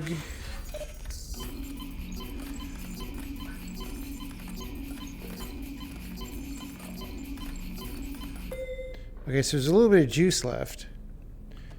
Can I yank it? What summer intern programmed this menu, bro? Yeah, I can't yank it. All right.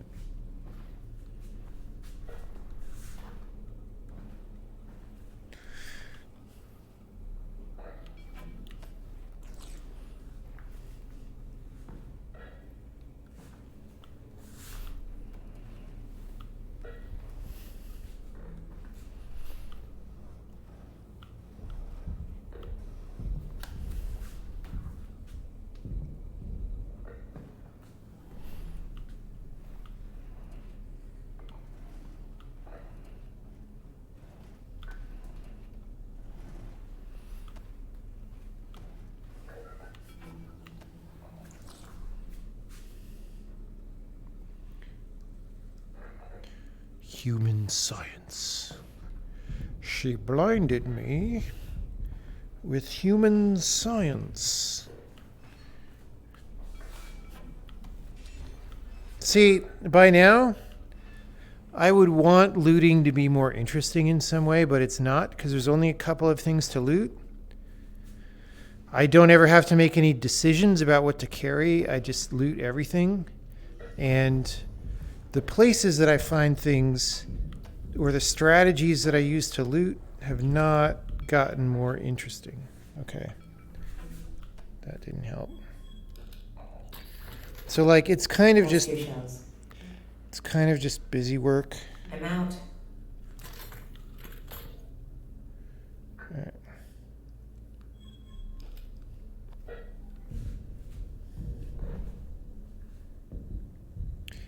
Yeah, I keep... Finding the site picture for me is weird.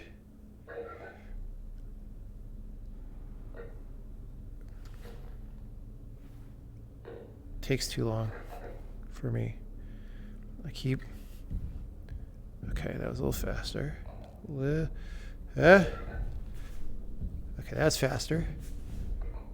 Slow. Faster. Slow. Yeah. I almost kind of want the different sides to be different colors or something so I can have more of a cue. I don't know. I don't know why it takes me so long, dude. I mean, I can aim an Iron Sight's AR-15 in real life like way faster than this. So there's something about VR that makes it hard.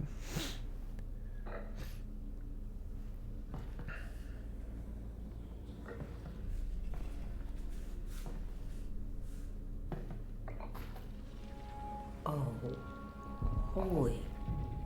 Ish.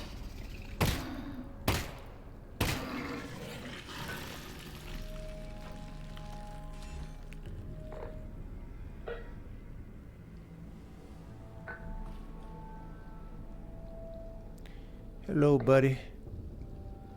Can I get grenades off these guys later?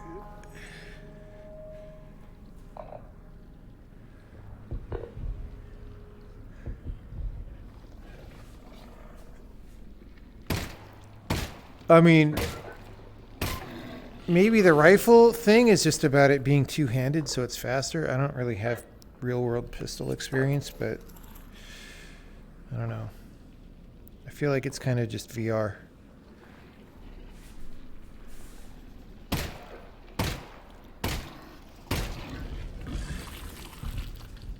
Give me my pinata prize. I can't shoot these, right? No.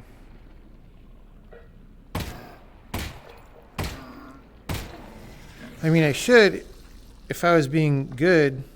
Okay, so I'm offended right now because see this that the game is doing? This is very poor and incorrect pistol gripping technique. All right. So what you do is you put this hand over, or is it the other way around? Something like that. But you do two hands, and then the right thumb would be on top. And you'd have two hands gripping, and that's not what she's doing. So again, Valve, I think you guys are sexist for making Alyx not know how to correctly hold a pistol. In a world where she obviously needs to know how to shoot. I mean, never mind that I don't correctly know how to hold a pistol, but I know more than Alyx, so. Okay, I'm not getting anything for this. So this has been a giant waste of ammo. I swear it's DDA'd, guys, and that's just going to piss me off. Piss me off so bad. If there's anything I do not like in videojuegos, it's frickin' DDA and then crates that inconsistently break.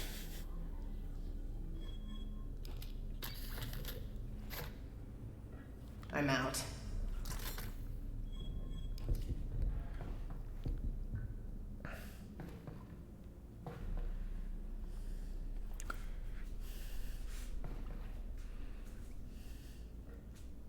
Is that it? This whole room is for like one box.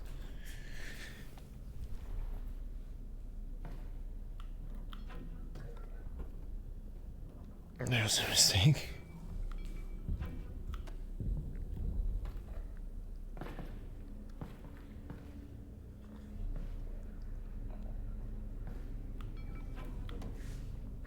All right, let's see if we can not kill ourselves with this thing.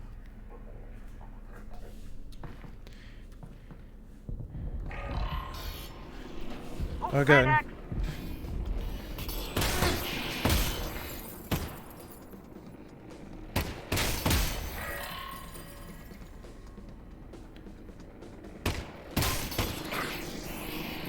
Fuck.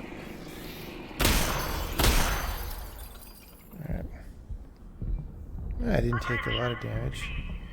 Access to this block is not permitted. Local security deployed and designated to prosecute.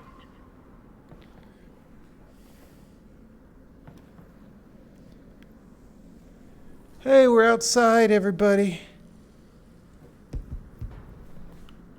That looked like a magazine. I should say clip just to set people off.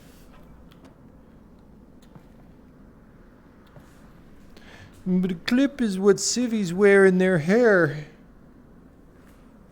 That's the worst line because, like, an M1 Garand used a clip, and people who are actual soldiers know that a clip is an actual thing that holds rounds of ammunition in some cases. And don't say clips are what civvies wear in their hair because that's an insult to all the dudes who, like, fought in World War II on the American side.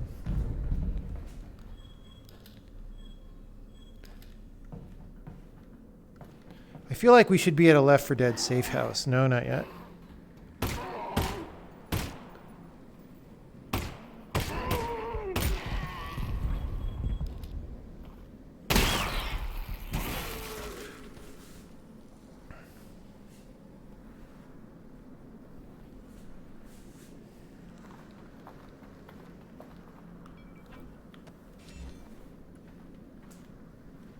Any good food in there? I'm a post-apocalyptic survivor.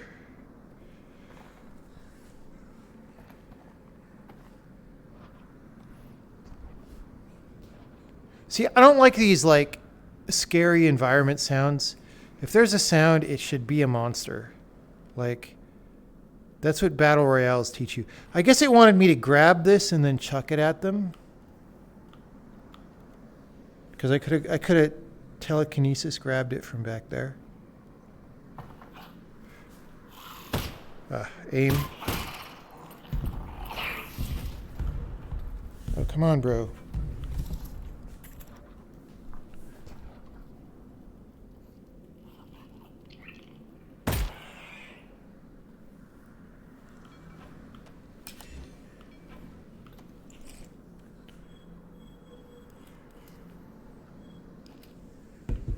Oh, can I not?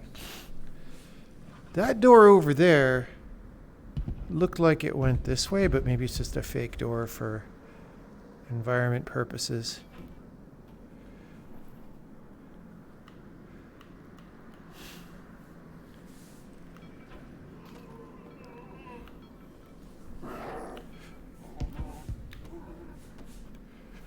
Oh, come on.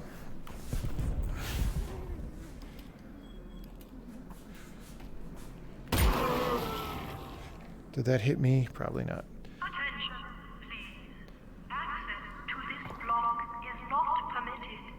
To receive this message is to be in civil code violation. If you believe you've received this message in error, we don't care.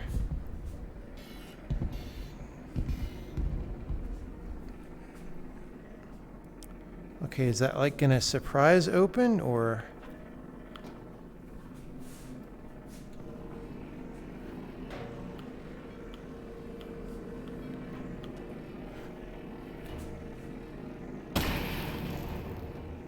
Great. The chain link fences block explosions. Everybody.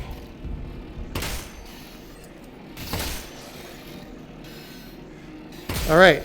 If you're ever in a very scary situation and you need to take cover from like a nuclear explosion because Russia and or China are finally attacking the United States in all-out World War III, skip behind a chain link fence. You'll be fine. You'll be fine.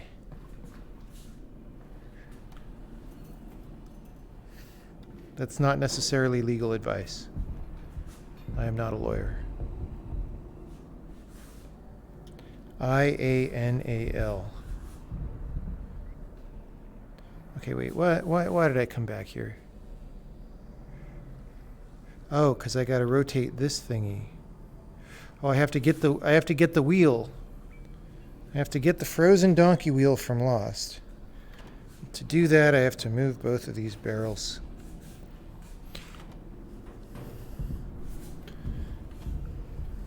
All right.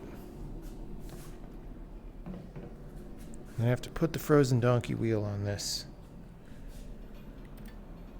I have to turn the frozen donkey wheel. Okay, hold on. Before we go out, did we miss anything?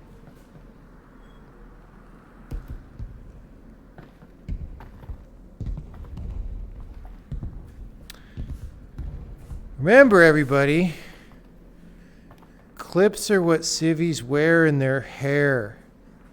This is called a magazine.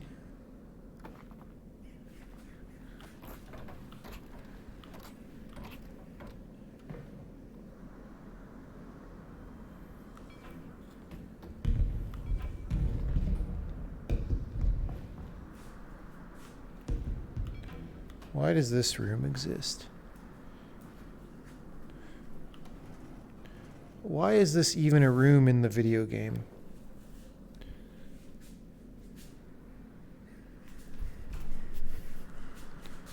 Maybe we come out here later? Probably not. But maybe it's a DDA room.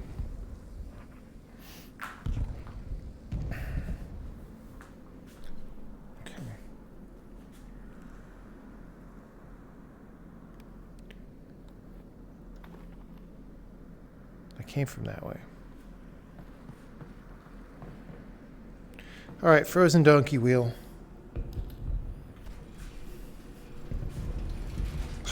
Come on, frozen donkey wheel.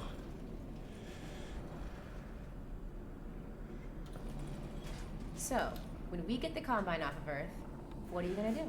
I'm going full production mode on the Russells, of course. Oh, of course. You'll be sitting on a landmine. Gold mine, yep.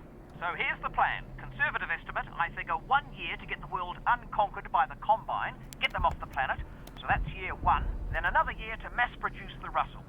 Although, just quietly, we will need to rebuild society first. You know, to get some basic infrastructure, jobs, money, that sort of thing. Otherwise people won't be able to buy them, you know. So, yeah, 3-year plan. Let's slot the infrastructure thing in for year 2. Oh, yeah, definitely. You're gonna want to put that in year 2.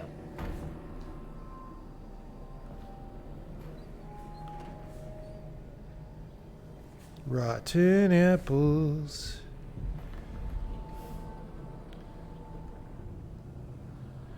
Okay.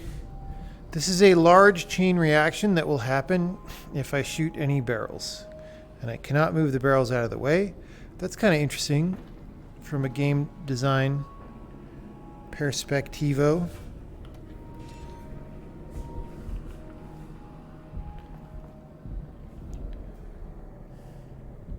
Let's waste a couple bullets. I'm out. Yeah.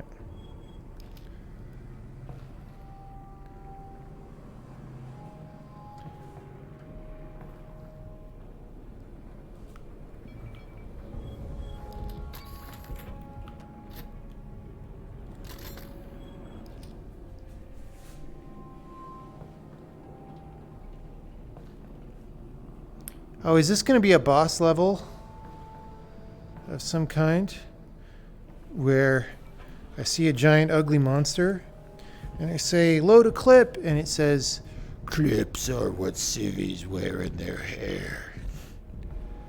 This is called a magazine. Oh. Oh, God. All right, well. Whoa, careful, careful! Yeah, I know.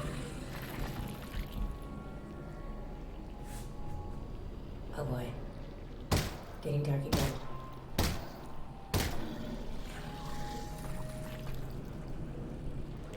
See, I'm not getting good monies from this.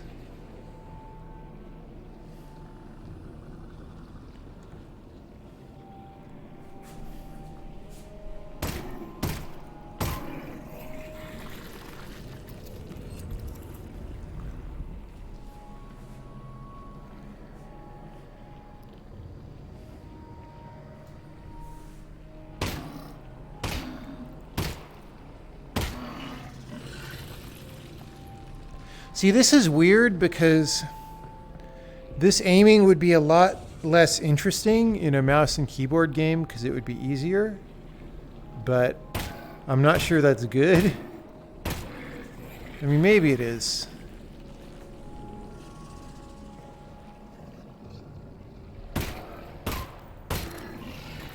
It's just, I mean, if I had to do this with a timer going of some sort, like, that would be more interesting.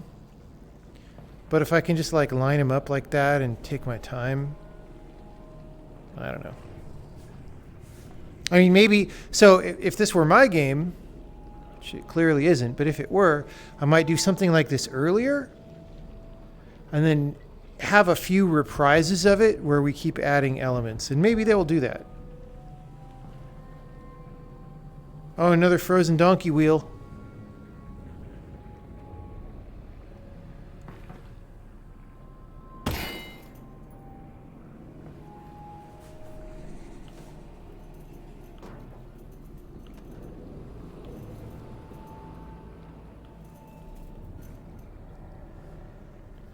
We really do not want to have a misfire.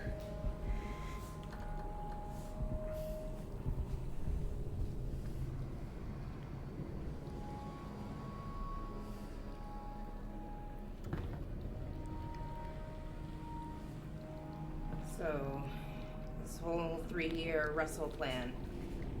You think you'd have a job for me? Job? Alyx?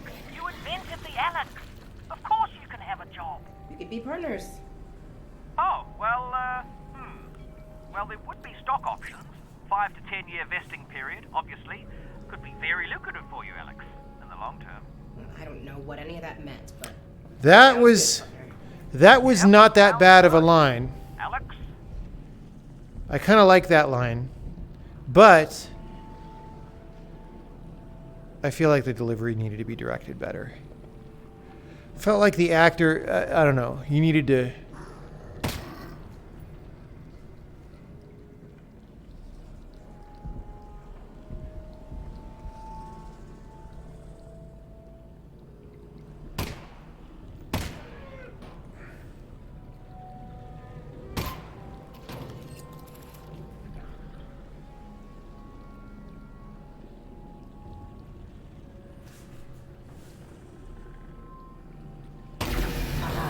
What?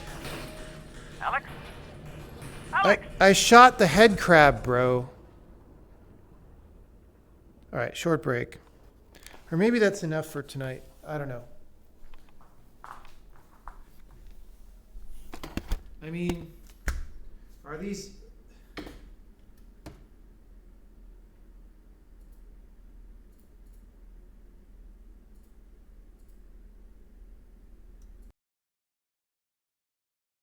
Maybe I was like firing piercing rounds and not frangible rounds or something. You know what I mean? I don't know.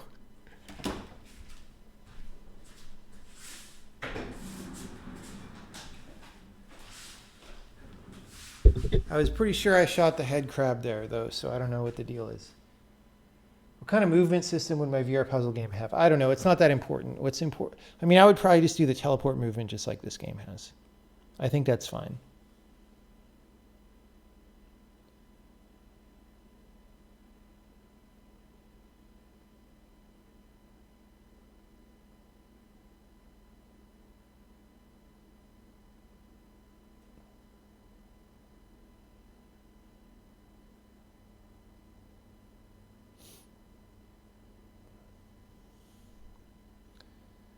Well, this has been Half-Life: 3 Alyx with a Y. Oh wait, I didn't totally switch mics. Sorry. I didn't switch mics till I say okay.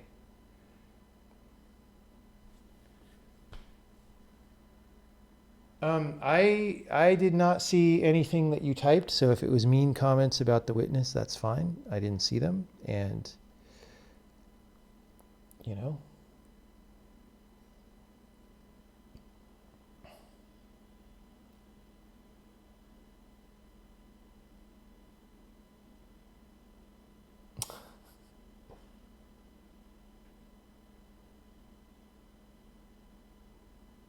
Anyway, yeah, I mean, I guess we'll probably play more of this game at some point. I'm not loving it right now, to be very honest. It's, you know, there's just not that many ideas in it so far. How long have we been playing? 4 hours.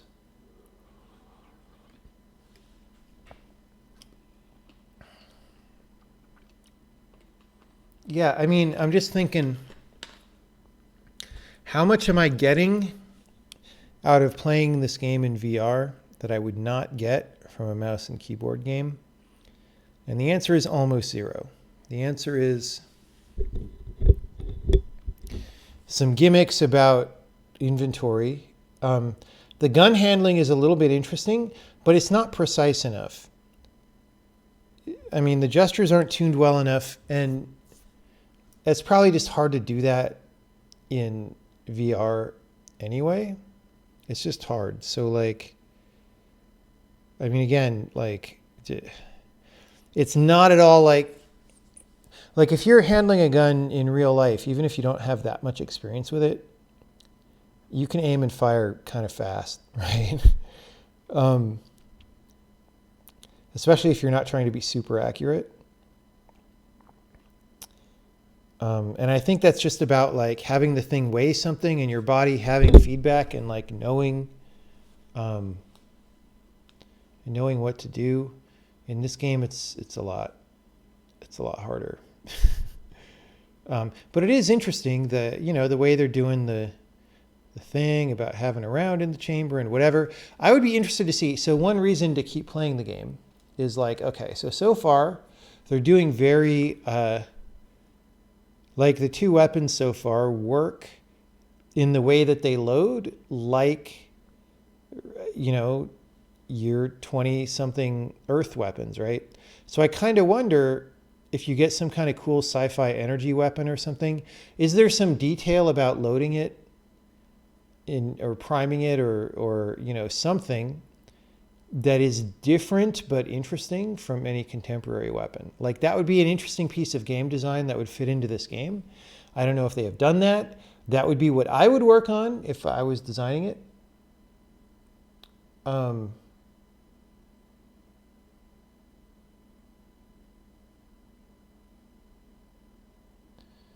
So that could be a reason to play more. I feel like it's about time for the game to give me another weapon, right? Because it was a while ago that we got the shotgun. But maybe not. I don't know how many there are in the game.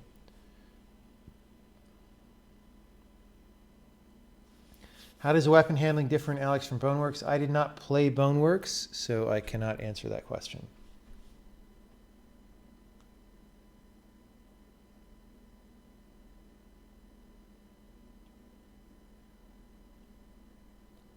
Still haven't fought any humans. That's another dynamic. True. Like, guys who like take cover and coordinate and stuff would be definitely more interesting than zombies that just move toward you.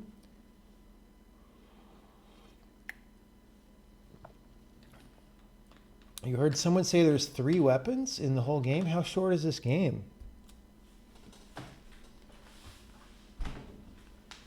Could you walk instead of teleporting? I don't know. There's definitely a smoothed motion option, but it might still be you pick where to walk and then it scoots you there, I don't know if there's like hold the joystick to analog walk.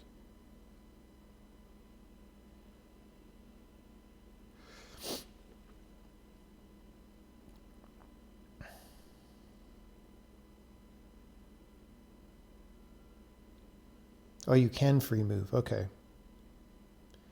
Boneworks was supposed to be great. I mean, everyone was saying that before it came out, and then I watched the developer video, and I was just like, yeah, this game has all the problems that I think are awkward about every other game, and I don't know why people are hyped about this one, because it looks the same to me as all the other games. So I didn't play it, which might mean I missed something really good, honestly, but, sometimes in life you have to miss something really good.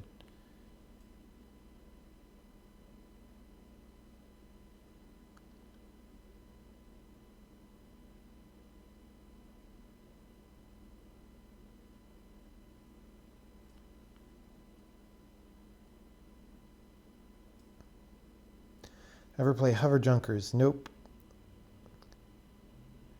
I have not.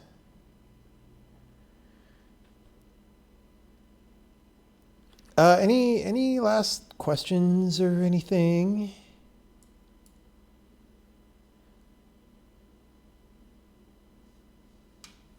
How are things? How is everybody?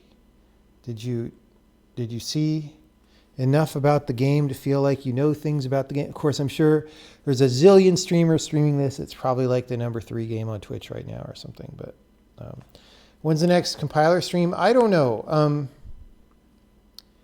I feel like with compiler streams, I don't really want to do them.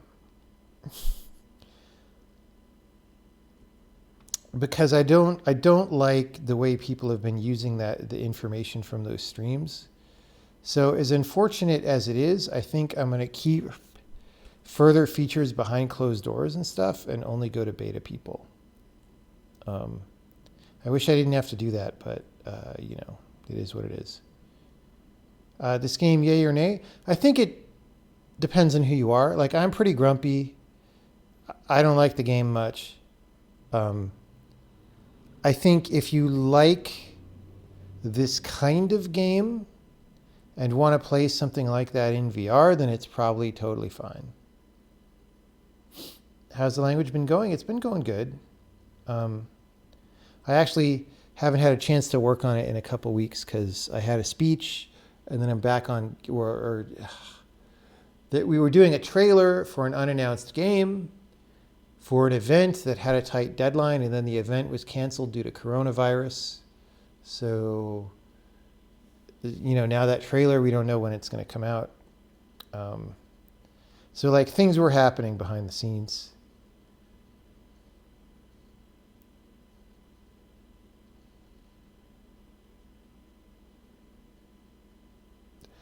Kind of feel like VR headset was a waste of money a bit. I mean, it depends on how much that money is worth to you and what else you would do with it. Like, I feel like almost no VR games are using the hardware to the potential that it deserves, even at the current technology level. Like, with the current headsets that you could buy, the Oculus Quest or the Valve Index, the games could be way, way, way better. The games are the bottleneck. The game designs are the bottleneck. No other piece of the game is the bottleneck, just the design.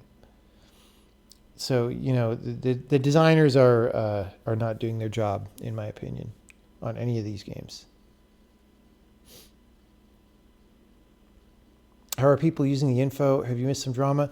Not totally. Like, I did talk about it a little bit on a previous stream. It's just, you know, people use information that I put out and then try to... So these projects that I'm doing a lot of them at once, right? And it's a great deal of work. And I'm stretched very thin, in part because I'm trying to do a very high quality job, right? So we're doing an entire real video game in the programming language to test the programming language, right? We're trying to do things of the utmost quality. So when people use the ideas that I put out and incorporate it into their stuff that's lower effort, and then they try to compete with my stuff for publicity, it endangers my stuff because they're trying to, like, beat me to market and whatever with their thing and trying to get people to use their thing instead of the stuff that I'm working on. And it's like, okay, like, that's fine. Like, everybody's free to do that, right? It's a free world. And if you can make something better, then great, you deserve to win, right?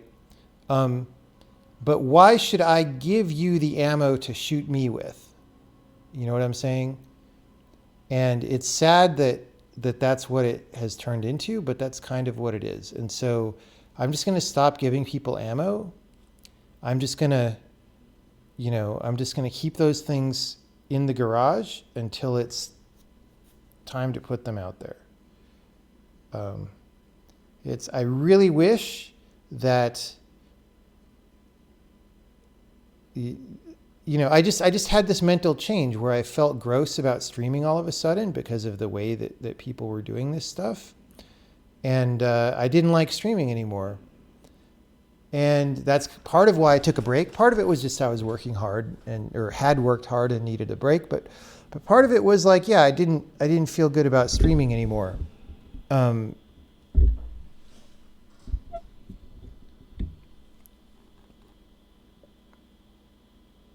And so, and that's not the only reason. There were other reasons too, but that was one of them. And it's just like, okay, how do I modify what I'm doing when I stream so that I like streaming again, right? How do I do that? And then I can enjoy streaming. And because if you stream when you're in a bad mood, it's not that good of a stream. You know, you don't want that. So yeah, I'm just trying to figure out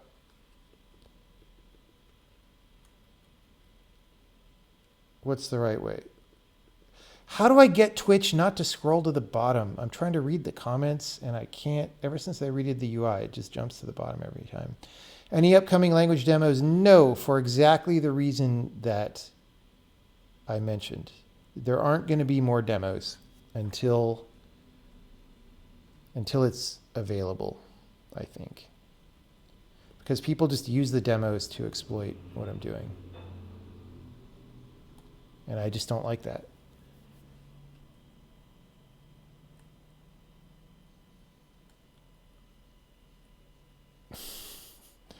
Don't give people ammo, especially if it's in a clip and not a magazine.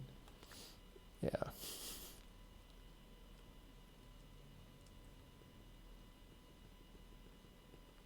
So do I still plan on putting stuff out there just in a different way time? I mean, okay, so we're going to enlarge the beta over time, right? And of course, continue working on language features. And I don't know. I mean, maybe I'll get over it and just still do public stuff because honestly, like, yeah, I don't know. It just feels gross. I don't know whether those other projects are in fact endangering this one, but they are trying to. And that's what makes me kind of ill, right? It's that I want to be open and free with information, and then people use it to try and kill the source of the information in various ways. Like one of them is through that kind of attempted competition. Another one is just, people rage mobbing me on social media for like what somebody said on a summary web page that somebody else wrote about this language. Like, it's just not, I just don't need any of that, right? How about allowing people to contribute to the project? It's not the time for that right now. Later, maybe. Later, maybe. Not now. I'm so frustrated that I can't scroll back into it. Like, all software is getting worse over time. Like, I used to just be able to have the scroll just kind of be floating and read the old chat, and I can't now. It just goes off the screen. Can I give an example of a time when I gave an interesting idea and it got converted to ammo? Many times over the past 4 years. It's happened a lot. It's happened a lot. What are my plans on releasing documentation for the beta people? So the main form of documentation that I want to do in the near term is the how-to, right? I want to keep doing those. I don't know if I want to do them on stream or not. I kind of enjoyed doing them on stream a little bit. And if they're not really new information, that might be fine. But I think like high-end top secret features we're not going to demo until the language is public. Like, there's still at least one bombshell feature that I want to do that I'm not going to give people the ammo. So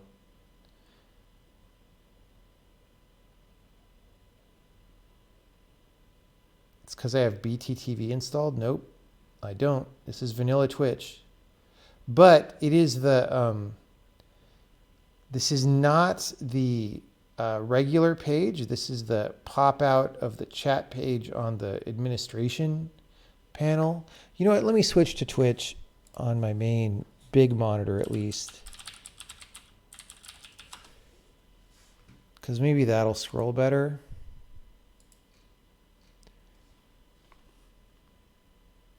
Any psychological tips on dealing with the sad state of software? My main tip is to feel like you can do something about it. If you feel like that, if you believe that, then it'll help a lot. Will I stream development of the game? Yes. So like I said, I want to make sure I enjoy streaming when I do it. And, streaming the game is probably not as harmful to my mental health as streaming the programming language for reasons I have explained. So I'll probably do that.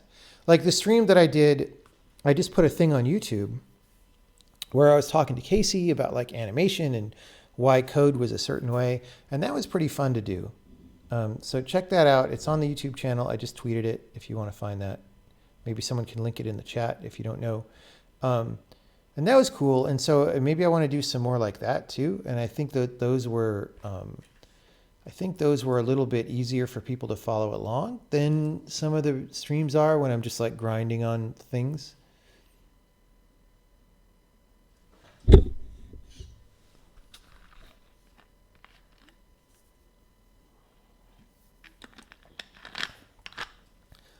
Since making Braid, have I ever wanted to make a complete game in a week or two as a fun exercise? No, I mean, in the middle of Braid, I made some prototype games, but like games are just, if you want to make games good, it just takes longer than 2 weeks. You have to really put the work in. And so I decided even way back in the Braid timeframe that I wasn't going to be one of these people who makes a lot of games that aren't that good. I was going to focus my effort into making fewer games that are as good as I can. Now, maybe that's actually not the optimal decision. I could certainly release more games in less time if I didn't do that, but it is what it is.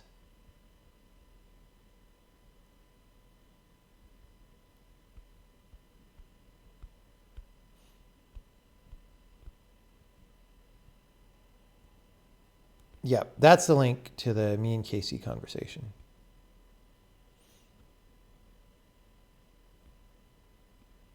Recent game recommendations. I don't know.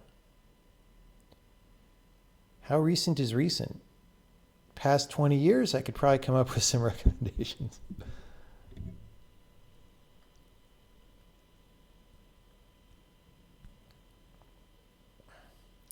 Do Bennett, Foddy, and Stephen Lavelle do more game prototyping than I do? Do you have any thoughts on that? I would say that both of those guys do, yes. I don't really do game prototyping. It's not my jam. I did the last like serious prototypes that I did. So I did those couple back in the Braid time frame that are on my site.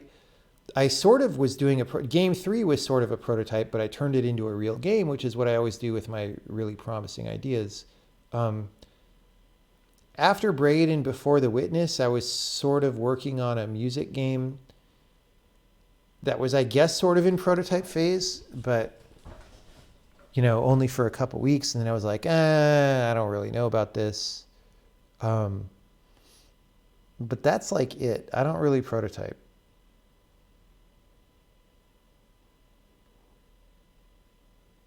How am I dealing with the lockdown? I'm just chilling at home, mostly.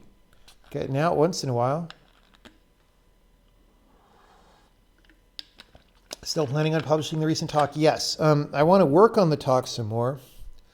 And then I'll just do it from home here, I guess, instead of having a meeting to do it because of virus situations. So, yeah, we'll see how that goes. I just I need to put in some time and work on the talk and finish the talk, which is probably a little bit lower priority than like doing more programming language stuff, doing more game stuff. So we'll see. I don't want it to wait too long though, because I'm still fresh from having given it. So if I wait too long, I'll be like cold and have to remember everything I said. So there's a balance. Will there ever be a website for the programming language? Yeah, eventually. How am I getting food? I stocked up on food on February 2nd. I have plenty of food.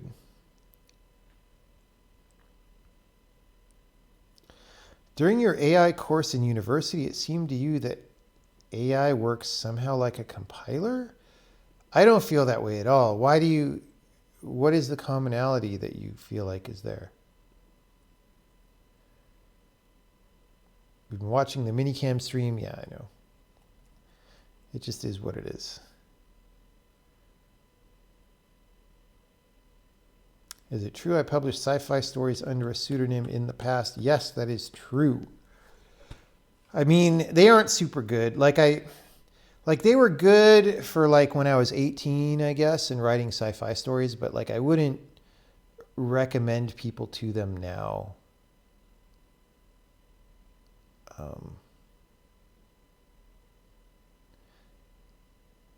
I actually forget, this is weird, because I remember what my first published story was. And I remember what my third one was that was accepted, but then the magazine went out of business before it published it. I don't remember what my second published story was anymore. That's really weird. I should remember.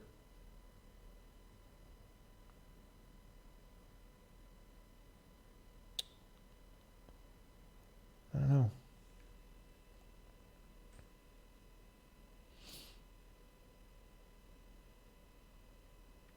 No more $50 SF pizzas. Probably not for a while.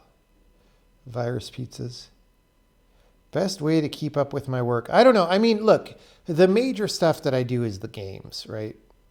And those don't happen very often.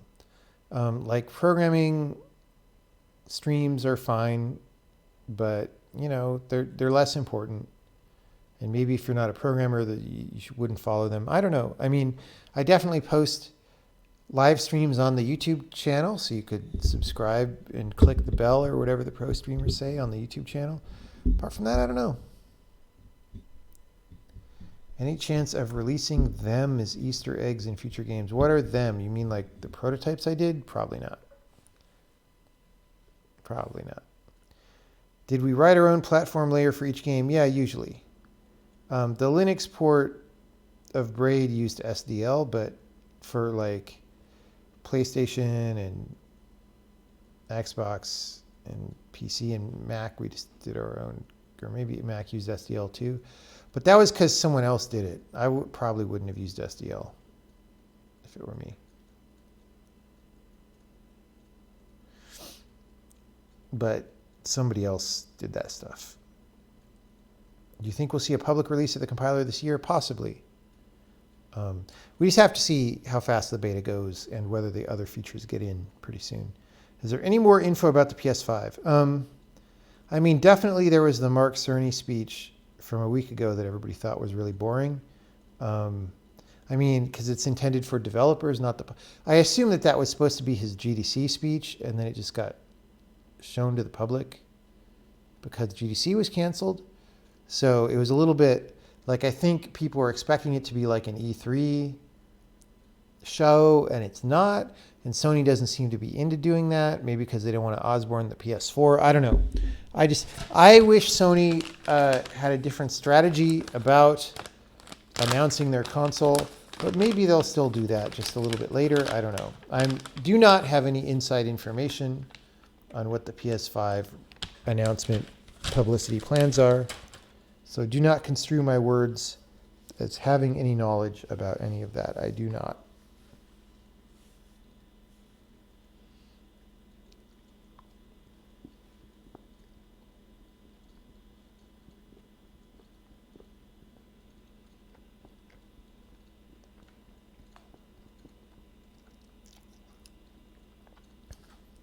So it's got an SSD meme. I don't exactly know what that's about because I didn't see the Cerny speech. I mean, I guess he said it has an SSD a lot. But, like, don't underestimate how good the hard drive is. It's pretty damn good. Like, the SSD plus the hardware compression adds up. It's a big deal. It's a big deal. It's going to be way better than PS4 along that dimension.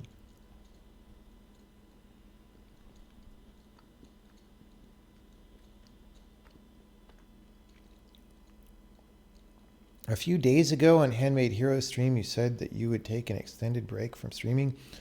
I haven't been on Handmade Hero stream for a couple weeks at least, right? I don't know. But I just did take an extended break from streaming. Maybe you misinterpreted what I said. I don't know, or maybe I said that, but like, I haven't streamed. So prior to my streams this week, I didn't stream since Super Stream Sunday in January. So it was like a 2-month break.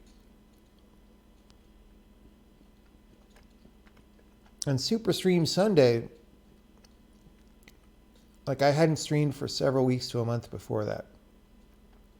So it was like almost 3 months with very few streams. I mean, people here can correct me if I'm wrong, but I'm pretty sure that that's what it was. Played any Tarkov lately? No. I mean, I think it's a really interesting game in a lot of ways, but like I just don't want to play it because it's so anti-player in certain ways. Like, I mean, I played it a bunch. Like my guy is like level 30 something or 20 something, I guess. I've got a Bitcoin miner with 25 GPUs. I mean, the thing is, okay, Tarkov is a very brutal game to try and play. And unfair a lot of the time and all these things. And then the fact that it didn't work very well technically in really terrible ways that they don't seem to be able to fix. That was all bad. But then, like the design decisions they've made have sort of sapped the point of the game. Because if you think the point of the game is to loot and sell the items and get money, you can make plenty of money just selling stuff on the stock market. And then initially you sell a little bit of stuff on the market, you get enough money to start building your base. And once you have like level 1 or 2 on a couple things in your base, you can manufacture items that are very profitable, make a bunch of money that way. And like at this point, I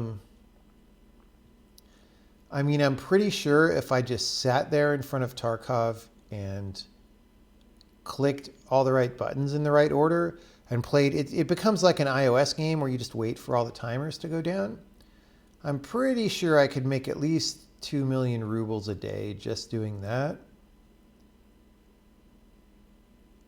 And like 2 million rubles is kind of a lot. Like a really good run where you make a lot of money in Tarkov, or at least at my level, like 400K would be a really good run for me, right? That's rare. Like usually you die and lose that, right? So your money never goes down if you're just playing in the hideout and you just make millions of rubles a day. And it's like, why should I go get shot if I can just get all the money this way? So that kind of killed the game for me too.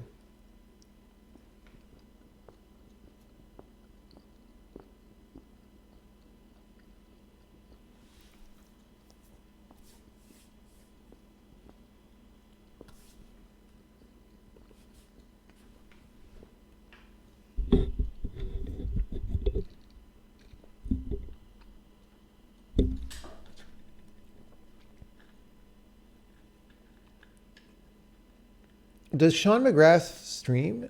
I thought he wasn't streaming, but maybe he started again.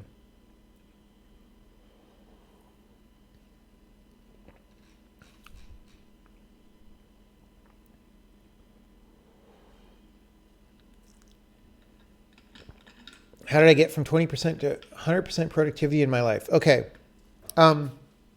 Here's the thing. I am not at 100% productivity most of the time. I would say, and this is being completely honest, in terms of my actual potential productivity, I probably average around 25 or 30%. Some days I get a lot closer. Some days I'm 70 or 80.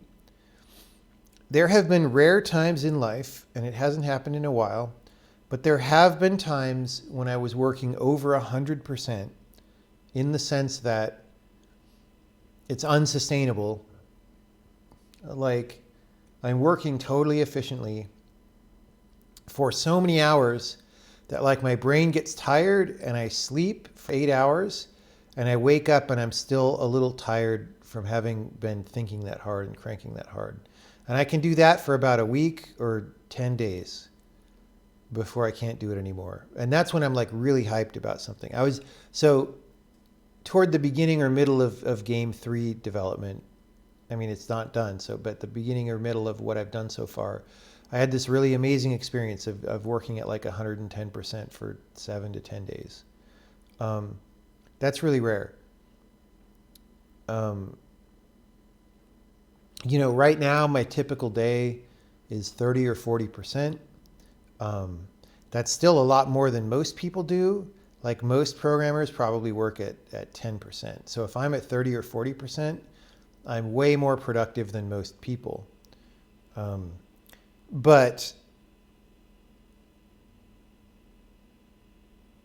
yeah, 100% is not, it's not that hard once you know how to do it, but it's not that easy for me. Like for me to be at 100%, I want to be by myself. I want to not be around people. So any day when I go into the office is automatically not a 100% day. Because I just need to be able to schedule my own thoughts that day and be in, just follow whatever I'm going to do that day. Yeah, I think it's about time. So, for about the past, when I say I'm at 30 or 40% right now, that's been about the past month or two. Like November, December, we're probably averaged around 65 to 70% with some days at like 80, But you have to remember, okay, so programming productivity is kind of like, your physical endurance. And this isn't going to make sense to most people, but if you've ever done like martial arts training, like serious martial arts training, or like military boot camp, or maybe you have to go into the serious boot camps like Navy SEALs or something for them to do this. But there are situations that you can put yourself in where the training teaches you that like when you feel physically tired, like we all know this feeling of like, oh, my muscles are tired. I have to stop doing what I'm doing, right?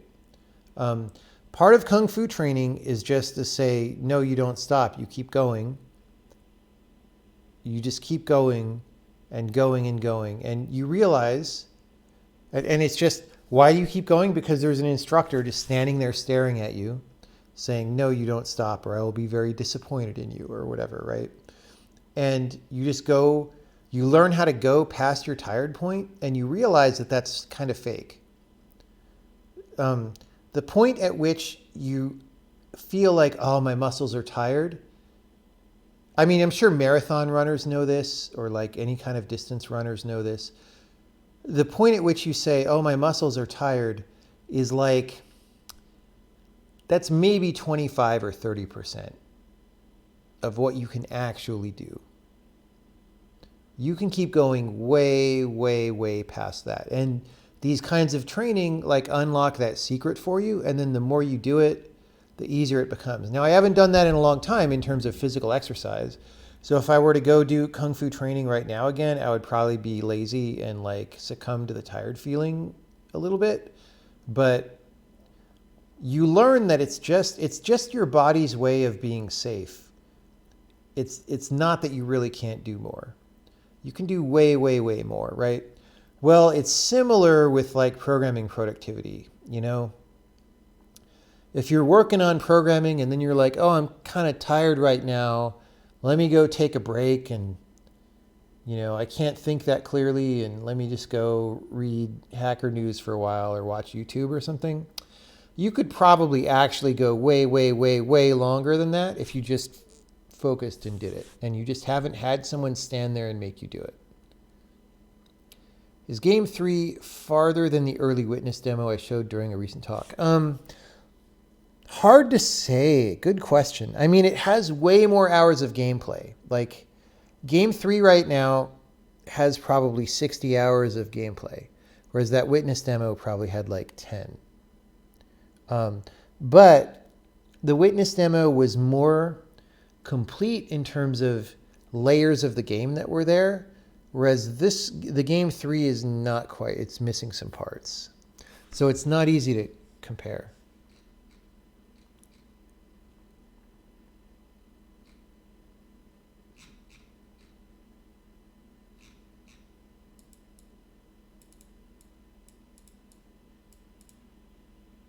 You feel like that's a great recipe for burnout when applied to mental work? No, it's not really.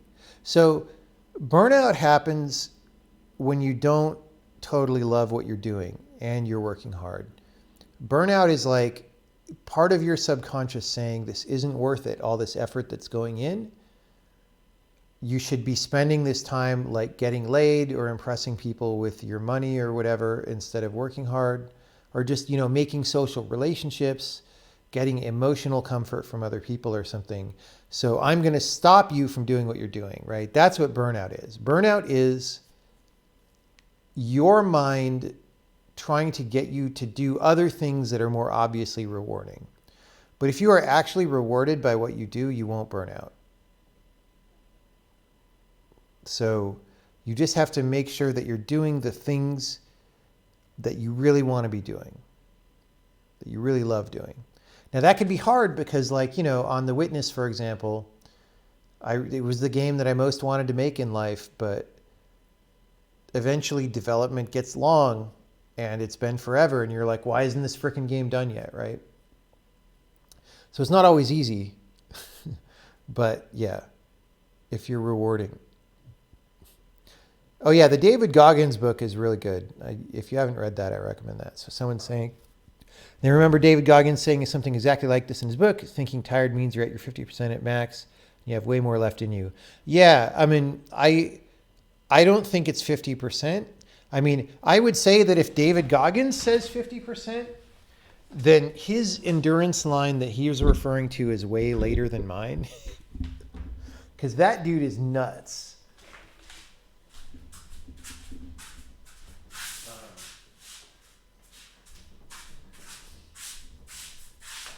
I mean, David Goggins' physical endurance is like infinity compared to anything I've ever done, but the principle is the same.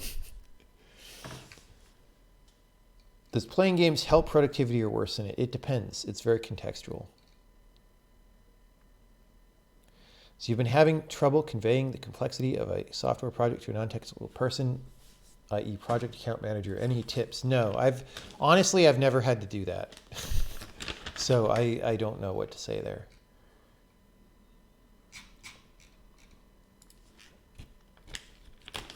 I said you were very unproductive when you were unhappy. How did you increase your productivity over time? I mean, some of it is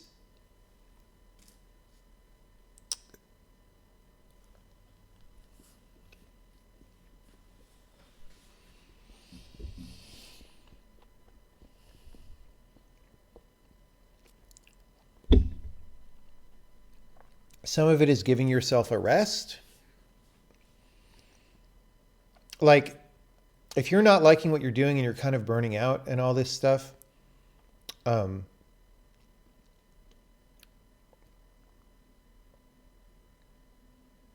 someone says that's insane. If you're referring to David Goggins, yes, it's insane. Like, read the book. It's literally insane to the point where he injures himself badly several times doing the crazy stuff that he does. But yes, it's kind of insane.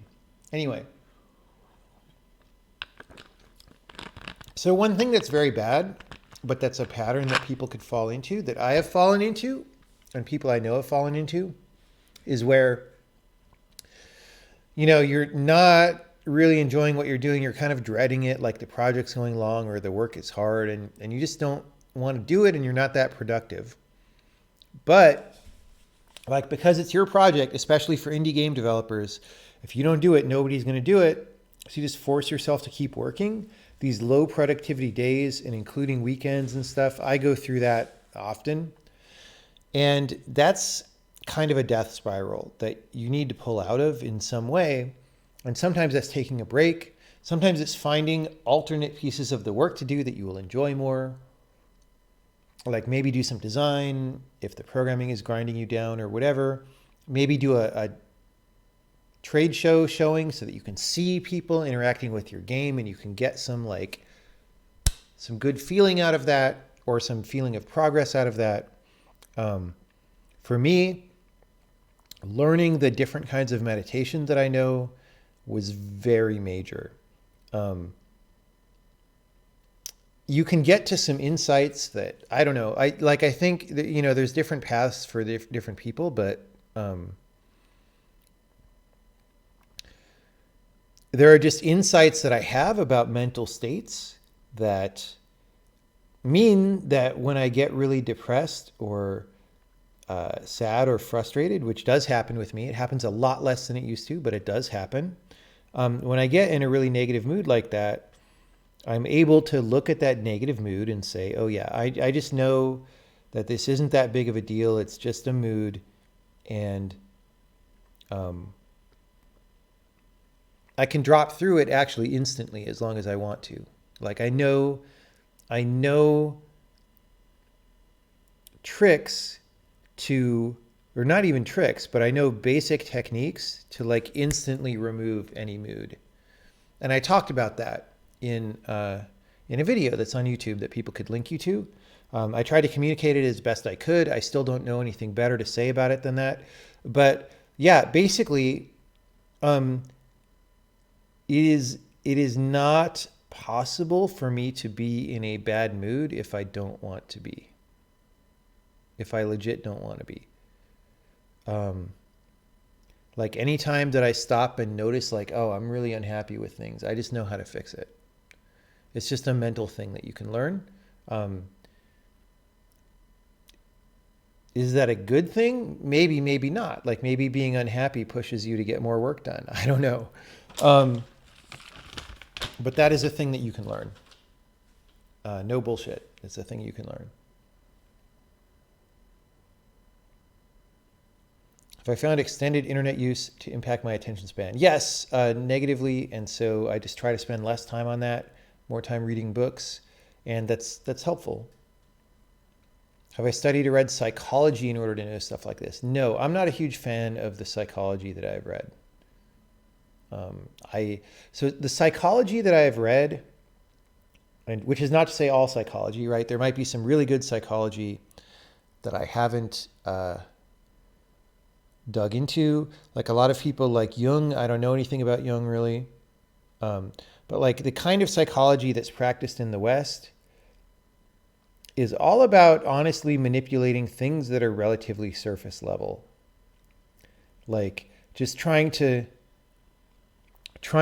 soothe out your thoughts or soothe out your emotions even. And the thing is, the source of all those things is much deeper. And if you just get to the source of them via a meditative technique, it is much more effective than years of psychology stuff. Easily. Like, yeah. So, now, if you haven't learned how to do that, or you have trouble learning how to do that, then, I think a psychologist can help you, especially if they're properly trained in that kind of a thing, and they can like lead you along a path, but much, much better to just fix the problem. How long until my technique started working for me? I don't know. So I started doing serious meditation, not even super serious in terms of time invested, but in terms of like the things I was introduced to, probably toward the end of 2010. So not that long ago in life, relatively speaking. Like I was already working on The Witness at that time. And like within a year, I was having very strong experiences in progress. Less than that, honestly. It's just I kept having better, good things happening. Certainly within 2 years, I had made most of the progress. And that's not even 2 years of consistent regular practice. Like, I've never been one of those people who like every day meditates exactly. Although one of the schools of meditation that I do involves just being able to drop into a meditative state at any instant. Like, you don't have to go sit on a cushion and like and focus on your breathing or anything. You're just like, I can be talking to someone and just remember like, oh, let's try it, and instantly be meditative, right? And that is also the kind of thing that, like I said, it's pointed in a different direction, but that's the kind of thing that will take you out of like a foul mood instantly, like instantly. The amount of time it takes is very close to zero. I mentioned a number of times currently the way people study programming is flawed, but I never proposed any alternatives for people who are new to programming, like how to learn the fundamentals of programming regardless of the language you're going to write with, like data structures and how computers function. Are there any recommendations? My only real recommendation, because it worked for me and it's how I learn. Maybe not everybody learns the same way, but the way that I learn very effectively is to find a project that I really want to work on that requires more knowledge or skills than I currently have. So it's pushing the boundaries of what I'm able to do, or is outside the boundaries of what I'm able to do. And then just try to do that thing and find out what I can't do or what I don't know. And then I have a very specific thing to learn and very specific motivation to learn it. And I find that I learn very quickly in those situations. I don't know if that works for you or not, but it's a very general piece of advice that applies pretty broadly. So if that works for you, I don't know, try it out, see how it goes. Any chance to see The Witness on the Switch? I don't think anytime soon, unfortunately.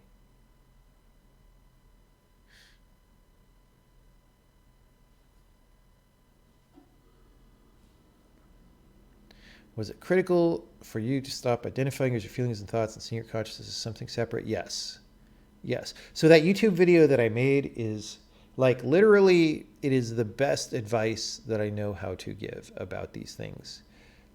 I still to this day do not know anything better to say than what was said there. I mean, I don't know. If I explained it a bunch more times, I might get more skillful at explaining it. But in terms of actual information, I don't know anything better than what to say there.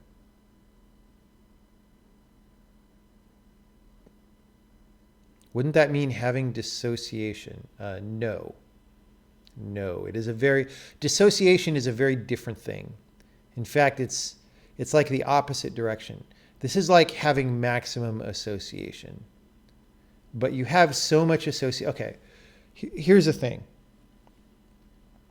A lot of the emotions that you have, in fact, pretty much all of them, most of them, there's strategies that your body has to make things happen, right?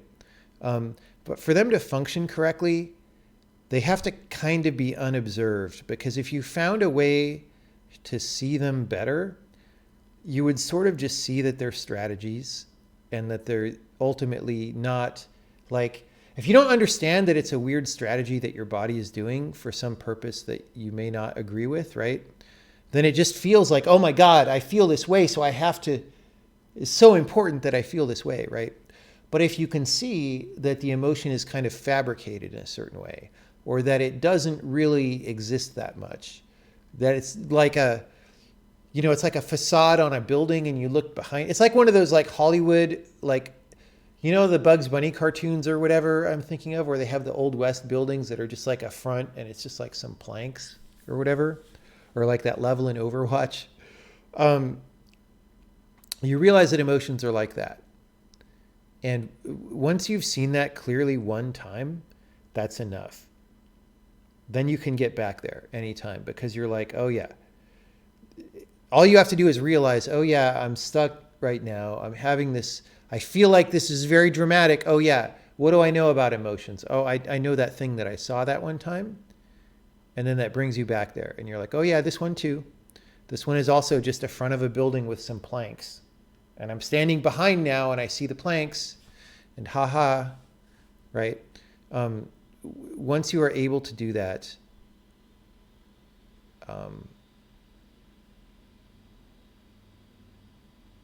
yeah. No, what Red Player One is saying is not dissociation. It's not walling off the feelings. You don't want to wall off the feelings. You don't want to say, I'm not feeling this feeling or anything, right? That's not good. What you do is you feel the feeling as much as you can, but with curiosity, right? So you don't try to like if you're mad at someone, you don't try to be more mad, right? But you look at it, you like, okay, I'm mad. Like, what is that feeling? Like in my body, what does it feel like? And you just keep looking more closely, like, okay, yeah, it feels like that. And you just keep looking at it. I can't verbalize what it is because it's an internal process. But you just keep looking at it until you see it very clearly. That's it. It's very simple. You can do it in, less than 1 second once you get the hang of it. It's very good skill to have.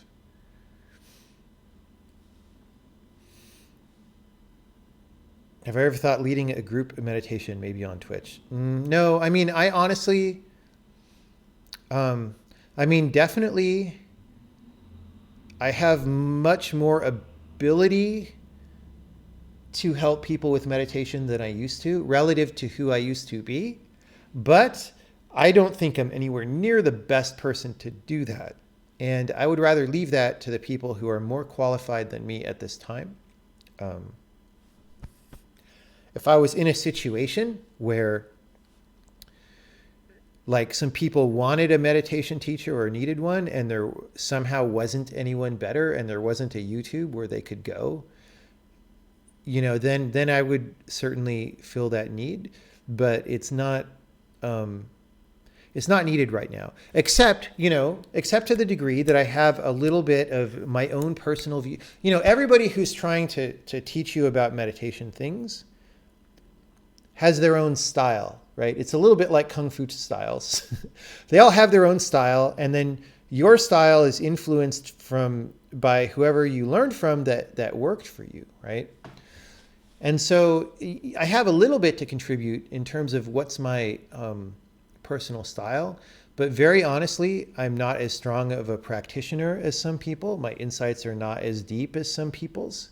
And so there's a sense in which if I start trying to do a lot of meditation teaching, it would be like ego-driven and for the wrong reasons. It would be like, oh, I want everybody to see my cool meditation teaching, right? That's not necessary, right? So I did one video where I felt like I had a way to explain things that was my way, and a way to say that, like to communicate that to an audience like that is a little bit different from the usual. Like I sort of know what kind of people come to my Twitch channel, or what kind of people play video games, or what kind of people are interested in indie game programming, right? And I a little bit, so the purpose of that video was a little bit like, let me know that I'm talking to those people and sort of know generally how that is, and then bring these ideas that I got from a totally different area into this. And so that was my contribution, and I'm fine with that. Like I really don't have more than that to do right now usefully, if that makes sense. Does it target negative emotions only? What do you do with good ones? It also targets good ones. Except this doesn't mean what you think it means, because what is left when you dig underneath these emotions is not exactly neutral. It is positive in a certain way, but it's positive in a deeper way than like what it feels like when you're looking forward to having a good dinner. You know what I mean? So this is a weird thing, and this is where the schools that I go to differ from like stuff like Buddhism or something. Like Buddhists want you to be, no, that's not even true, because Buddhism finds positivity. It's just the Buddhist message when you're a beginner at it, it sounds like it's very much about neutrality and like having a gray face and whatever. And the schools of thought who taught me were not like that. But I think that both are sort of, they're going to generally the same neighborhood. I think they might end up at different P.O. boxes within the same neighborhood, but they're going to the same neighborhood.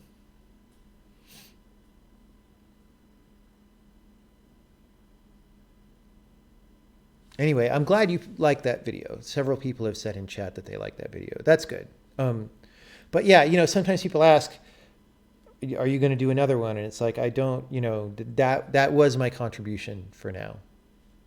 If I ever get a good idea about another contribution that I can make, then I can do that. Otherwise, you know, that was what I have to contribute. And after that, if you're interested in that kind of subject matter, I think if you look on YouTube, you can find some videos from people who are actually quite good teachers. And, you know, really it's also about finding someone who you like jive with, right? Like you want to find someone where, you know, you resonate with what they're saying and the way that they say it. But I mean, there's probably also weird cult people on YouTube, so you have to make sure that you're not vulnerable to cult language. So maybe I don't know how to do. I've always been mostly not vulnerable to cult like language, because I've always been skeptical of beliefs, right? And that served me very well. But so I don't know. Maybe it's complicated. You'd never heard it described this way before. You'd always understood it as more of a beneficial dissociation.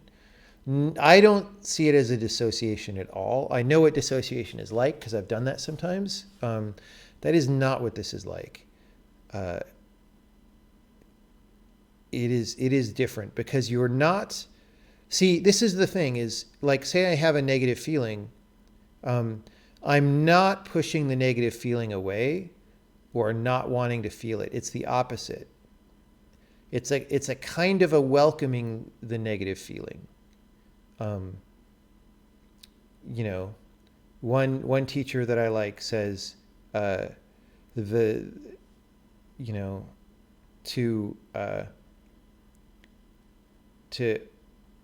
open up to the negative feeling and say, you know what? If this was the only feeling that I would ever feel forever, like if this or not the only, but if this feeling was with me forever and I was stuck with it forever, would that be okay? And there's a way of looking at it right there and saying, yeah, actually, this would be okay. Like there's a way of accepting it, not trying to make it go away, but accepting it. And that process of accepting it helps you see it better. And it's like not a trick for making the thing go away, because it might not go away, but you see through it. That's the key. The key is you see it so clearly that you see past it to what's behind it. It's not dissociation. And again, it's very easy to do. Once you get the knack, like it took me a little while to like work my way up to where I could do it, but once you can do it, you can just do it. It's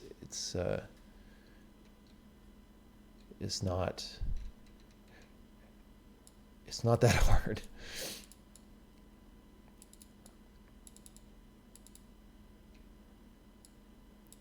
Any advice for scaling one's ambition for a game idea to match what they are capable of ever accomplishing?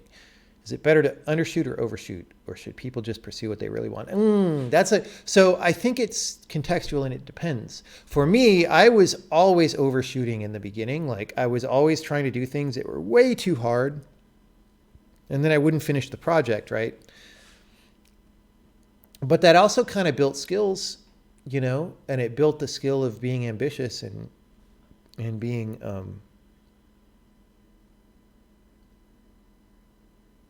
I don't know, just trying to put myself out there and do a good job.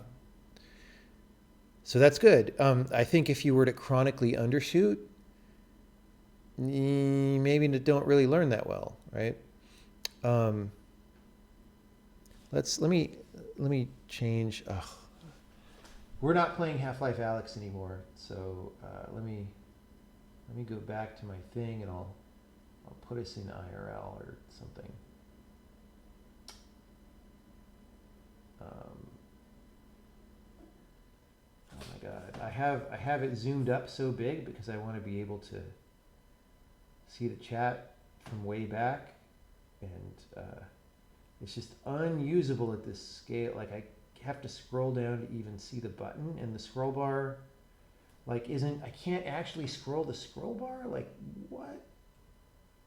It's unusable interface, man. Like literally, for some reason, I just can't get a scrollable scroll bar in the place where I need it. All right, so we can't change the stream info.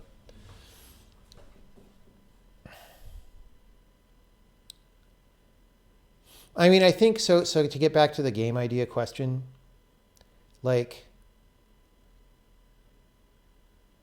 I don't know, honestly. It's weird because on the one hand, the way I did it, I really didn't finish very many things early on.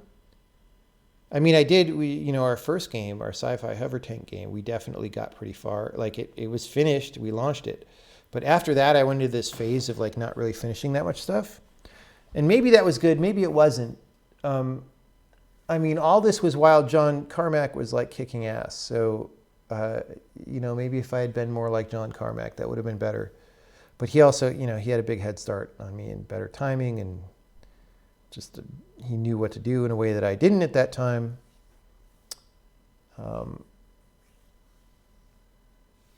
In retrospect, just like if you could go back to high school, you would like be way better at being in high school. If I could go back to doing my first game company over again, oh my God, I would do so much better. It wouldn't even be funny. Wouldn't even be funny.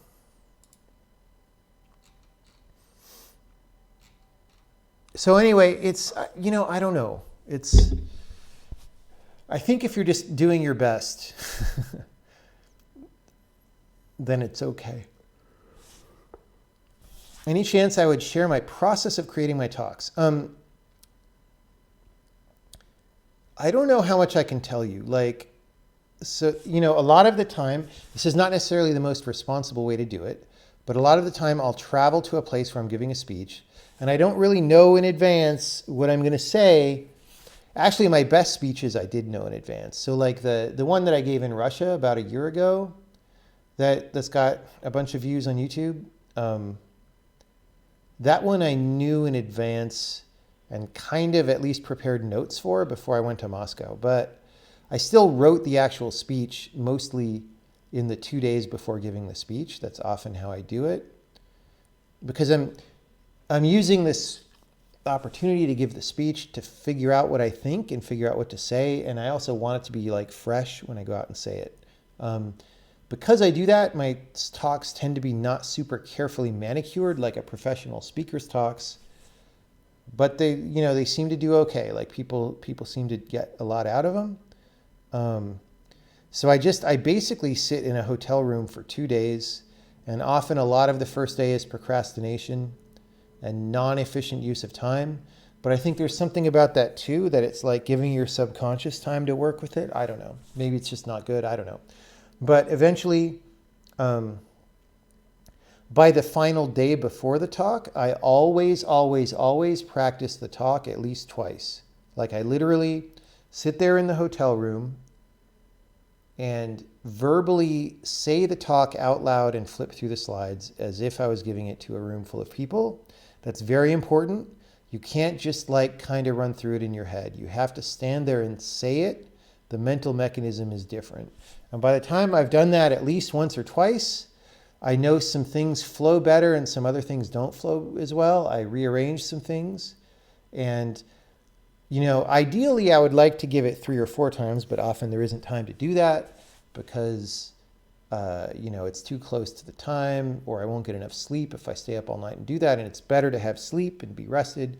But as long as I've given it at least twice and improved it after both of those sessions, it's going to be a pretty good talk for me. You know, in general, that is true. So that's what it's like, more or less.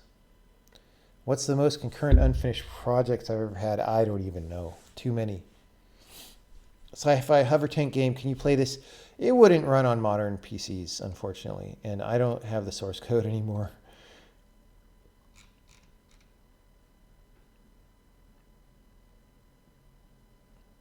If I have a bot that allows it, I could type game just chatting. I don't think the bot is modded because I got pissed off at it.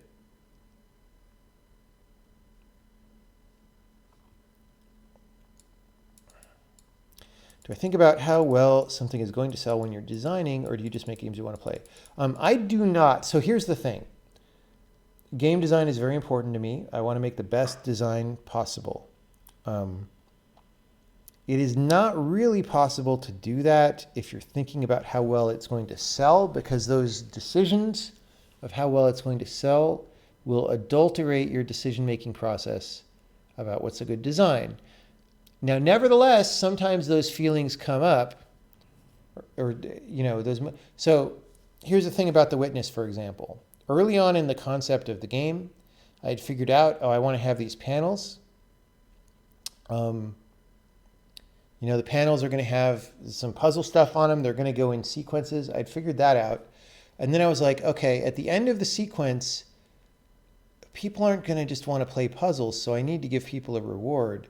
So there'll be like a little loot box at the end of every panel sequence, and you like get something out of that. That's like a collectible, right?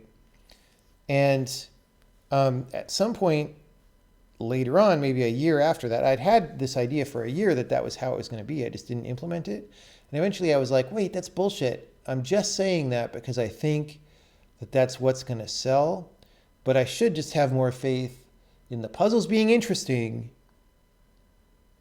and just make that work, because that's what I believe in and that's what I think the good thing is. And as soon as I realized that, I said, okay, I have to change that design decision, because that design decision is going to make the game more mediocre than it would be otherwise. So yeah. So I didn't have collectibles at the end of every row of panels.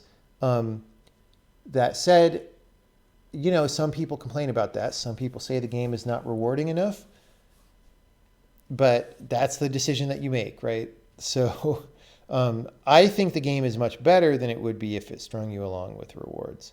Because it is, to some degree, a game about exploring by your own motivation. That's part of what makes it strong.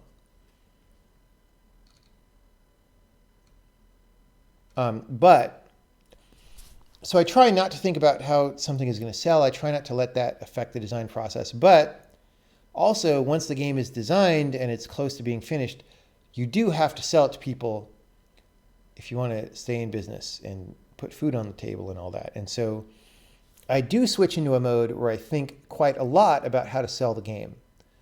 But that happens after it is designed. It does not happen before it is designed, right? I'm not Electronic Arts. They're separate. And that's very important for me. Any important basics for anyone wanting to start a game company? Ooh, it's hard. It's very hard. Be ready to work really, really, really, really hard.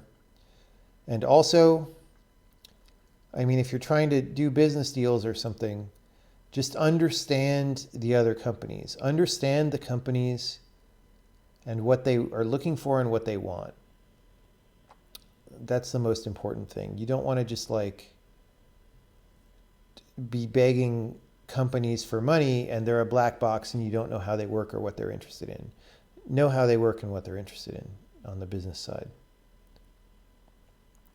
What separated Braid from previously unreleased projects that got it released? I just changed my attitude. I said to myself, you know, I've been going about 4 years in a row without releasing anything major and or finishing anything of my own.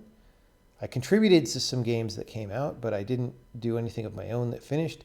And I was tired of not finishing projects. And I said, okay, so Braid, I'm going to make a 2D game instead of a 3D game because that'll be easier to finish. I won't be technology limited. And so I can focus on design and do really interesting design. And I'm just going to finish it. I'm going to do what I can to finish it. And also, so Casey was making a game that he started close to the same time. He actually started his first. It was a sushi making game. And I said, okay, so Casey has declared that he's going to make this game in 2005. So I'm going to race him and try to be done first. And so, you know, I tried to finish Braid, you know, initially like, oh, I'm just making this little game. Maybe I can make it in 1 year. And I started in like April 2005. And in December 2005, I did have the ending of the game. So I had several worlds in the ending of the game. Didn't have all the puzzles that were in the final game, but I had a lot of them. And it just, the rest of development happened after that. It took a lot longer, but, and then Casey never released his game to the public. So I won anyway. But yeah, you guys can ask Casey about the sushi game sometime if you want to. I don't know if he would be happy to talk about that or if he would be annoyed. But it was a pretty fun game. Do I work well in teams or best solo? I am better solo, honestly. I'm trying to be better at teams, but it is not my natural thing. The procrastination helping is totally a thing. Do you know about focus and diffuse modes of problem solving? Yeah. I mean, it's not something I've really studied, you know, psychological research on, but I definitely like feel those things at work in my own mind. Like part of my job as a game designer is to know what goes on in people's minds when they're going to play my thing. And of course, you don't know exactly, and different people are different and all that, but you need to have some model of what happens in people's mind when they play your game. And part of the way I do that is to look at what goes through in my mind, which again, I'm a little bit of an unusual person, I think, or at least weird. And so maybe it's not that good of a model, but apparently it is because the way I do it works, and we don't do that much playtesting. So I don't know. Doesn't work for everybody. Again, some people really don't like my games, but some people really do. So, you know. But yeah, so through doing game design, I've learned to look internally at my own mental processes, but also through, you know, meditation kinds of things. And so there's a certain level at which I sort of feel what kind of thing I need right now, or what kind of mental work is going to be most effective right now. And I just sort of do that. And I'm not sure that I'm best at that, but I do it to some degree.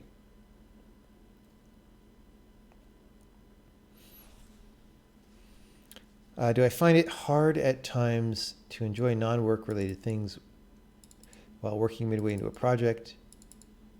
I feel like I have this parrot on my shoulder constantly getting opportunity cost. Yeah, well I don't know if you were on the stream when I talked about this, but that's that death spiral that I was talking about, where like, especially if you're not having a good time working, and you don't, you feel like you're in a bad mood and you're not productive, but you feel like you have to work all the time, then you keep spending more of your time working less and less efficiently. And that is a chain that you need to break in some way. And there are lots of ways to break it. You just have to see that pattern happening and say, no, like, yes, I realize there's an opportunity cost for me taking a week off, but I got to do it because I have to break this thing. Very important. Does Casey still like to eat sushi, though? Yes, I believe he does. Quite a lot. Yeah, no, Philip Trudeau is exactly right. There's a reason Candy Crush sells better than The Witness, right? No doubt. Candy Crush, the amount of money that The Witness made compared to Candy Crush is 0 on any graph that you wish to make. It's like an error term way down in the margin. But I would much rather have made The Witness than Candy Crush. No bullshit. Well, there is... I mean, if I made one Candy Crush and had like several $1 billion, then I could do a lot with that. But the problem is, people who fall into that mode of thought like never seem to... It's like a gravity well that pulls you in and people never escape from it. Like I've never seen someone do that successfully and then turn around and do things as interesting design-wise as I would do. I guess there's people who do other stuff, like Bill Gates turned around and did a lot of good philanthropy stuff. But I'm not sure that was his plan from the beginning. I think he just was fortunate enough to turn over a different leaf in life and do something different. But people who say, oh, I'm just going to do this stuff for the money for a while, and then I'm totally not going to do stuff for the money, it doesn't usually work that way. People usually find excuses why they have to keep doing stuff for the money. Did I learn my meditation skills together with my martial arts skills? No, not really. So I did Kung Fu and Tai Chi, and Tai Chi is a certain kind of meditative thing. But honestly, I never got to the super deep levels of Tai Chi yet. That can take a long time. And the level that I was at in Kung Fu, they didn't really teach the super deep stuff anyway yet. But it maybe prepared me a little bit so that when I went and did other meditation practices, that those things worked a little better, you know? Yeah, I don't know. Like I definitely could do some minor meditations in Tai Chi and in Kung Fu, but not like I never could do Tai Chi in the serious way that serious Tai Chi people do it. Like I didn't have that level of meditation, and I still can't, which is weird. Even though I can do these other meditations, I haven't practiced Tai Chi in a long time. I should get back into it because maybe I would now, but like. I got injured, which is a reason why I didn't do it for a long time. Like I can definitely do a lot of internal things in other meditations, but Tai Chi I still can't. Or can't is the wrong word. I still don't quite do it. I feel like if I somehow did the right thing, it would be straightforward, but I just haven't had that training in the right way. I probably could get it if I just went in and said, hey, man, please help me out. I just haven't done that.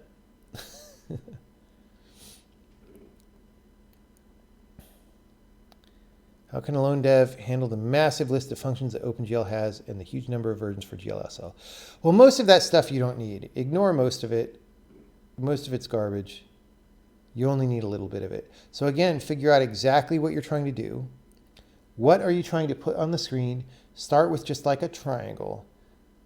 Then have colors on the vertices. Then have a texture map, right? Work your way up and just know exactly what you need to know and then exactly what will do that, which frankly is very challenging with OpenGL because it's been through so many years of history and a lot of things are deprecated and some things are not deprecated but are also not really the thing you want to use. And it's just a mess that way. So I would actually recommend not using OpenGL and using a different API.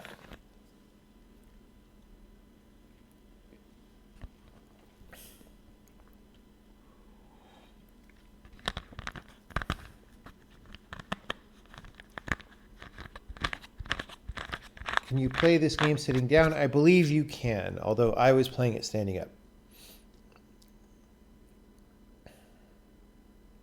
You're toying around with deferred rendering. Okay, that's pretty advanced.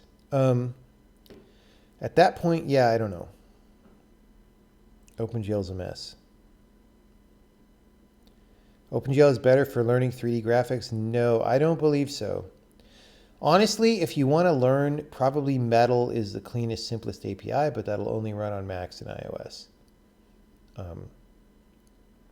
Metal is probably best for learning.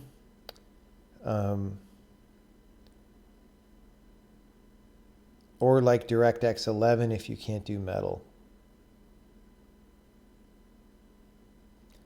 Do I think learning Vulkan is worth it? It depends on what you're trying to do. If not OpenGL, what API would I recommend? Well, I keep saying there needs to be a user-level API that is like OpenGL, but cleaner and better designed and more modern, and that as its backend uses just the native API for whatever platform. So it would use PS5's rendering on PS5, and it would use like Vulkan on Linux when you're sad enough to be running on Linux, and it would use Metal on macOS, right? But because it would be user level, you could fix problems and you could see how it does things and you could do things in an alternate way if you want to. That is obviously the right answer. I'm sure people are building that to some degree. That is what you should learn if you want an API, a high-level API.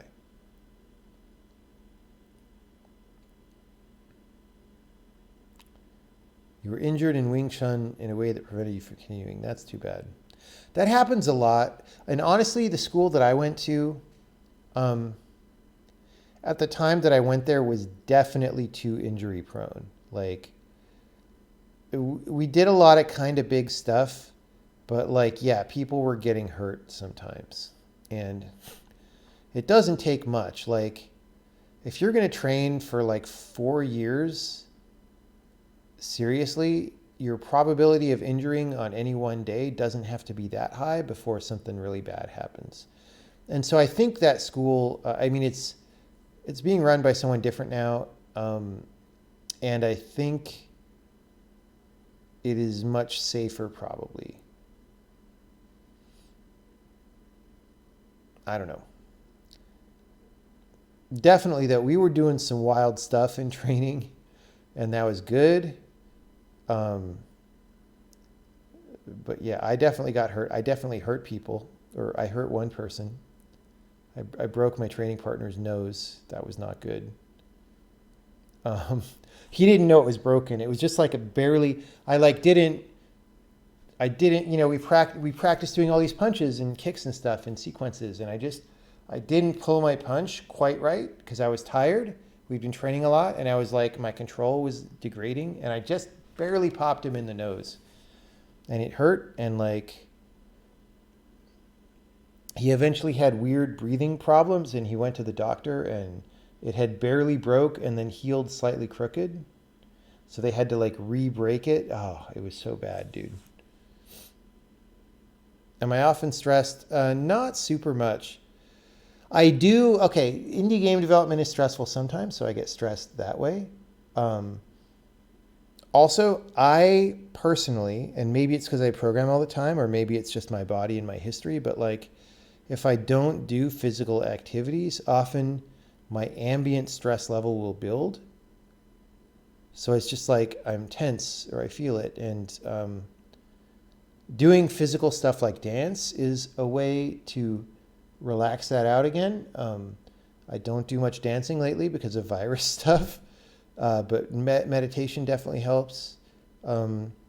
Just noticing that you're stressed helps a little bit. All these things. But yeah, I do have a little bit of an ambient stress level. And it's also in my voice. Like, if you know how to listen to people's voices, right? When you listen to mine, even right now, it's got like stress tension to it. Like, it's not a super relaxed voice. And that's just part of how I talk. It's a long-standing body habit. I'm better at not stress talking than I used to be, except sometimes I'm not. Like right now, because I've been talking for a long time, it's a little more. My voice is starting to like be more strained. But yeah, it's just a thing. Could I show dancing? Not right now.